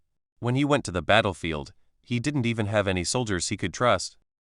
Seeing the two people walking in, especially the majestic-looking Sir Malone, these young Manderlys, who had just seemed lazy, jumped up like rabbits. Clay saw a fat man with thick hair eating with his back turned. He was reminded by his companion to slap him on the head. Just as he was about to bar his teeth and swing his fist, he turned around and saw Malone and Clay. It was very obvious that the little fat man swallowed the unfinished food, arranged himself and stood up in a series of operations within 5 seconds. In terms of agility, he caught up with Clay, the demon hunter, and he was amazed. "They seem to be quite afraid of you," Clay said quietly. "Oh, some of them were raised by their fathers." It was indeed an irrefutable statement, so powerful and domineering that I was convinced. Clay followed Sir Malone and stood in front of these people. His eyes swept across each of their faces, and they were also looking at Clay. The Manderly family has a long history and has been rooted in the land of White Harbor for a long time. Generation after generation, in addition to the main line of the family, the remaining branches continue to this day. The luckiest ones will have a knighthood and manage a small village for the main line or themselves. Most of them have lost their surnames through generations of intermarriage. These people in front of them are probably wealthy families that Sir Malone found who can afford a pair of armor. The rest, like Clay, have the same surname as Manderly, but they are no different from ordinary farmers. This time, Sir Malone informed them that Master Clay was going to select a retainer, and the chosen ones would be trained to become Master Clay's personal soldiers. No one gave them a thumbs up, but every family who received the news tried their best to prepare the best armor for their son or husband. If they were really selected by Master Clay, their family's fate would inevitably be changed. You know why you are here, and I won't talk nonsense. This is Clay Manderly, the grandson of Lord Wyman and the son of Sir Wendell. Sir Malone turned sideways and introduced Clay to them. Clay saw various expressions on their faces, including envy, flattery, sternness, pleading, etc. There was no hatred or jealousy. With the blessing of the great prestige of Earl Wyman, who had ruled White Harbor for decades, they were not jealous at all. Stand up. Stand information, do you still need me to teach you? Sir Malone suddenly frowned. The people who had just gathered around him were excited when they heard this, and then quickly stood in a neat row according to their size. Clay understood that Count Wyman's arrangement was definitely not a temporary plan. These people knew their positions in the team very well, which meant that they had been trained for a long time. Maybe they had already started when they went to Winterfell. In order, please tell me your name. Clay, who had been watching with cold eyes, suddenly said. Hearing Clay speak, Sir Malone said nothing more. Clay was the protagonist today, and he had no intention of overshadowing him. After being stunned for a moment, the tall man who looked blunt said hesitantly, Umo Manderly, my lord. Nodding, Clay looks to the next one. Reshape Manderly, my lord, my family is. This man, who was slightly shorter than Ulmer, spoke very quickly. After saying his name, he wanted to say something else. Clay raised his hand to interrupt him. Clay glanced at him, then looked at the person behind him. I only need your names. There is no need to mention your family relationship. That is not important to me. Next. Instead of looking at the somewhat embarrassed Rista, Clay looked at the next person. Rickard Manderly. Mort Manderly, my lord. Clay listened to each one with an expressionless face. There was no need for Clay to show kindness. Now he didn't know these people at all. Showing kindness would only make them feel weak and bullyable. When necessary, Clay feels that he can even see blood. After all, what he wants is a guard team that can follow him to the battlefield and be his future team. If it is to show mercy, it is only right for them to let them go back and continue to make a living. The utmost kindness. Chapter 27 Sword Skills. After listening to the registrations of a total of 42 people, to be honest, Clay didn't remember many of them, but this is not the purpose in itself, strengthening this affiliation is. I say, listen, and then you do it, but the first step is to make you feel that your efforts are promising. Clay listens to their names, not their family backgrounds, and the signal sent to them is that I don't care what you did before, you are all the same now, and I remember you, do your best. Sir Malone, who was standing aside, glanced at Clay with some surprise. He originally thought that Clay would not know how to speak in front of so many people. Now it seems that the 2 years of traveling in Essos have finally trained him. Walking back from the person who finally said his name, Clay returned to Sir Malone and asked quietly, Sir, is there anyone you like that you can recommend to me? Clay knew that these people were selected one by Sir Malone, and Clay had to thank him, but he didn't know if there were any people among them that Sir Malone wanted him to choose, so he asked this question. No. Who to choose and how much to choose, it all depends on you. Sir Malone's words were as hard as stone. Slightly shrugging, now that he said that, Clay didn't care. Today, he originally made up his mind to ask his old man to show off his abilities as a demon hunter, but now, someone actually helped him find the candidate in advance. In this case, he would not be in a hurry to examine the abilities and conduct of these people first. Sir Malone, could you please go and fetch my grandfather? Just give them a try. The Earl will see it himself later. Sir Malone thought Clay was unsure, so he asked Earl Wyman to come over and check. Clay waved his hand and said with a smile, No, it has nothing to do with them. He said nothing more and nodded. Sir Malone turned and left without arguing with Clay. Clay was the only one left on the field, and the 42 pairs of eyes were only staring at him. For some reason, Clay remembered his military training, and he was probably no different from the instructor back then. These people range from tall to short to strong to thin. While Clay is waiting for Earl Wyman to arrive, he has nothing to do. He might as well try his sword skills on them. Who among you has the best sword? After asking, the Manderly men in formation looked at each other, and no one moved.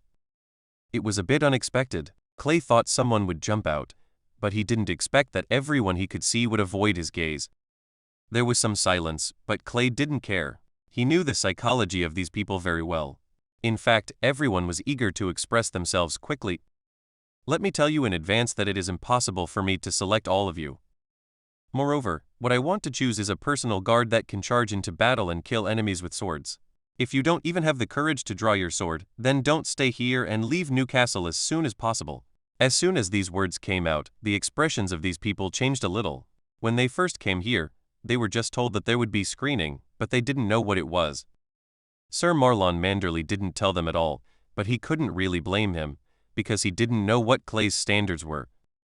But now, Clay's 2 sentences gave them a hint, which was equivalent to the examination defining the scope of the examination, and these people immediately became motivated. Clay didn't have to wait too long. Just when he was counting how many scales were drawn on the tail of the mermaid flag next to him, a voice came over. "My lord, I know how to use a sword." After hearing Sir Malone's report, Lord Wyman Manderly turned the wine glass filled with Dornish summer red in his hand. He didn't know what Clay wanted to do with him. Originally, he still had some concerns about Clay, but after the trip to Winterfell, he made up his mind to train Clay. In his own words, even if Clay doesn't drink, he will use all the good things in White Harbor. The wine turned him into an alcoholic. Anyway, there was nothing to do. Count Wyman sat on a soft chair and was carried by several servants towards the school grounds. When he came to the school grounds, he saw the scene. Clay, who was only wearing half armor, and a warrior who was fully armored were raising their swords to touch each other. Their swords intersected and they were locked in a stalemate.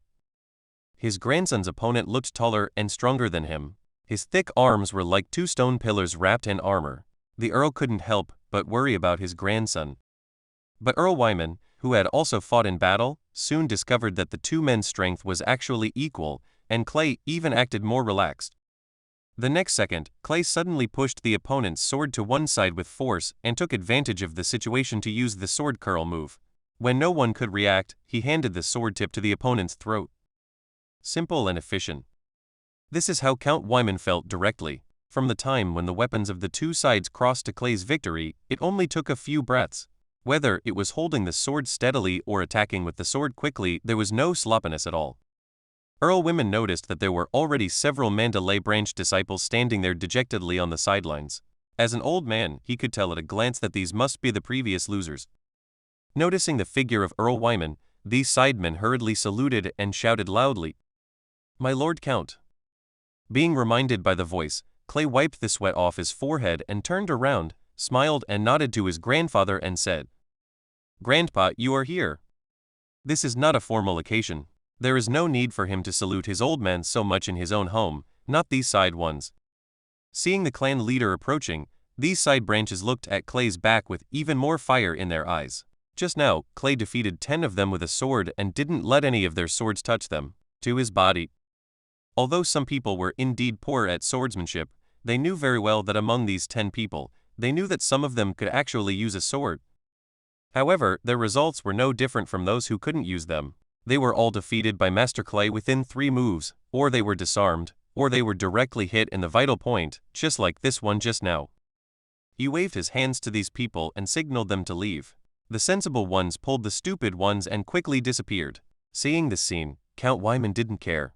He pulled a wooden pillar and sat down, stroking his gray beard. Shin smiled and asked, "What's wrong, Clay? Why did you call me here?" Although Clay's face was filled with a smile of victory, he was actually very nervous at this time, because he was about to confess his biggest trump card to his grandfather, even though it was only part of the surface. But before that, he was going to say something else. Chapter 28 Behind the Assassination. "Grandpa, there is something I must tell you." Clay's words and solemn expression made Earl Wyman slightly more interested. In his impression, his grandson had never spoken to him so seriously. "Oh, what do our northern warriors have to say to me?" Clay dropped his sword, sat next to his old man, and organized his words. "Grandpa, I encountered an assassination in Winterfell." With just one sentence, Earl Wyman's hand touching his gray beard froze in midair, his eyes widened and his mouth was half opened, unable to speak. But this state only lasted for a second, and Earl Wyman's already red face turned red. The old guy stood up angrily. "There is still someone in the north who dares to kill his grandson. Who is it?" The first thing that came to his mind was the old skinner, Roosburton, who lived in the Dreadfort in the north of him. The fiefdoms of the 2 families are connected together, and there have always been territorial disputes over a tree, a well, and a village. When he was young, He once led the cavalry to confront the Bolton family's spearmen near Horwood City, and almost ended up fighting. If Duke Stark hadn't led his troops to directly surround the two of them, the two families would have been bleeding like rivers by then. Therefore, when Clay became his heir, but was assassinated, the first thing Earl Wyman thought of was his old rival. With a stern face and a voice as hard as stone, he asked, "Is it the old peeler?" Seeing Clay stunned for a moment and then not nodding, Count Wyman's gray and thick brows came together. If it wasn't old Skinner, then who would want to harm his grandson? Thinking of Clay's actions in Winterfell, the old Earl was suddenly startled and blurted out, "Is it the Queen?" Clay shook his head again. He didn't want the old man to guess needlessly here. Most people wouldn't think of Petter even if they thought about it. Clay gave the answer directly. "Sent by our Lord Chancellor, Petter Baelish." Hearing this name, the old Earl stopped pacing back and forth. As an older generation of nobles, he was not familiar with this name, but the name of the Minister of Finance was still very loud after all, and he quickly locked it in his memory. A figure with a narrow smile appeared. But then, he became a little confused. Why did the finance minister kill his grandson? Was he interested in the wealth of White Harbor? This was a stupid idea, because if he really cared about the Golden Dragon of White Harbor, Littlefinger should have done blackmail instead of assassination. He didn't doubt Clay's intentions at all, because Clay had no reason to deceive him. After all, he was a great nobleman who had been the leader of the clan for decades. He didn't understand why Littlefinger did it, but he quickly caught a trace of something wrong and asked, "Wait a minute, Clay, why didn't I hear Lord Eddard say anything about this, and why didn't the White Harbor Guard give me any feedback on this?" Looking directly at Clay, Count Wyman was waiting for his answer. "Because I am the only one who knows about this matter from beginning to end. No, Lord Ed also knows about it, but not completely." "You alone know? Where is the assassin?" Clay did not answer this question, but started another topic. "At that time, I was trapped in a dungeon. Anyone who assassinated someone would think it was Lannister, and our Lord Petter took advantage of this and wanted me to set Stark and Lannies on fire. The particularly strife-ridden Mars. I subdued the assassin, pried the real murderer out of his mouth, and then I let him go, because as long as this assassin exists, the outcome will be the same whether he is dead or alive. Littlefinger wanted me to light a fire, but I didn't get what he wanted. His conspiracy can be implemented on others, but he can't do it here." After saying this, Clay closed his mouth. Only his grandfather and grandson were left on the school grounds. At this time, it was so quiet that he could only hear the sound of the mermaid flag fluttering in the wind. The old man pursed his lips and looked ugly. His intuition told him that there were too many things buried under the water, and this assassination, as Clay said, was just a move by Littlefinger to drive a wedge between the lion and the wolf. Although he was angry that his grandson had been used as a pawn for no reason, he was more afraid. People in the North had always been too closed-minded about news from the South. In his eyes, the Minister of Finance, the Minister of Intelligence, the Chief Bachelor, etc. are equivalent to the three symbols of a golden dragon, an eye, and a necklace. Just let that assassin go and tell me who he is. I still have some power in my hand. As long as his status is not too high, I can kill him." As if he had expected that his old man would be angry at him for letting the assassin go, Clay replied with a smile, "Don't worry, he can't run away." "Oh?" Clay was confident, he said. "That man himself is a small noble in the royal family. I asked him to send a raven letter to our dear Lord Petter saying that I had been killed, but obviously, I appeared alive and well in the White House. Hong Kong, Littlefinger will know about this soon. So, Littlefinger will compare the assassin's letter with the news that you are alive, and he will definitely conclude that the assassin himself lied. As a noble of the king's territory, he must have a foundation in the king's territory and cannot escape at all." Earl Wyman followed Clay's thoughts and immediately understood Clay's plan. This kid had no intention of doing it himself. He wanted to use Littlefinger's own hands to clean up the door. "Wait a minute, how can you be sure that he will definitely give the raven to Littlefinger? How can he be so stupid?" Count Wyman keenly discovered an obvious flaw in this plan. But what answered him was Clay's chuckle. "Don't worry, he will definitely do this, because he has encountered a force that he cannot resist." "What's the meaning?" Earl Wyman's relaxed brows clashed together again due to exhaustion. He didn't understand Clay's words. What is a force that cannot be resisted? At this time, he saw Clay raising his left hand toward the distance, making a gesture that he couldn't understand. The palm is open, the index finger is bent and pressed against the upright middle finger, and the remaining 3 fingers are stretched forward and separated. Just as a confused look appeared on his face, Earl Wyman heard Clay softly utter a word. Iggy. The firelight made the old Count's eyes red, and the raging flames made him feel the heat in this cold northern land. Looking at the charred land and the burning weeds, Earl Wyman stared blankly at his somewhat unfamiliar grandson, his mind at a loss. At this time, he heard Clay's slow but firm answer. He will definitely do this, because he cannot resist the power of magic. If typos are posted first and corrected later, the dog's head will save his life. Chapter 29 Persuasion. What is this? Earl Wyman, who had experienced the cruelty of the battlefield, remained silent for a long time before asking this sentence with difficulty. Clay understood the shock in his heart. After all, for most ordinary people in this world, magic is something that only exists in legends. In the more than 100 years since the death of dragons, magic has completely disappeared. The once glorious priests of the Red God were reduced to clowns performing fire-breathing acrobatics, and the Cold God's servants, the White Walkers, were blocked by a desperate great wall, making everyone ignore their existence. At this time, a person with magical abilities is either an epic hero or a feared and hated wizard. Magic, a sigil that can create fire. In Clay's eyes, his old man's 2 bull's eyes were staring at him, and he knew that he had to give this old man a reasonable explanation. But what can he say? He can't teach the old man what the world of the Witcher is, what a Witcher is, etc. Otherwise, he will probably be regarded as a lunatic. So, even though he didn't want to, he had to lie and make it up. When I was traveling in Essos, I got a broken ancient parchment book. It was written in High Valyrian, and I couldn't understand it. At first I thought it was recording some treasure or something, so I specially broke each page of this book into several pieces, and gave them to slaves who knew Valyrian separately. After translating and summarizing them, it turned out that I discovered that this is actually a tome used by the ancient Valyrian dragon kings to create powerful warriors.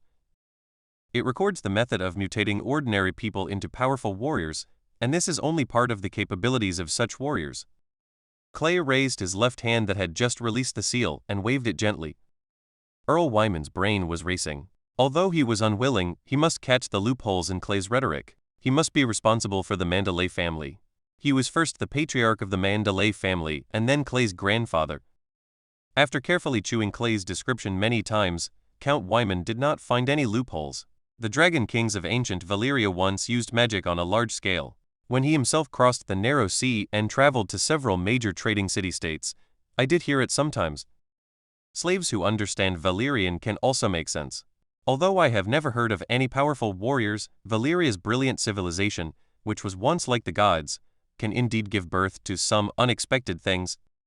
In the past few decades, he had been able to hear some magical things flowing out of the ruins of the Sea of Smoke intermittently, but he did not expect that his grandson would actually get one and be the first to use it on himself.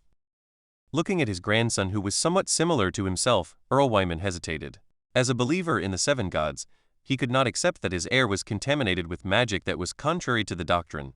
But from the family's point of view, it was completely different. It's the same thing. Breathing heavily, Earl Wyman asked his grandson, "Where is that classic book now?" When he asked this question, Earl Wyman knew that Clay had convinced him. In fact, it was not Clay, but him who had convinced himself. "I have destroyed the original manuscript, and I have memorized all the contents." Clay pointed to his forehead and then added, "I came to you today just to tell you about this. I want to secretly cultivate such an army in my family." After all the foreshadowing, Clay finally revealed his purpose. "A warrior like me can do a lot more than ordinary people in battle." Resist. Clay released the Quen seal and at the same time drew out the sword from his waist and threw it into the air. In Count Wyman's shocked eyes, the fallen sword hit Clay's head, but with a harsh collision sound, the sword was bounced away and fell to the ground. "Slow down." He was very close. Clay took 2 steps forward and released a seal of Arden at the old man's feet. Immediately, Earl Wyman felt as if his feet were filled with lead, making it difficult to move. Impact. Facing the wooden rack full of weapons, Clay issued an altar sign. The dull sound was followed by the sound of the weapon rack shattering and the weapon flying to the ground. Confused. In the eyes of the old man, who was getting brighter and brighter, Clay released the Yaxi seal at the horses that were frightened by the seal. An inverted triangle rune flashed away, and the horse that had just stood up suddenly it became gentle, and even when Clay pulled out a dagger and scratched its skin, there was no big reaction. Clay stopped. The release of this set of seals drained away the magic power stored in his seals. He had to rest for a while, but Count Wyman standing aside looked at him as if he were looking at a rare treasure. As a veteran on the battlefield, he knew very well what it meant for such a warrior to be productive. It can be imagined that such a warrior must be expensive to produce, but it doesn't matter. The Manderly family is backed by White Harbor and has many golden dragons. Such a small team may not have much effect in a sea of people, but their terrifying individual qualities are a nightmare on the battlefield. With the armies of both sides facing each other and fighting at the front, this small team can do too much. Killing the sentries and burning the food storage areas in small-scale conflicts can directly force the main force in the front to retreat. You know the level of military organization in this world. If the military morale is slightly unstable, everything will be lost. You can also engage in assassination. Although it is despicable, it is indeed a necessary method in extraordinary times. With the ability of the Yakshi seal, you can quietly approach the target, hit the target with one hit, and escape thousands of miles away. The existence of such a small team itself forced the opposing coach to adjust the arrangement, such as placing more defenders to guard food channels and water sources, sending more guards to guard important figures, etc. This invisibly greatly reduces the number of soldiers the opponent can send to the frontal battlefield. These ideas took shape in the mind of the Earl of White Harbor after Clay's demonstration, and more importantly, White Harbor holds the monopoly on manufacturing such warriors. This is a treasure of inestimable value. Earl Wyman made a definition in his mind. He must comprehensively evaluate the ability of this kind of warrior to determine how many golden dragons to invest. But one thing is certain, White Harbor will form the first branch of the entire Westeros in the future. Such a team. Are you sure you haven't revealed this ability to anyone? Upon hearing these words, Clay knew that he had won, and the old man must be tempted. He shook his head vigorously. No, I'm sure. That's good. After taking a deep breath, the old man looked at the grandson in front of him who always brought him surprises, and felt even more satisfied. The Manderly family has never been known for its force, but now Earl Wyman wants to change this impression. With the support of his family, the protagonist's plan finally takes off. Chapter 30: Personnel, Materials, and Golden Dragon. The idea is great, but a whole host of problems arise. The first thing to bear the brunt of is the issue of candidates. This is not a small problem. In fact, this problem is the most important of all problems. The number of people can be more or less, but they must be loyal. Before new demon hunters emerge on a large scale and can form an army for the frontal battlefield, this team must do dirty things on the battlefield or in peacetime. This places high demands on the quality of the team's personnel, which must not be taken lightly. As a man matures with age, Earl Wyman quickly realized what Clay meant by calling him here today, which meant that suitable candidates should be selected from these Manderly branches.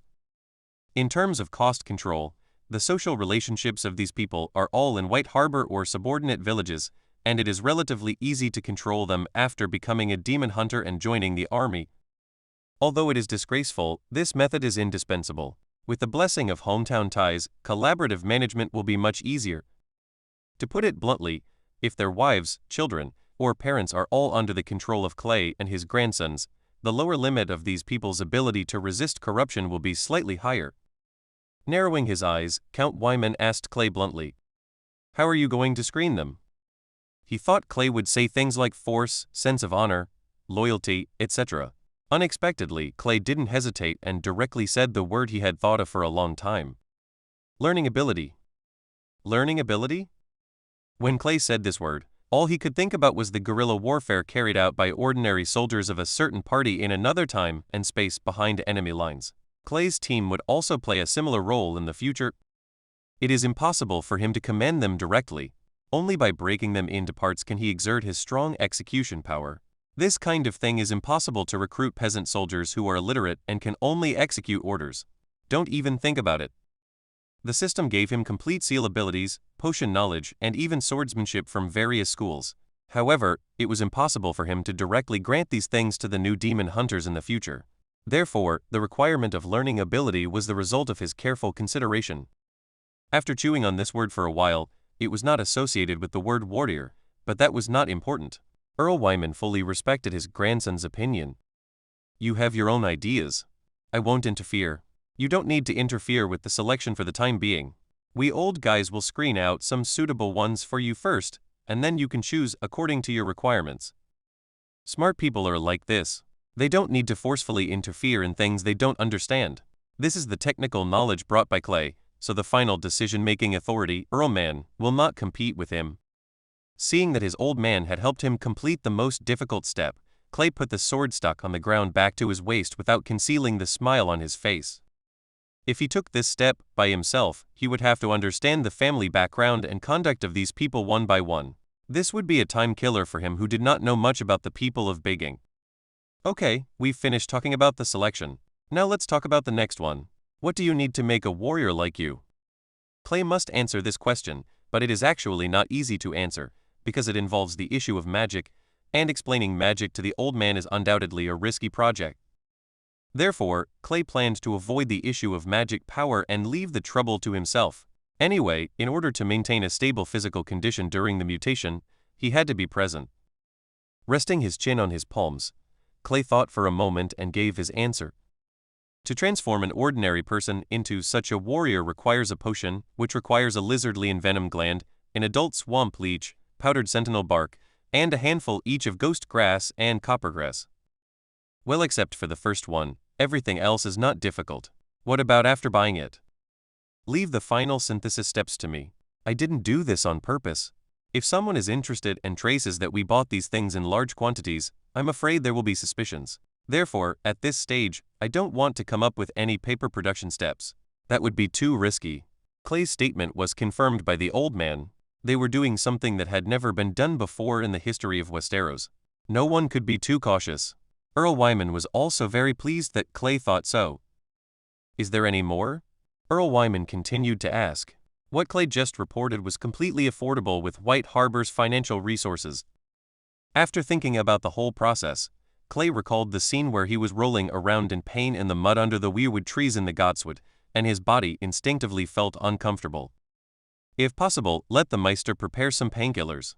This transition is not something that can be passed easily.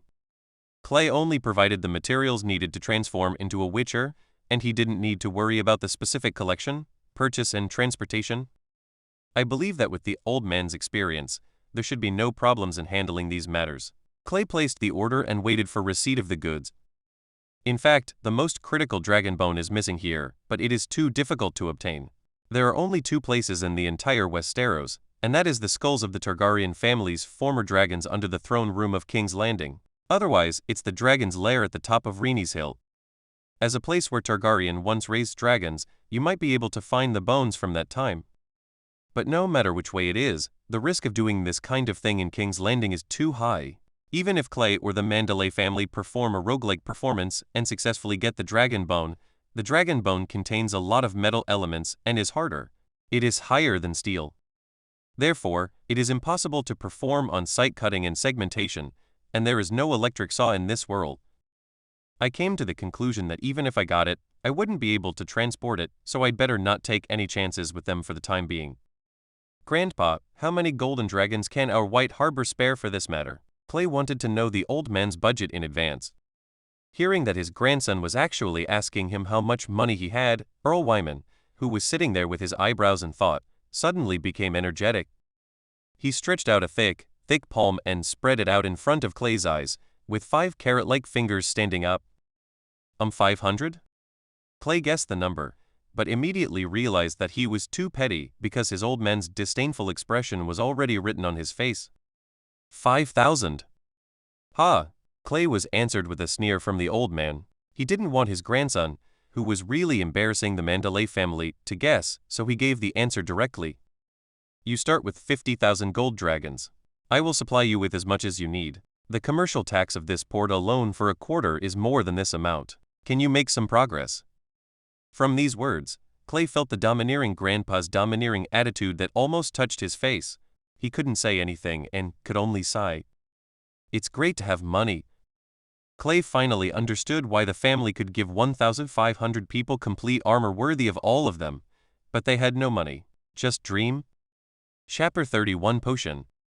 What is a Witcher? Seals, steel and silver swords, alchemy balms, potions, Gwent cards and sorceresses. Ahem, ignore the last one. Fae and clay can already be used more skillfully. Although he is not very satisfied with the actual power due to the low level, at least it has it. The silver sword itself is used to kill certain monsters, and is something unique to the world of demon hunters. If there is no bad thing happening in this world like the intersection of heaven and earth, he doesn't have to think about making a silver sword and putting it on his back. As for steel swords, White Harbor's standard weapons are enough for him for the time being. His future goal is to get a Valyrian steel sword. Although most swords have their own owners, they can always be found. No, Clay remembers that as a member of the Targaryen royal family, the famous Dark Sister seems to be in the hands of Duke Bloodraven. Clay must plan carefully how to harvest his wool. What if he succeeds right? How should I put it? The difficulty with the alchemy balm is not the formula inside, but how to make the detonation point itself. If he learns how to make the detonation point, then Clay will have gunpowder, and he will not be able to survive in this low magic world. Wah! As for Gwent, a heinous thing, there is no one who is not poisoned by it. The man named Jai has no daughter, and everyone has to play cards with him. As for the sorcerers, forget it, don't think about it. If you think too much, you will end up having trouble. Overall, Clay should spend more of his precious time working on potions. The plan was finalized with the old man. The old man has always been a very active person. He turned around and left the school grounds without any nonsense. He has already made a mental note of what Clay needs, and now he wants to recruit the family's purchasing team to go south or north to collect the supplies Clay needs. As for how to choose among the 42 people who were driven away, Earl Wyman left it to Sir Malone. He found the people, so he naturally knew the secrets inside. Earl Wyman's request to Sir Malone is that you eliminate at least half of the 42 people, raise the requirements, and ensure loyalty. Those who are just one person in the family will not be accepted. Seeing Earl Wyman leaving the school grounds, and the guards waiting outside entering the grounds, Clay called them over, and asked them to take care of the wood fragments and injured horses on the ground while they looked at each other. Watching the young master leave, the confused guards looked at the messy place and couldn't help but murmur in their hearts. The young master and the old master just had a fight here? Is it so exciting? After listening to the greetings of Master Clay all the way, Clay entered the room located in the central tower of the castle and locked the door. Only here could he not be disturbed. With a thought, the dark blue system opened on the retina. Witcher system level 2. Potions pull down to expand. Balm pull down to expand. Equipment pull down to expand. Magic pool, 120. Unlocked sigils, Quen level 1, Arden level 1, Alder level 1, Igni level 1, Yaxi level 1. Items pulled down to expand. This time, his target is potion. As the most important part of a Witcher's combat power, the use of appropriate potions plays an immeasurable role in combat. For example, although as a demon hunter he does not have a blood tank, some restorative potions can activate his cells and cause them to divide at a high speed, thereby quickly stopping the bleeding of wounds. Opening the potion column, Clay saw the 4 unlocked potion drawings. Thunder Potion Recipe. Dwarf Spirit and GT Fire Wine. Pseudomonas aeruginosa and GT agaricus agaricus. Anderegg embryo and GT black spotted locust larvae.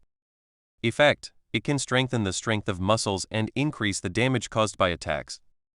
Side effects: muscle fibers are prone to rupture, which can be offset by using swallow medicine.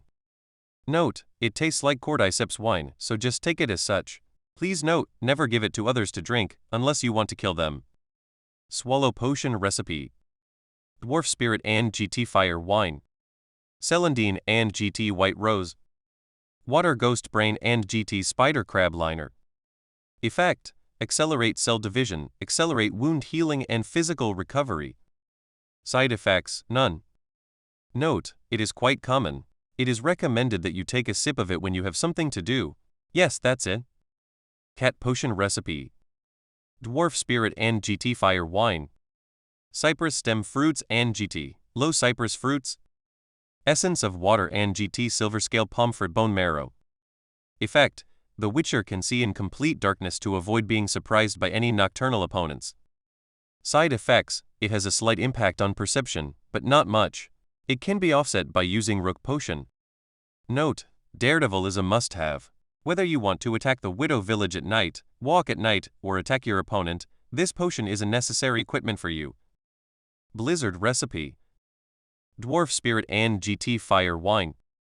White Azure Petals and GT Leaves of Frost and Fire. Golem Heart and GT Shadow Lynx Heart.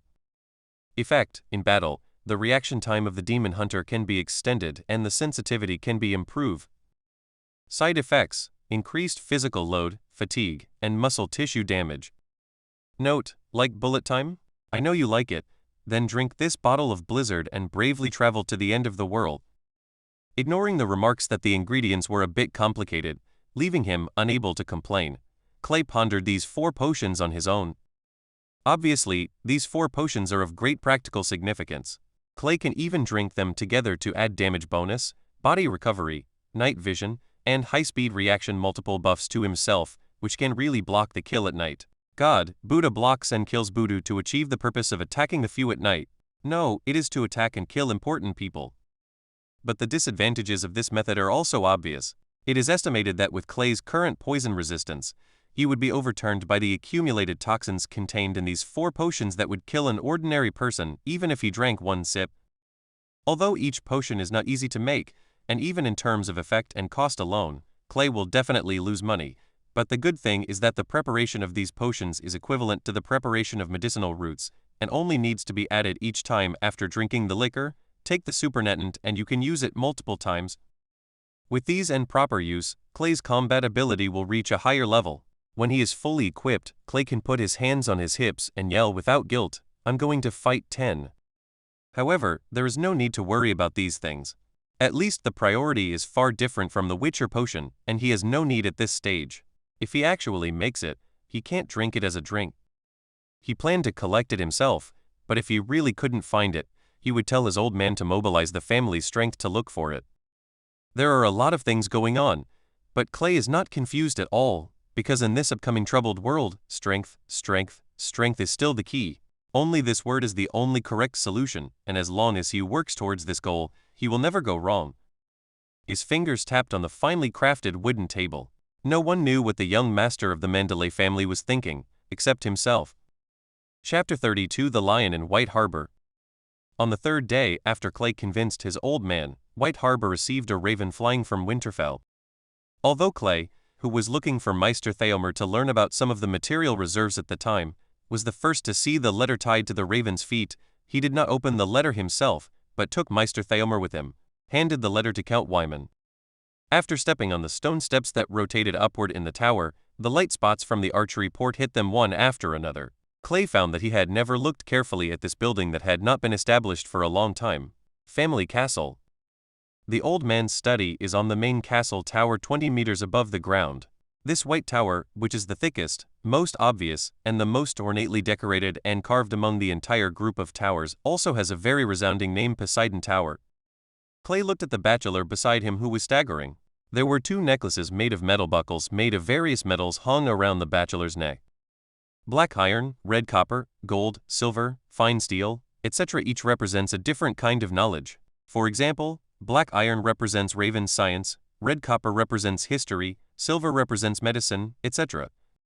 He was a little surprised. A bachelor should occupy a very important position in a noble family, but after returning home for such a long time, Clay, who was standing by and observing, discovered that this bachelor, Zeomer, had been excluded from the family intentionally or unintentionally. Core affairs. The bachelor is a bit old, and it is very difficult for him to go up the stairs.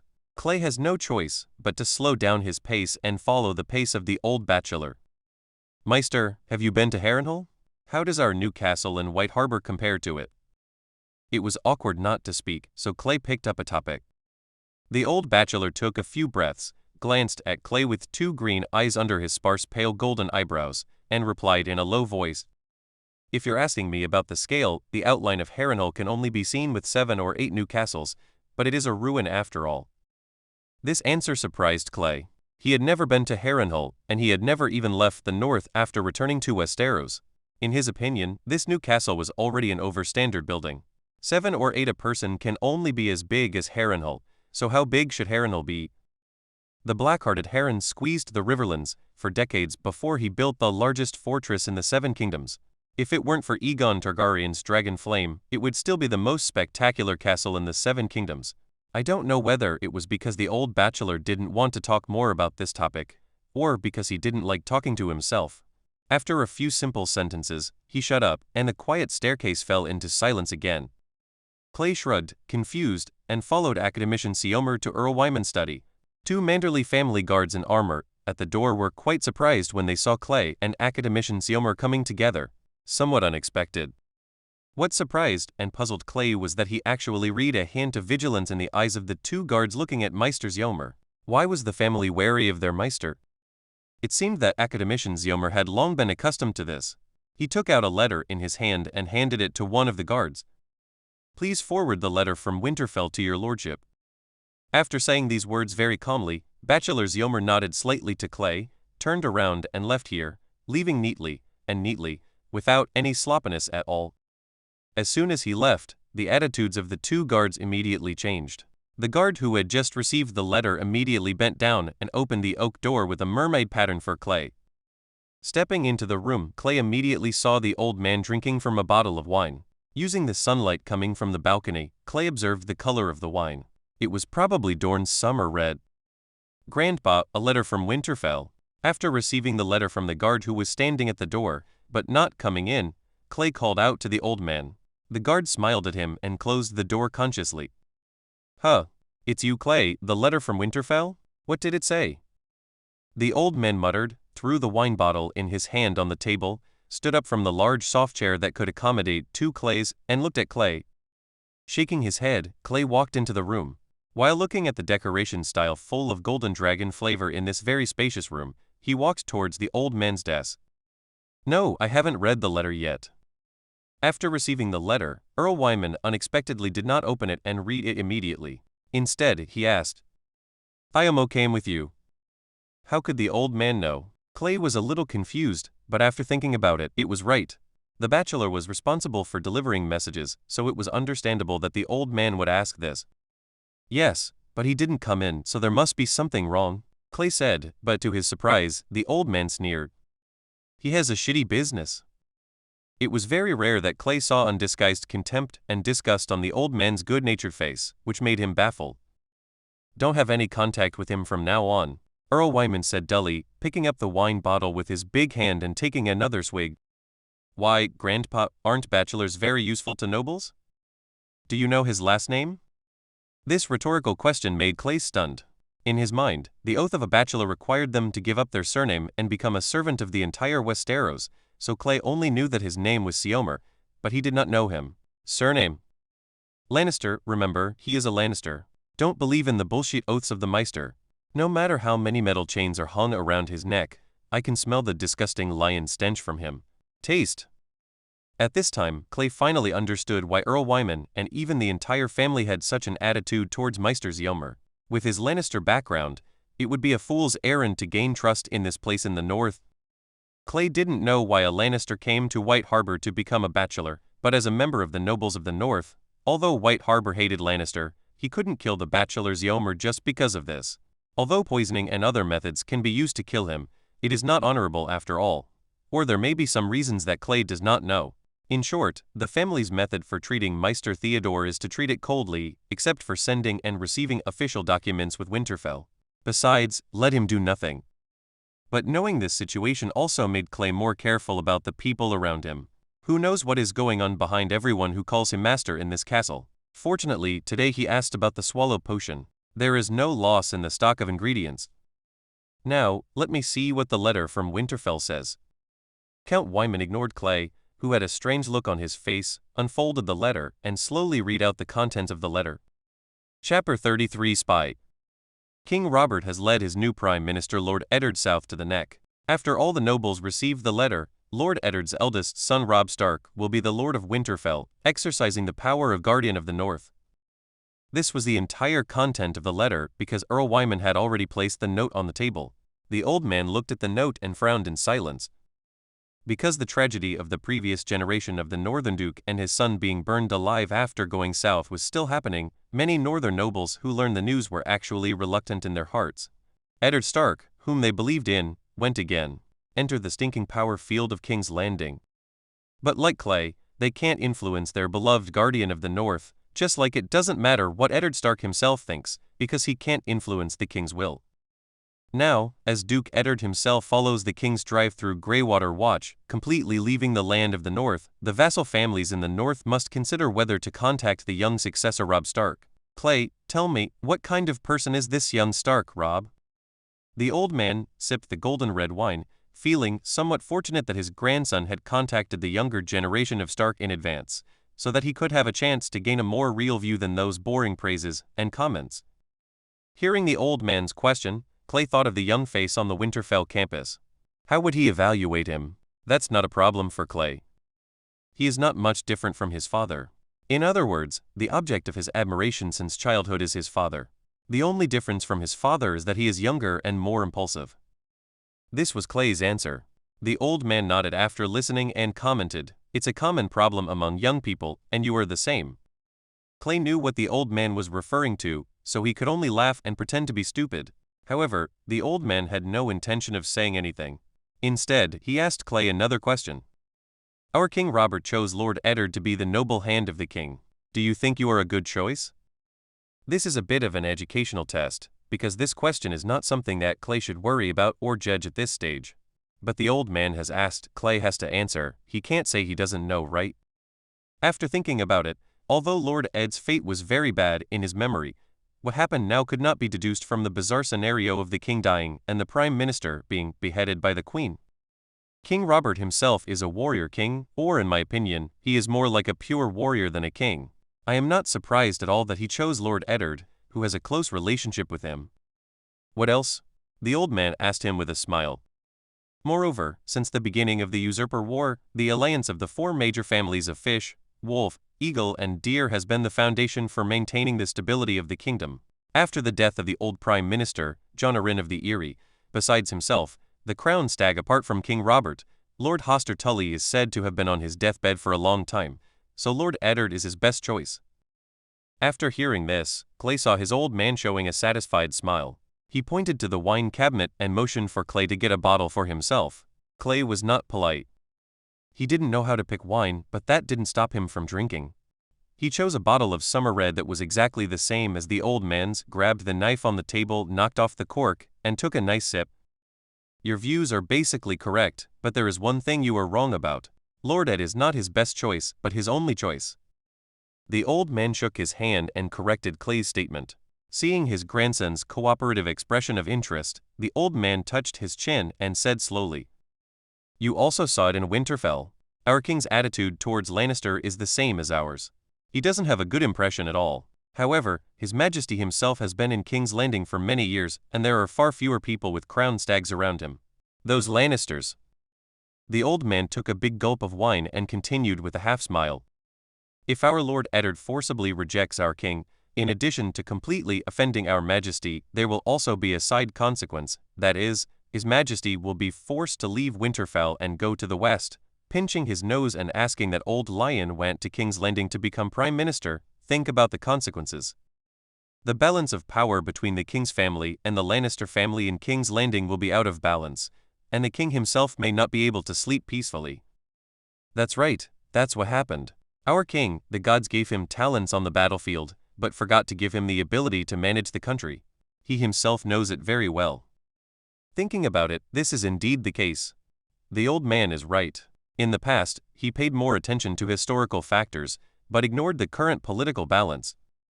However, Clay heard some hidden meaning in the old man's words. After hesitating for a moment, he still asked the doubts in his heart.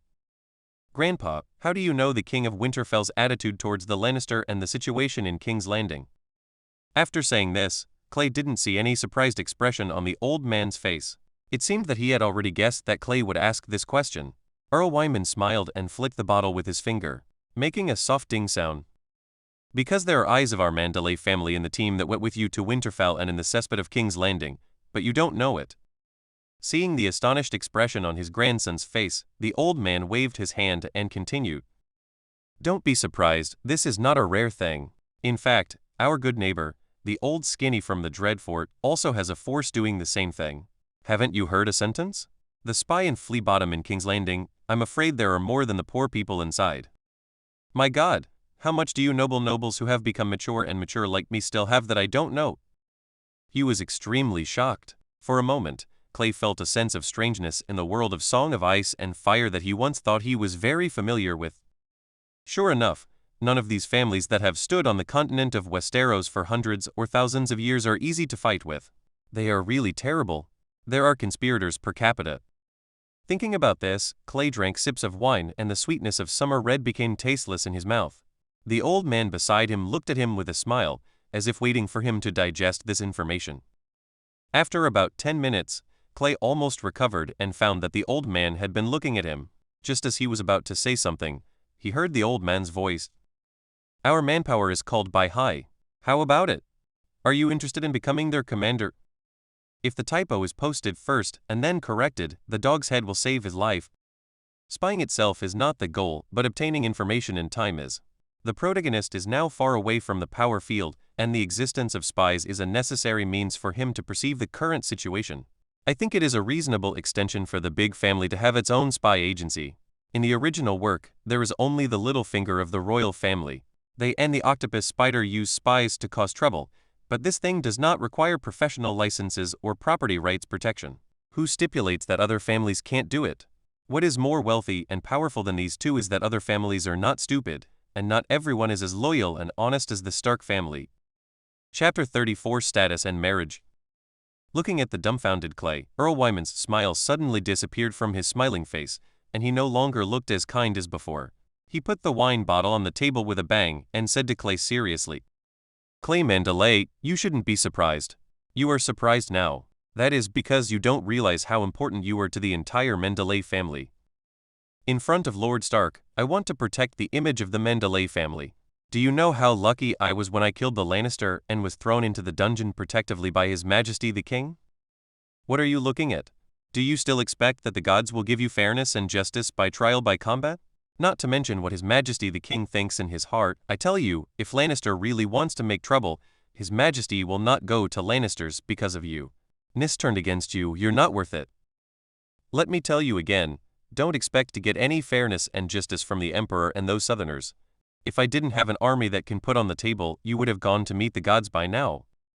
The old man dragged Clay to the window, pointed at the bustling port outside, and said coldly, Think about yourself.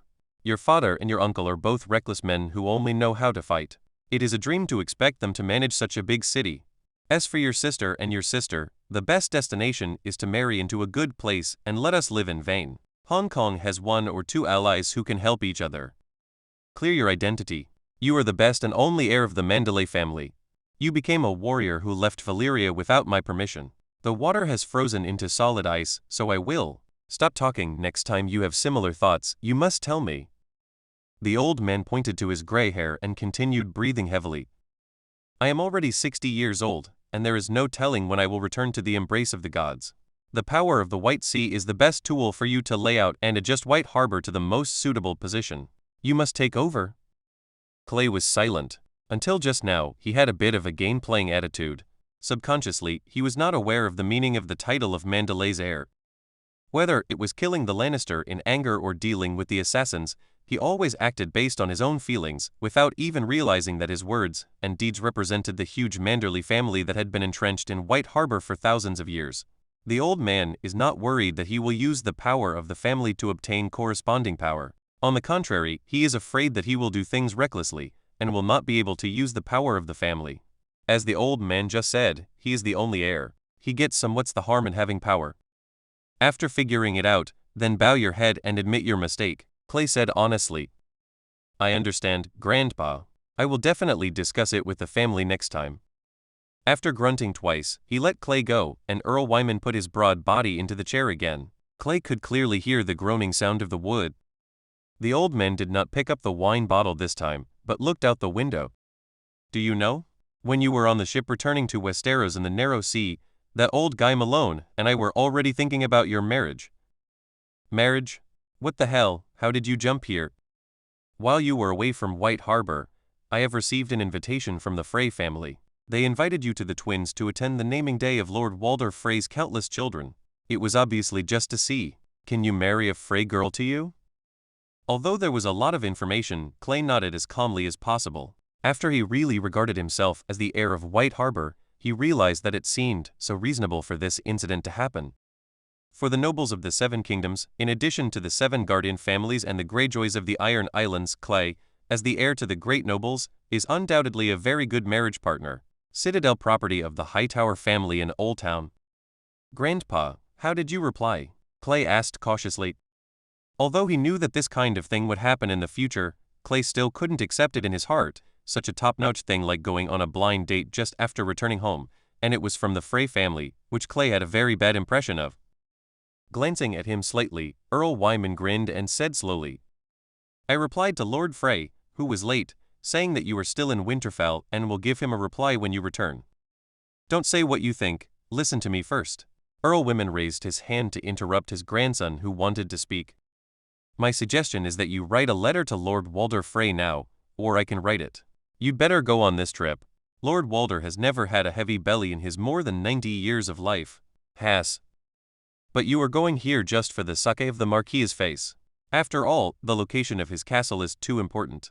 Take care of what is in your crotch. It has not yet come into play. The old man's words were a bit vulgar, but Clay understood the meaning. The Lord of the Twins, who got a late Marquis Frey, was actually very powerful, but his reputation was too bad, so Clay wanted to go, but the old man didn't know what he meant. Not interested in the Frey family women.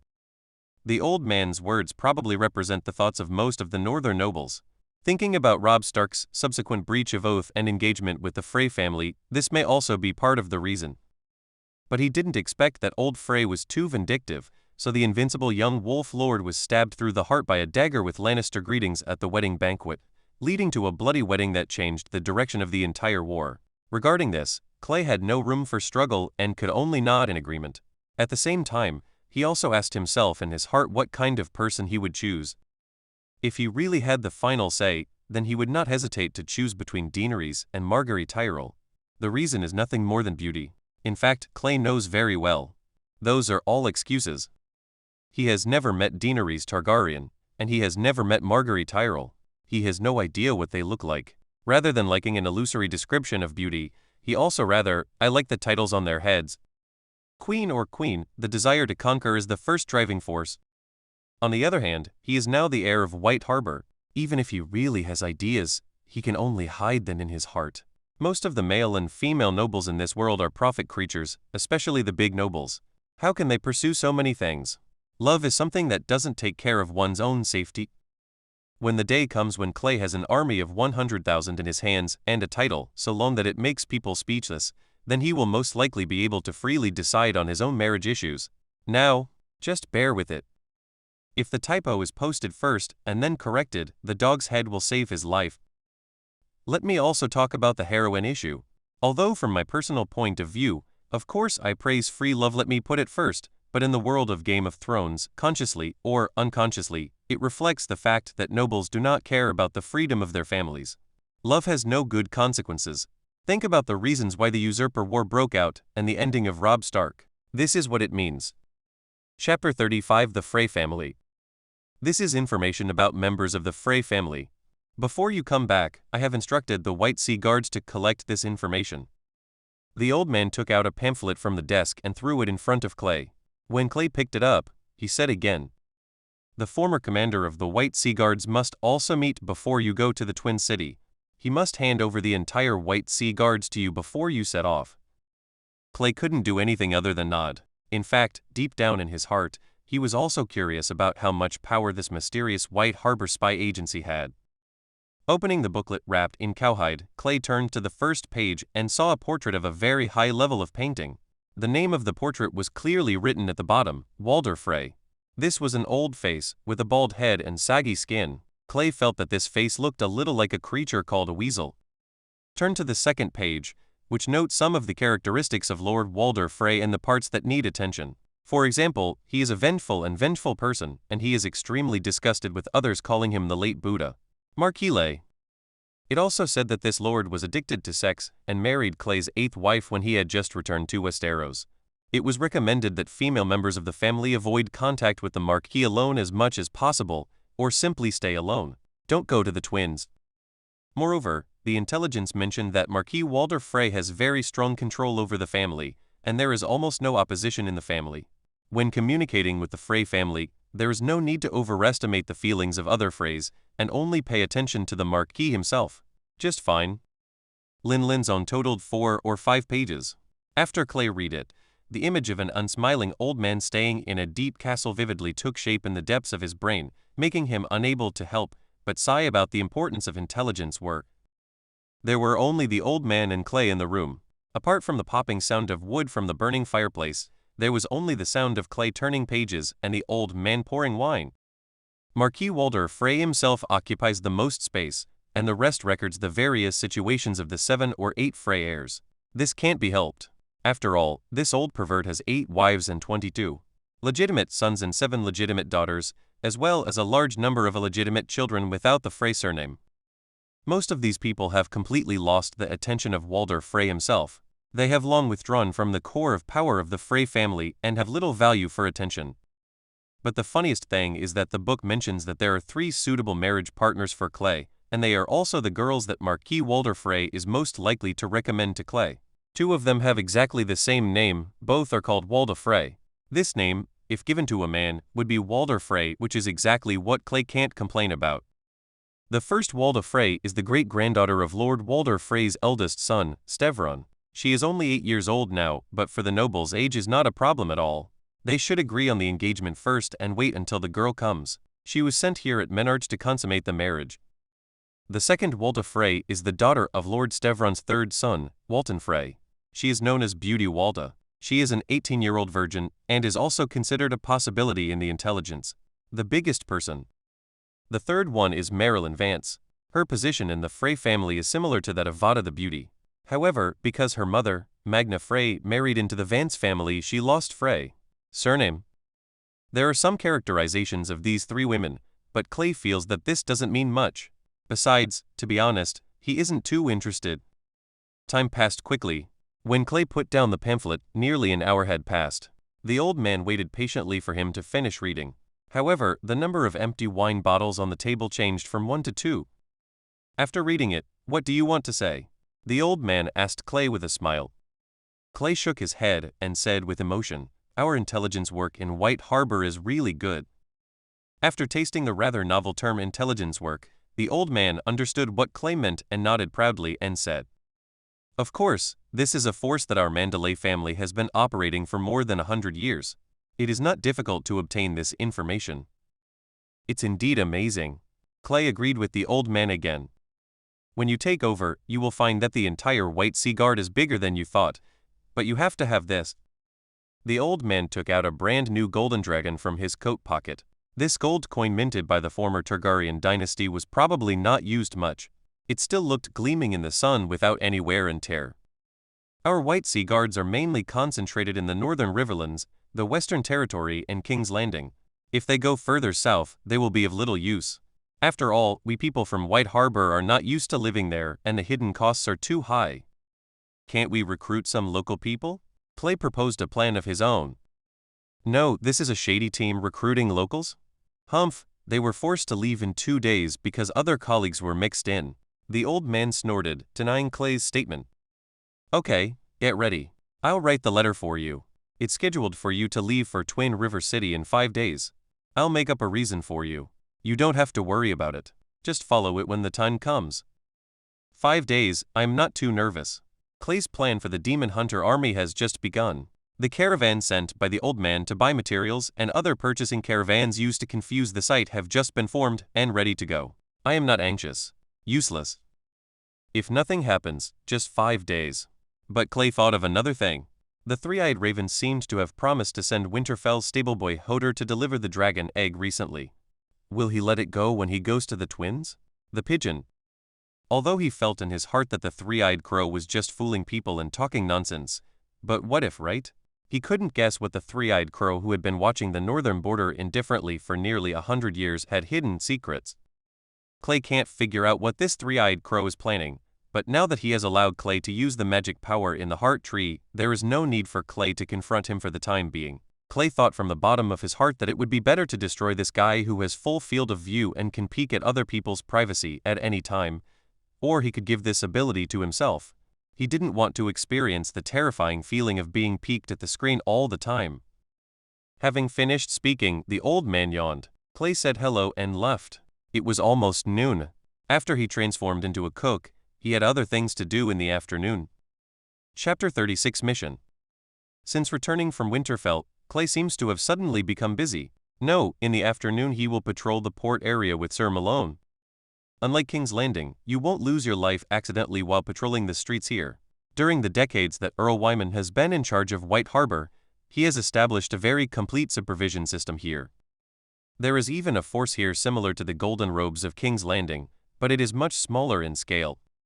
However, for the sake of safety, Sir Malone still took Earl Wyman's warrant and mobilized a 50-man White Harbor Guard to guard Clay, so that Clay, who originally wanted to see the life of the city, was unable to do so. After lunch, Clay had a full stomach of delicious fish and barbecue. He was pulled out of the castle by Sir Malone before he had rested for 2 minutes. The new castle itself, which is located on a high hill, is located in the city. Therefore, after Clay and his party followed the road and crossed the wall of the inner castle, they entered the bustling outer city of White Harbor with little effort. As soon as he arrived at the Fish King Square, Clay wanted to take a walk in the bustling square. Unexpectedly, as soon as he put his horse under his belly and prepared to step forward, he saw a guard coming on horseback and attached to Sir Malone and said a few words. Sir Malone calmly listened to the guard's words, then turned to look at Clay. With just one glance, Clay had a premonition that his plan for today's trip around the port would be delayed. Sure enough, his intuition was very correct, because Sir Malone's voice came over the next second. Clay, Master Wyman is informing you that the candidates have been selected and are now gathered at the Newcastle campus. Sir, please return to Newcastle immediately. My old man didn't tell Sir Malone what these people were going to do, he just asked him to step up the screening and reject all those who were disloyal or overly active. The old knight didn't know why it was so strict, because after the preliminary screening, the remaining screening was completed by the old man himself. He did not participate. Naturally, he was completely loyal to the old man and did not ask any questions. Okay, what about the city tour this afternoon? Clay's meaning was obvious. Well, you go ahead and I will finish it for you. However, it was originally done twice this week. This time it will be cancelled. It will be added once on the weekend. Following the 25 guards who were divided into half on horseback, Clay returned to the Newcastle. When the city gate guards under the mermaid saw that their young master was back, they opened the city gate diligently without asking any questions. Grasping the reins of Clay's horse diligently, Clay, who had become accustomed to these things in the past few days, just nodded to the unnamed guard and walked towards the school grounds with the guards. In the huge open school field, compared to last time, there were half as many people standing here this time, only 20 people. Seeing Clay's figure appear, these people immediately stood up straight. The 22 disappearing candidates sent them an obvious signal. This young Master Clay has much higher requirements than ordinary people. After walking around them, Clay was quite satisfied. At least there was no one who was too tall or too short, because both of them would affect their mobility, and for the work they would do in the future, even a slight lack of mobility might affect their ability to move. Is fatal? He waved his hand to indicate that the White Harbor guards who had followed him could go and rest on their own. Clay no longer needed them to stand behind him to show off. The guards who were wearing armor and following the young master in a wide circle heaved a sigh of relief. He saluted Clay's back and left. When the last guard disappeared from sight, and only Clay and the remaining Manderly branches were left on the campus, Clay began to ask his own questions. Do you know what you were chosen to do? After waiting for a while, someone cautiously answered, Be your personal guard now, just as the Kingsguard guard His Majesty the King. Clay immediately looked at the Manderly branch who had answered. The sudden look in his eyes made the kid shrink back, and he did not dare to look at Clay anymore. But Clay didn't let him go and walked over directly. Without giving him time, he asked directly, Then what do you think is the most important thing as my personal guard? In fact, Clay's tone was not harsh, but it still frightened the young man so much that he stood there with his head down as if he had been muted. Seeing no one answered, Clay gave his answer directly. He poked his forehead with one hand and said seriously, I don't doubt your loyalty, and I trust Sir Malone's judgment, but here, what I need more is your brains. In other words, I want you to be able to use your brains to think. Knowing that these people must not understand, Clay continued, My personal guards must be able to judge the situation on their own on the battlefield, and not be idiots who only follow my orders. If so, I can hire a group of people in this city for a few bronze stars. What do I want you to do? It feels more and more like he is training people, but Clay can't help it. Common people in this era have a deep-rooted respect for the nobles, even if their ancestors were core members of the Manderly family like Clay. If Clay talked to them in a calm manner, they would not take it seriously and would not have any effect. Do you understand? Clay yelled at them. For the first time, only one or two sparse voices responded, and the voices were so low that they could not be heard at all. Answer me. Do you understand? After going back and forth several times, Clay finally heard a uniform roaring answer. I understand. Very good. I know you all can't read, but it doesn't matter. Next, you will all be incorporated into the White Harbor Guard.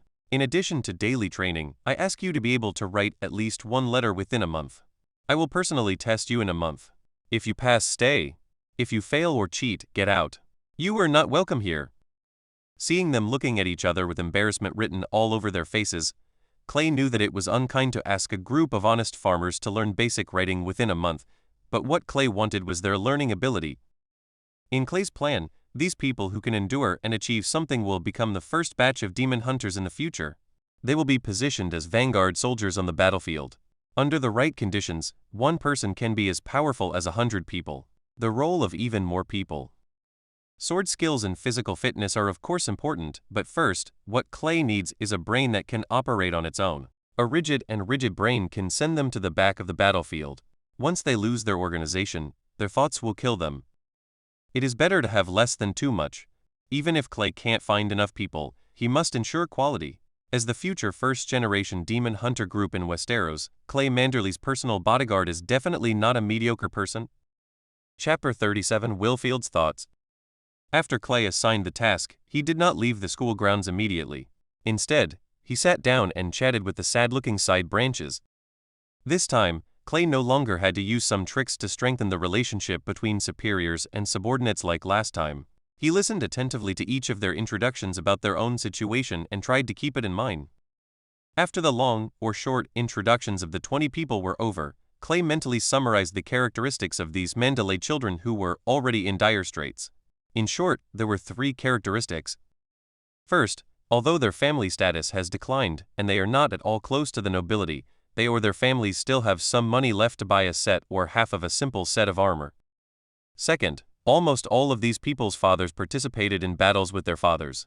Some participated in the Usurpers' War, and some participated in the encirclement and suppression of narrow sea pirates with the royal fleet led by Stannis Baratheon.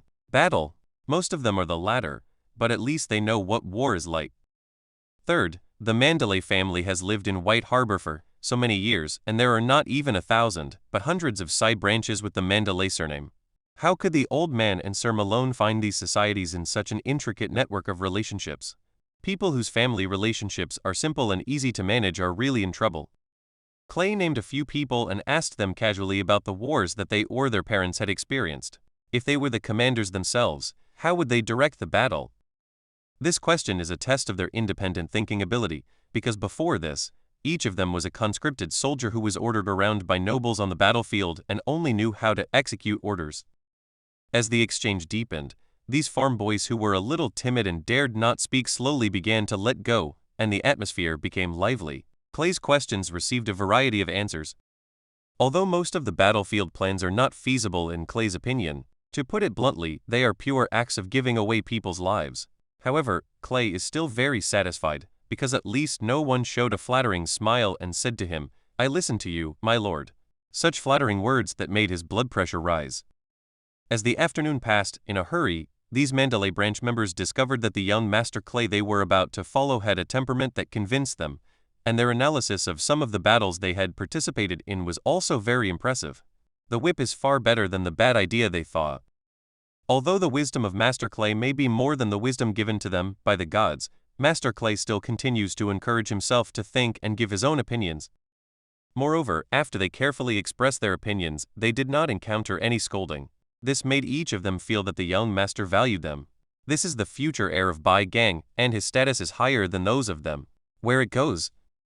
Everyone was unaware of the passage of time, until their master Clay ended his conversation with them until the shadows of the huge city walls and towering towers fell on them. The White Harbor guards, who had been waiting in the distance for a long time, stepped forward to meet Clay. In the eyes of the Manderly branches, Clay walked away, while a tall, serious-looking guard captain walked towards they, let them get into formation, and take them to dinner. From today on, they are members of the White Harbor Guard. Stepping on the melodious bells of the clock tower, Clay stepped into the Mermaid Palace. Since his return, Earl Wyman has had a habit of inviting members of the direct family to eat together at dinner every night, which was not the case before. Looking at his grandson's young and handsome appearance, Earl Wyman, who was drinking from a wine glass, asked with a smile, "So, these people meet your requirements?" When he said this, the old man winked at him. Smiling in his heart, Clay certainly understood that this was the old man telling him not to spill the beans and inadvertently reveal the true purpose of selecting these people. If Clay said this was just the old man worrying blindly, how could he not understand this? Is confidentiality important? He pulled out the chair with silk cushions and sat next to his sister Wilfield. Unlike Duke Ed, who had a very strict upbringing, the old man did not prohibit his grandchildren from drinking. After all, he himself was a big drinker. Wilfield, who has a quiet personality, showed a soft ladylike smile to Clay, picked up the wine bottle, gave him a glass of wine, and said softly, "Clay, the whitefish today is very good, you should eat more." Clay returned a natural smile to his sister and was not polite. He took the glass and took a sip, and then began to deal with the salmon in front of him. At today's dinner, his father Sir Wendell, who has been staying in the military camp, is also there. Uncle Willis is not in good health and has been taking medicine, so he did not attend the dinner today. In fact, Wendell has always wanted to talk to his son, but the White Harbor Army has been updating equipment recently. As an infantry commander, he has to keep an eye on it. If he allows his subordinates to do it, he doesn't know how much corruption will occur. "Clay, are you recruiting your personal guards?" Wendell asked his son. "Yes, father." Clay chewed in his mouth and nodded. "Have you chosen the person? I can tell you that the personal guards go to the battlefield to protect you from swords and arrows. You can't find those who are short in stature. If there is no one, I will get you some from the army. It doesn't matter, they are all veterans who came out of the battlefield." Sir Wendell has a very straightforward character. He actually never knew how to communicate with his son. He could only use his best field to help his son. Although he didn't know that as soon as his proposal was put forward, the old man would reject it in his heart. "Okay, Wendell, just take care of your soldiers. I'll take care of Clay's personal guards. Take your sword and cut down anyone who dares to reach out to the soldiers' equipment. I don't want to see the soldiers changing their armor. It's worse." Nodding instinctively, Wendell has resolutely implemented his father's words for decades. Like his eldest brother Willis, he is a qualified good soldier and good general, but this is also the point that Earl Wyman is most dissatisfied with. Willa, who has recovered from the depression of what happened in Winterfell, has resumed her quirky personality, chattering in the ears of Clay and her sister Wilfield, telling stories that she doesn't know. "Where did you hear the sailor story from?" After a meal, Clay, who was just about to go back to his room, was pulled by his sister Wilfield. Following her sister to the castle garden without knowing what was going on, Wilfield, who looked hesitant for a long time, asked Clay, "Are you going to the twins to meet those Freys? Grandpa told you?" Clay was a little surprised. Sir Malone wouldn't say anything about this, so only his old man would say it. "Yes, can I ask you something?" "You say?" "If anyone from the Frey family proposes my marriage to you, Clay, you must reject them." Chapter 38 Commander By High. Clay looked at the eager expression on Wilfield's face, and his thoughts couldn't help but swirl in his heart. It's not that he was considering whether he should agree to his sister's request. He knew very well who Walder Frey was and what kind of people the Frey family were. How could he push his sister into the fire pit? Today, when Wilfield made this request, he realized one thing. His sister was already 19 years old. This age itself was worth thinking about.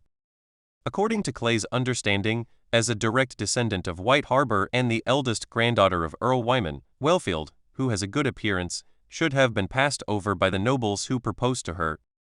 But to this day, Clay has only vaguely heard from his servants that Earl Wyman once rudely rejected many nobles who came to ask for marriage contracts. So far, his sister still does not have any marriage contracts. Clay was not looking forward to his sister getting married. He was thinking about what his old man was planning. "I will reject them outright, don't worry, Wilfield." Clay couldn't think for too long. It would give Willfield the impression that he was still mulling over the matter. Seeing that Willfield was obviously relieved, Clay couldn't help but ask, "Willfield, Grandpa didn't tell you about your engagement? You have already."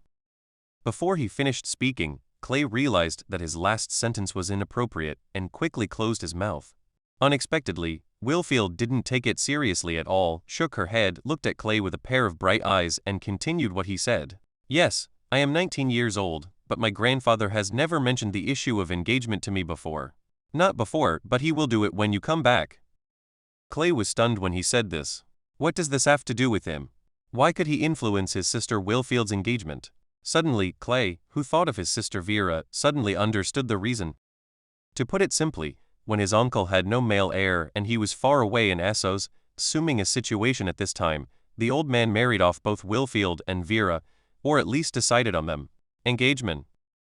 This in itself is nothing, but if an extreme situation suddenly occurs one day in this situation, the old man and the second generation Willis and Wendell all have accidents, and the identity of the heirs is not fair, and Clay, who may not know the news at all, is not there.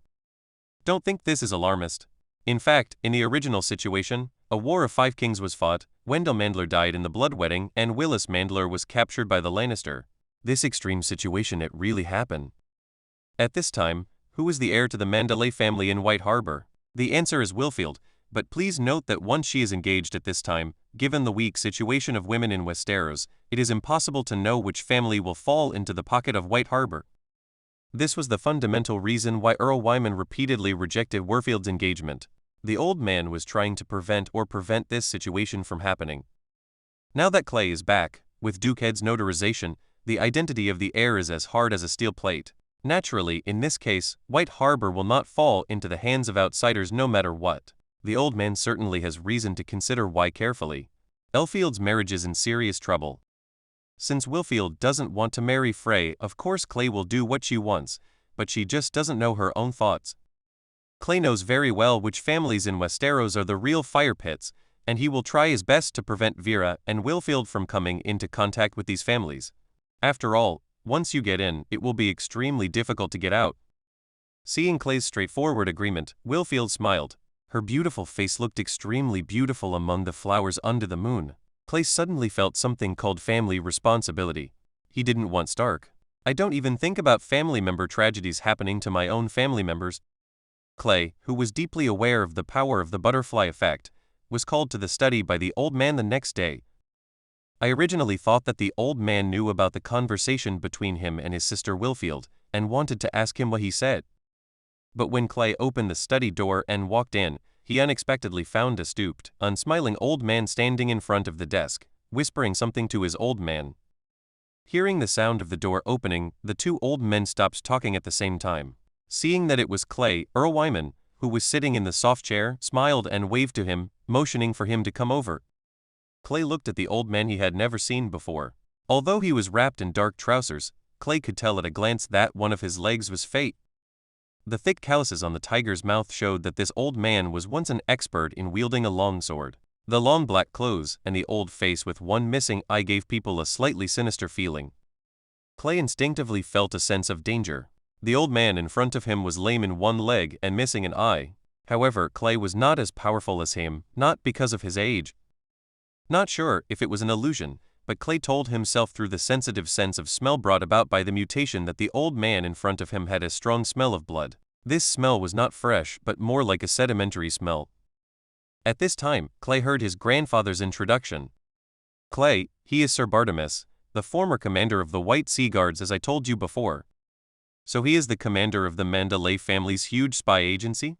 Clay couldn't help but take a closer look at him. The old man known as Sir was at least a knight with a fiefdom. However, as the young master of White Harbor, Clay had never seen him before. That's right, if the person in front of him was a swinger like the Kingslayer Jaime Lannister, Clay would not believe that he would be the head of an intelligence agency. Hello, Sir Bartimus. Clay nodded to him and said hello. Sir Bartimus is also looking at Clay. He is only slightly younger than Earl Wyman. It can be said that he has also seen all the ups and downs of White Harbor for so many years. He had to admit that from the first impression, the young man in front of him was indeed a qualified heir, at least much better than the heirs he had remembered. From Clay, he seemed to see Earl Wyman, who was 40 years younger, but Clay was much prettier than Wyman. He stretched out his hand and shook Clay's hand. He just nodded and said nothing. This was a bit rude, at least in terms of status, but Clay didn't care. He had enough patience for Sir Bartimus, who had been in charge of the White Sea Guards for nearly 20 years. "Okay, Bartimus, this is my heir. Now you take him away. He is my heir and yours. Let him go to your territory to see what he is doing. He should also get a feel for what's behind White Harbor. The smell of blood." Chapter 39 Wolf Lair. Wolf's Den is the oldest castle in White Harbor, so old that it has a history of almost 1,000 years. When the Stark family was still the king of the north, a king named John Stark built this fortress at the mouth of the White Blay River, which is almost where White Harbor is now, to resist pirate invasions. The original residents were the youngest sons, brothers, and uncles of the Stark kings. Their descendants formed the same branches as Clay's personal guards. Among them, these branches formed a group called Grey Stark. This branch of House Stark had occupied the castle of the Wolf's Lair for 5 centuries, but they were on the wrong side when the Red King of the Dreadfort and the Wolf King of the Starks went to war. Although most members of the Stark family are generous people, they obviously cannot tolerate rebels, especially when these people are branches of the family. After the killings, as the Red King of the Dreadfort surrendered, the castle also lost its owner. After several twists and turns, it was successively occupied by the Fitterling family, the Locke family, and the Schlatt, Lang, Holt, Ashwood and other families of Winterfell. Finally, the castle came to the Manderly family. In Han. With the establishment and expansion of White Harbor, the Manderly family has transformed into the richest family in the entire north. The small Wolf Lair is certainly not worthy of this prominent family. As a result, a new castle was built on the high hill inside the city. The huge white city wall protected the city and the fortress inside, and the Wolf's Lair, which was located alone outside the city, was also called the Old Castle. Now, this is the prison of the Manderly family, and the headquarters of the entire White Sea Guard. Clay has been here before, but only on the periphery because there is a very ancient sacred forest here. Unfortunately, today, the only heart tree in the sacred forest that has been shrinking in size no longer has much magic power. Getting on horseback again, under the protection of several White Harbor guards, Clay followed Sir Bartimus into the ancient fortress. Entering the pulled-up iron gate, Clay felt that the knight suddenly relaxed for some reason, as if it was very uncomfortable for him to just go to Newcastle to see his old man. Clay noticed that the soldiers, or jailers, here were not wearing the silver-white armor worn by ordinary White Harbor guards, but a gray-black uniform. The silent guard stepped forward and grabbed the reins of Clay and others' horses. Although Bartimus had a broken leg, he jumped off the horse very freely and handed the reins to a scar-faced guard. On Han. After that, Clay heard the voice of Sir Bartimus for the first time. The voice was hoarse and unpleasant, like ceramics rubbing against gravel. He said, "Master Clay, welcome to the Wolf's Den." The dry welcome speech was not warm at all, but rather cold. He pointed to some surrounding buildings and continued, "What you see now is the prison part of the entire Wolf's Lair. All guilty people will be tried here, and we are also responsible for sending them to meet the old and new gods." Clay wanted to take a look, but Sir Bartimus stopped him. He leaned on an oak cane and looked at Clay. "After you finish handing over to me, you can see everything here anytime you want, but now, Master Clay, we'd better go through the handing over first." Regarding this, Clay had nothing to refute. Although he had only been a noble young master for a short time, his ears were accustomed to flattery, and his eyes were used to seeing flattering smiles. When he suddenly met Sir Bartimus, Clay was somewhat uncomfortable with it. Passing through the old and dilapidated buildings, Clay realized that there must be a lot of space down there. For a population as large as White Harbor, it might be possible to fit all the prisoners in the prison. It must not be small. The target of the two is behind these prison buildings. There is the tallest building in the entire Wolf Lair, a tall and thick gray tower. Near this building, Clay saw a lot of gray-clothed guards. From the way they walked and the way they held weapons, Clay judged that these people could fight up to 5 of them by themselves. Of course, they would do it together. Stepping up the stone stairs, Clay entered this tower that had endured the erosion of time for nearly 1,000 years. I originally thought that the inside would be similar to the Mouse Tower in the world of Witchers, with spider webs, rotten wood, and darkness and occlusion. However, I didn't expect that it would be unexpectedly clean. The torch was inserted into the wall and burned quietly. Although the wooden structure inside was mottled, it was obvious that someone had maintained it for a long time. The old and new wood were intertwined, so the color appeared uneven. There are many windows in the tower, and bright spots fall on the table or floor, making the interior brighter.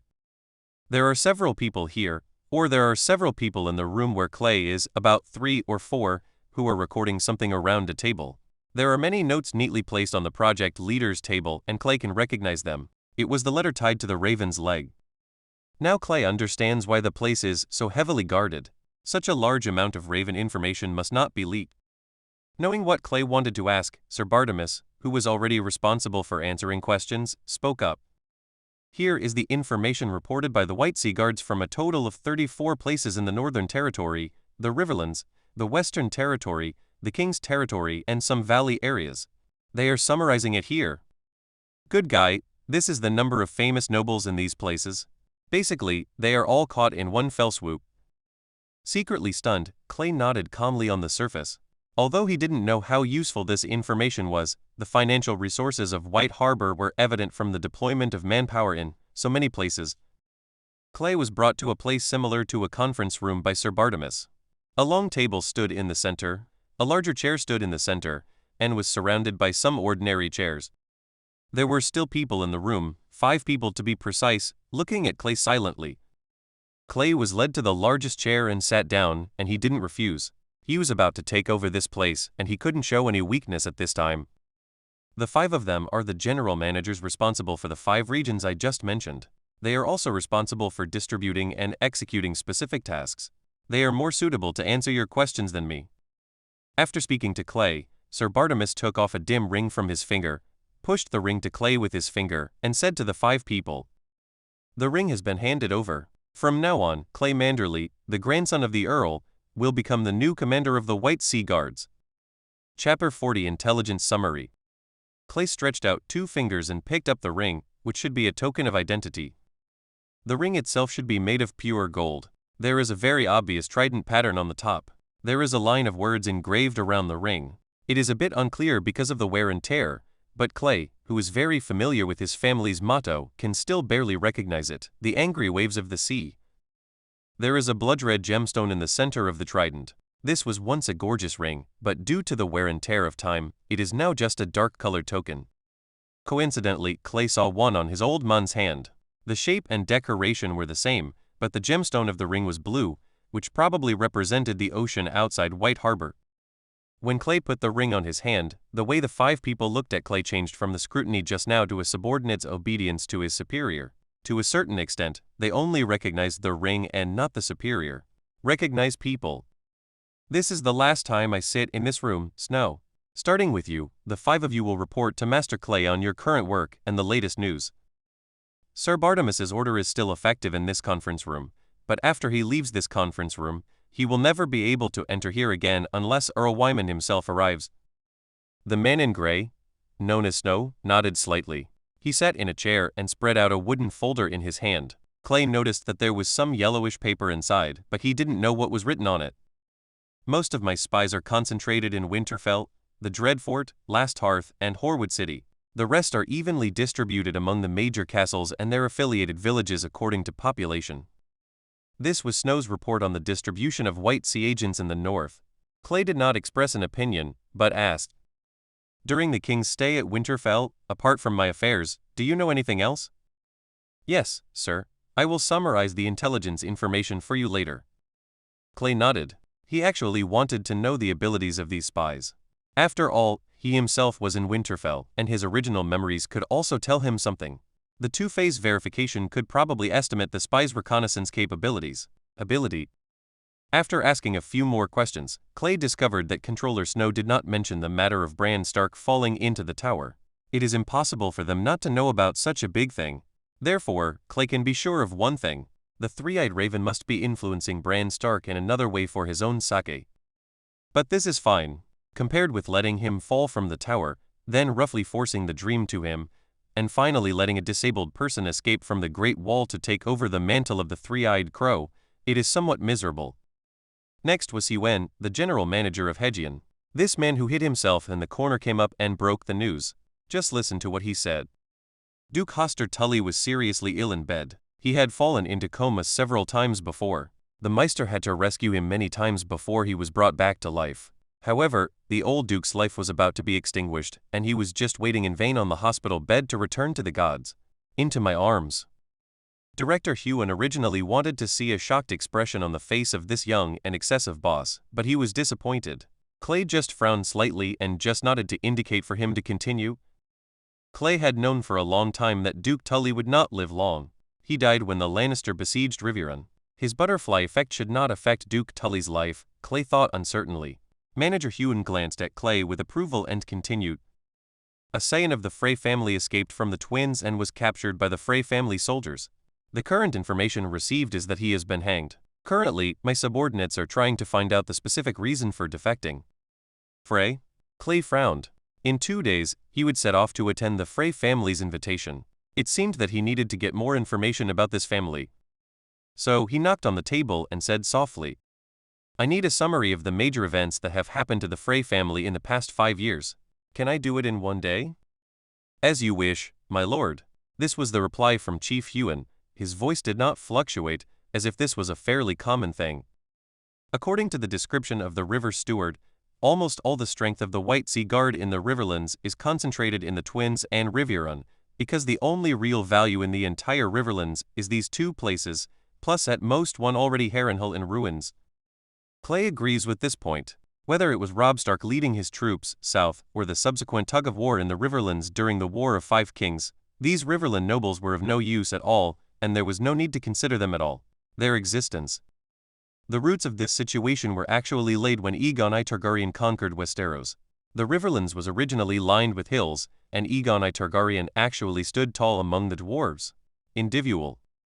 Therefore, when the Tully family became the guardian of the Riverlands, most of their vassals were not convinced, especially the Frey family, which was far away from the center of the Riverlands and hung alone in the upper reaches of the Green Fork River.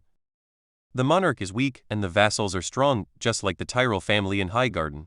However, with their wealth and sufficient political skills, the Tyrell family can mostly control their vassals, but it is obvious that the seriously ill old Duke Hoster did not have this ability. After talking about the Riverlands, the next person to speak was the steward named Hisham. When he announced his name, Clay finally understood.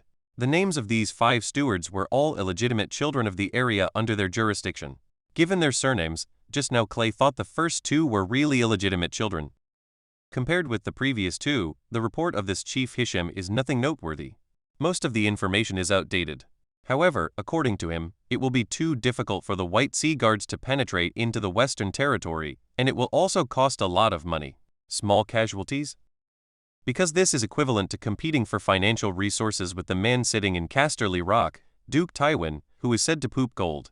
Duke Tywin in the west also has a similar force, and the spies from both sides have been interacting with each other in the struggle. There were casualties. If it weren't for the fact that he didn't have more, Clay would have thought he was asking for funds, but Clay didn't have many golden dragons in his hands now, so what could he give them? As for the Arin Valley, most infiltration failures occurred during the process of entering the Bloodgate. After all, spies are humans and not dragons. It is impossible for them to imitate Queen Visenya, the wife of Aegon the Conqueror, and fly directly to the Eagle's Nest. Moreover, the Arin Valley has been quite exclusive over the years. Once the gate is closed, it does not pay attention to the outside world. The White Sea Guards can obtain very little information. They only know that the young Lord Robert Arryn seems to be in very poor health and his intelligence seems to exist. Question. The nobles of the valley have always complained about this, but that's all.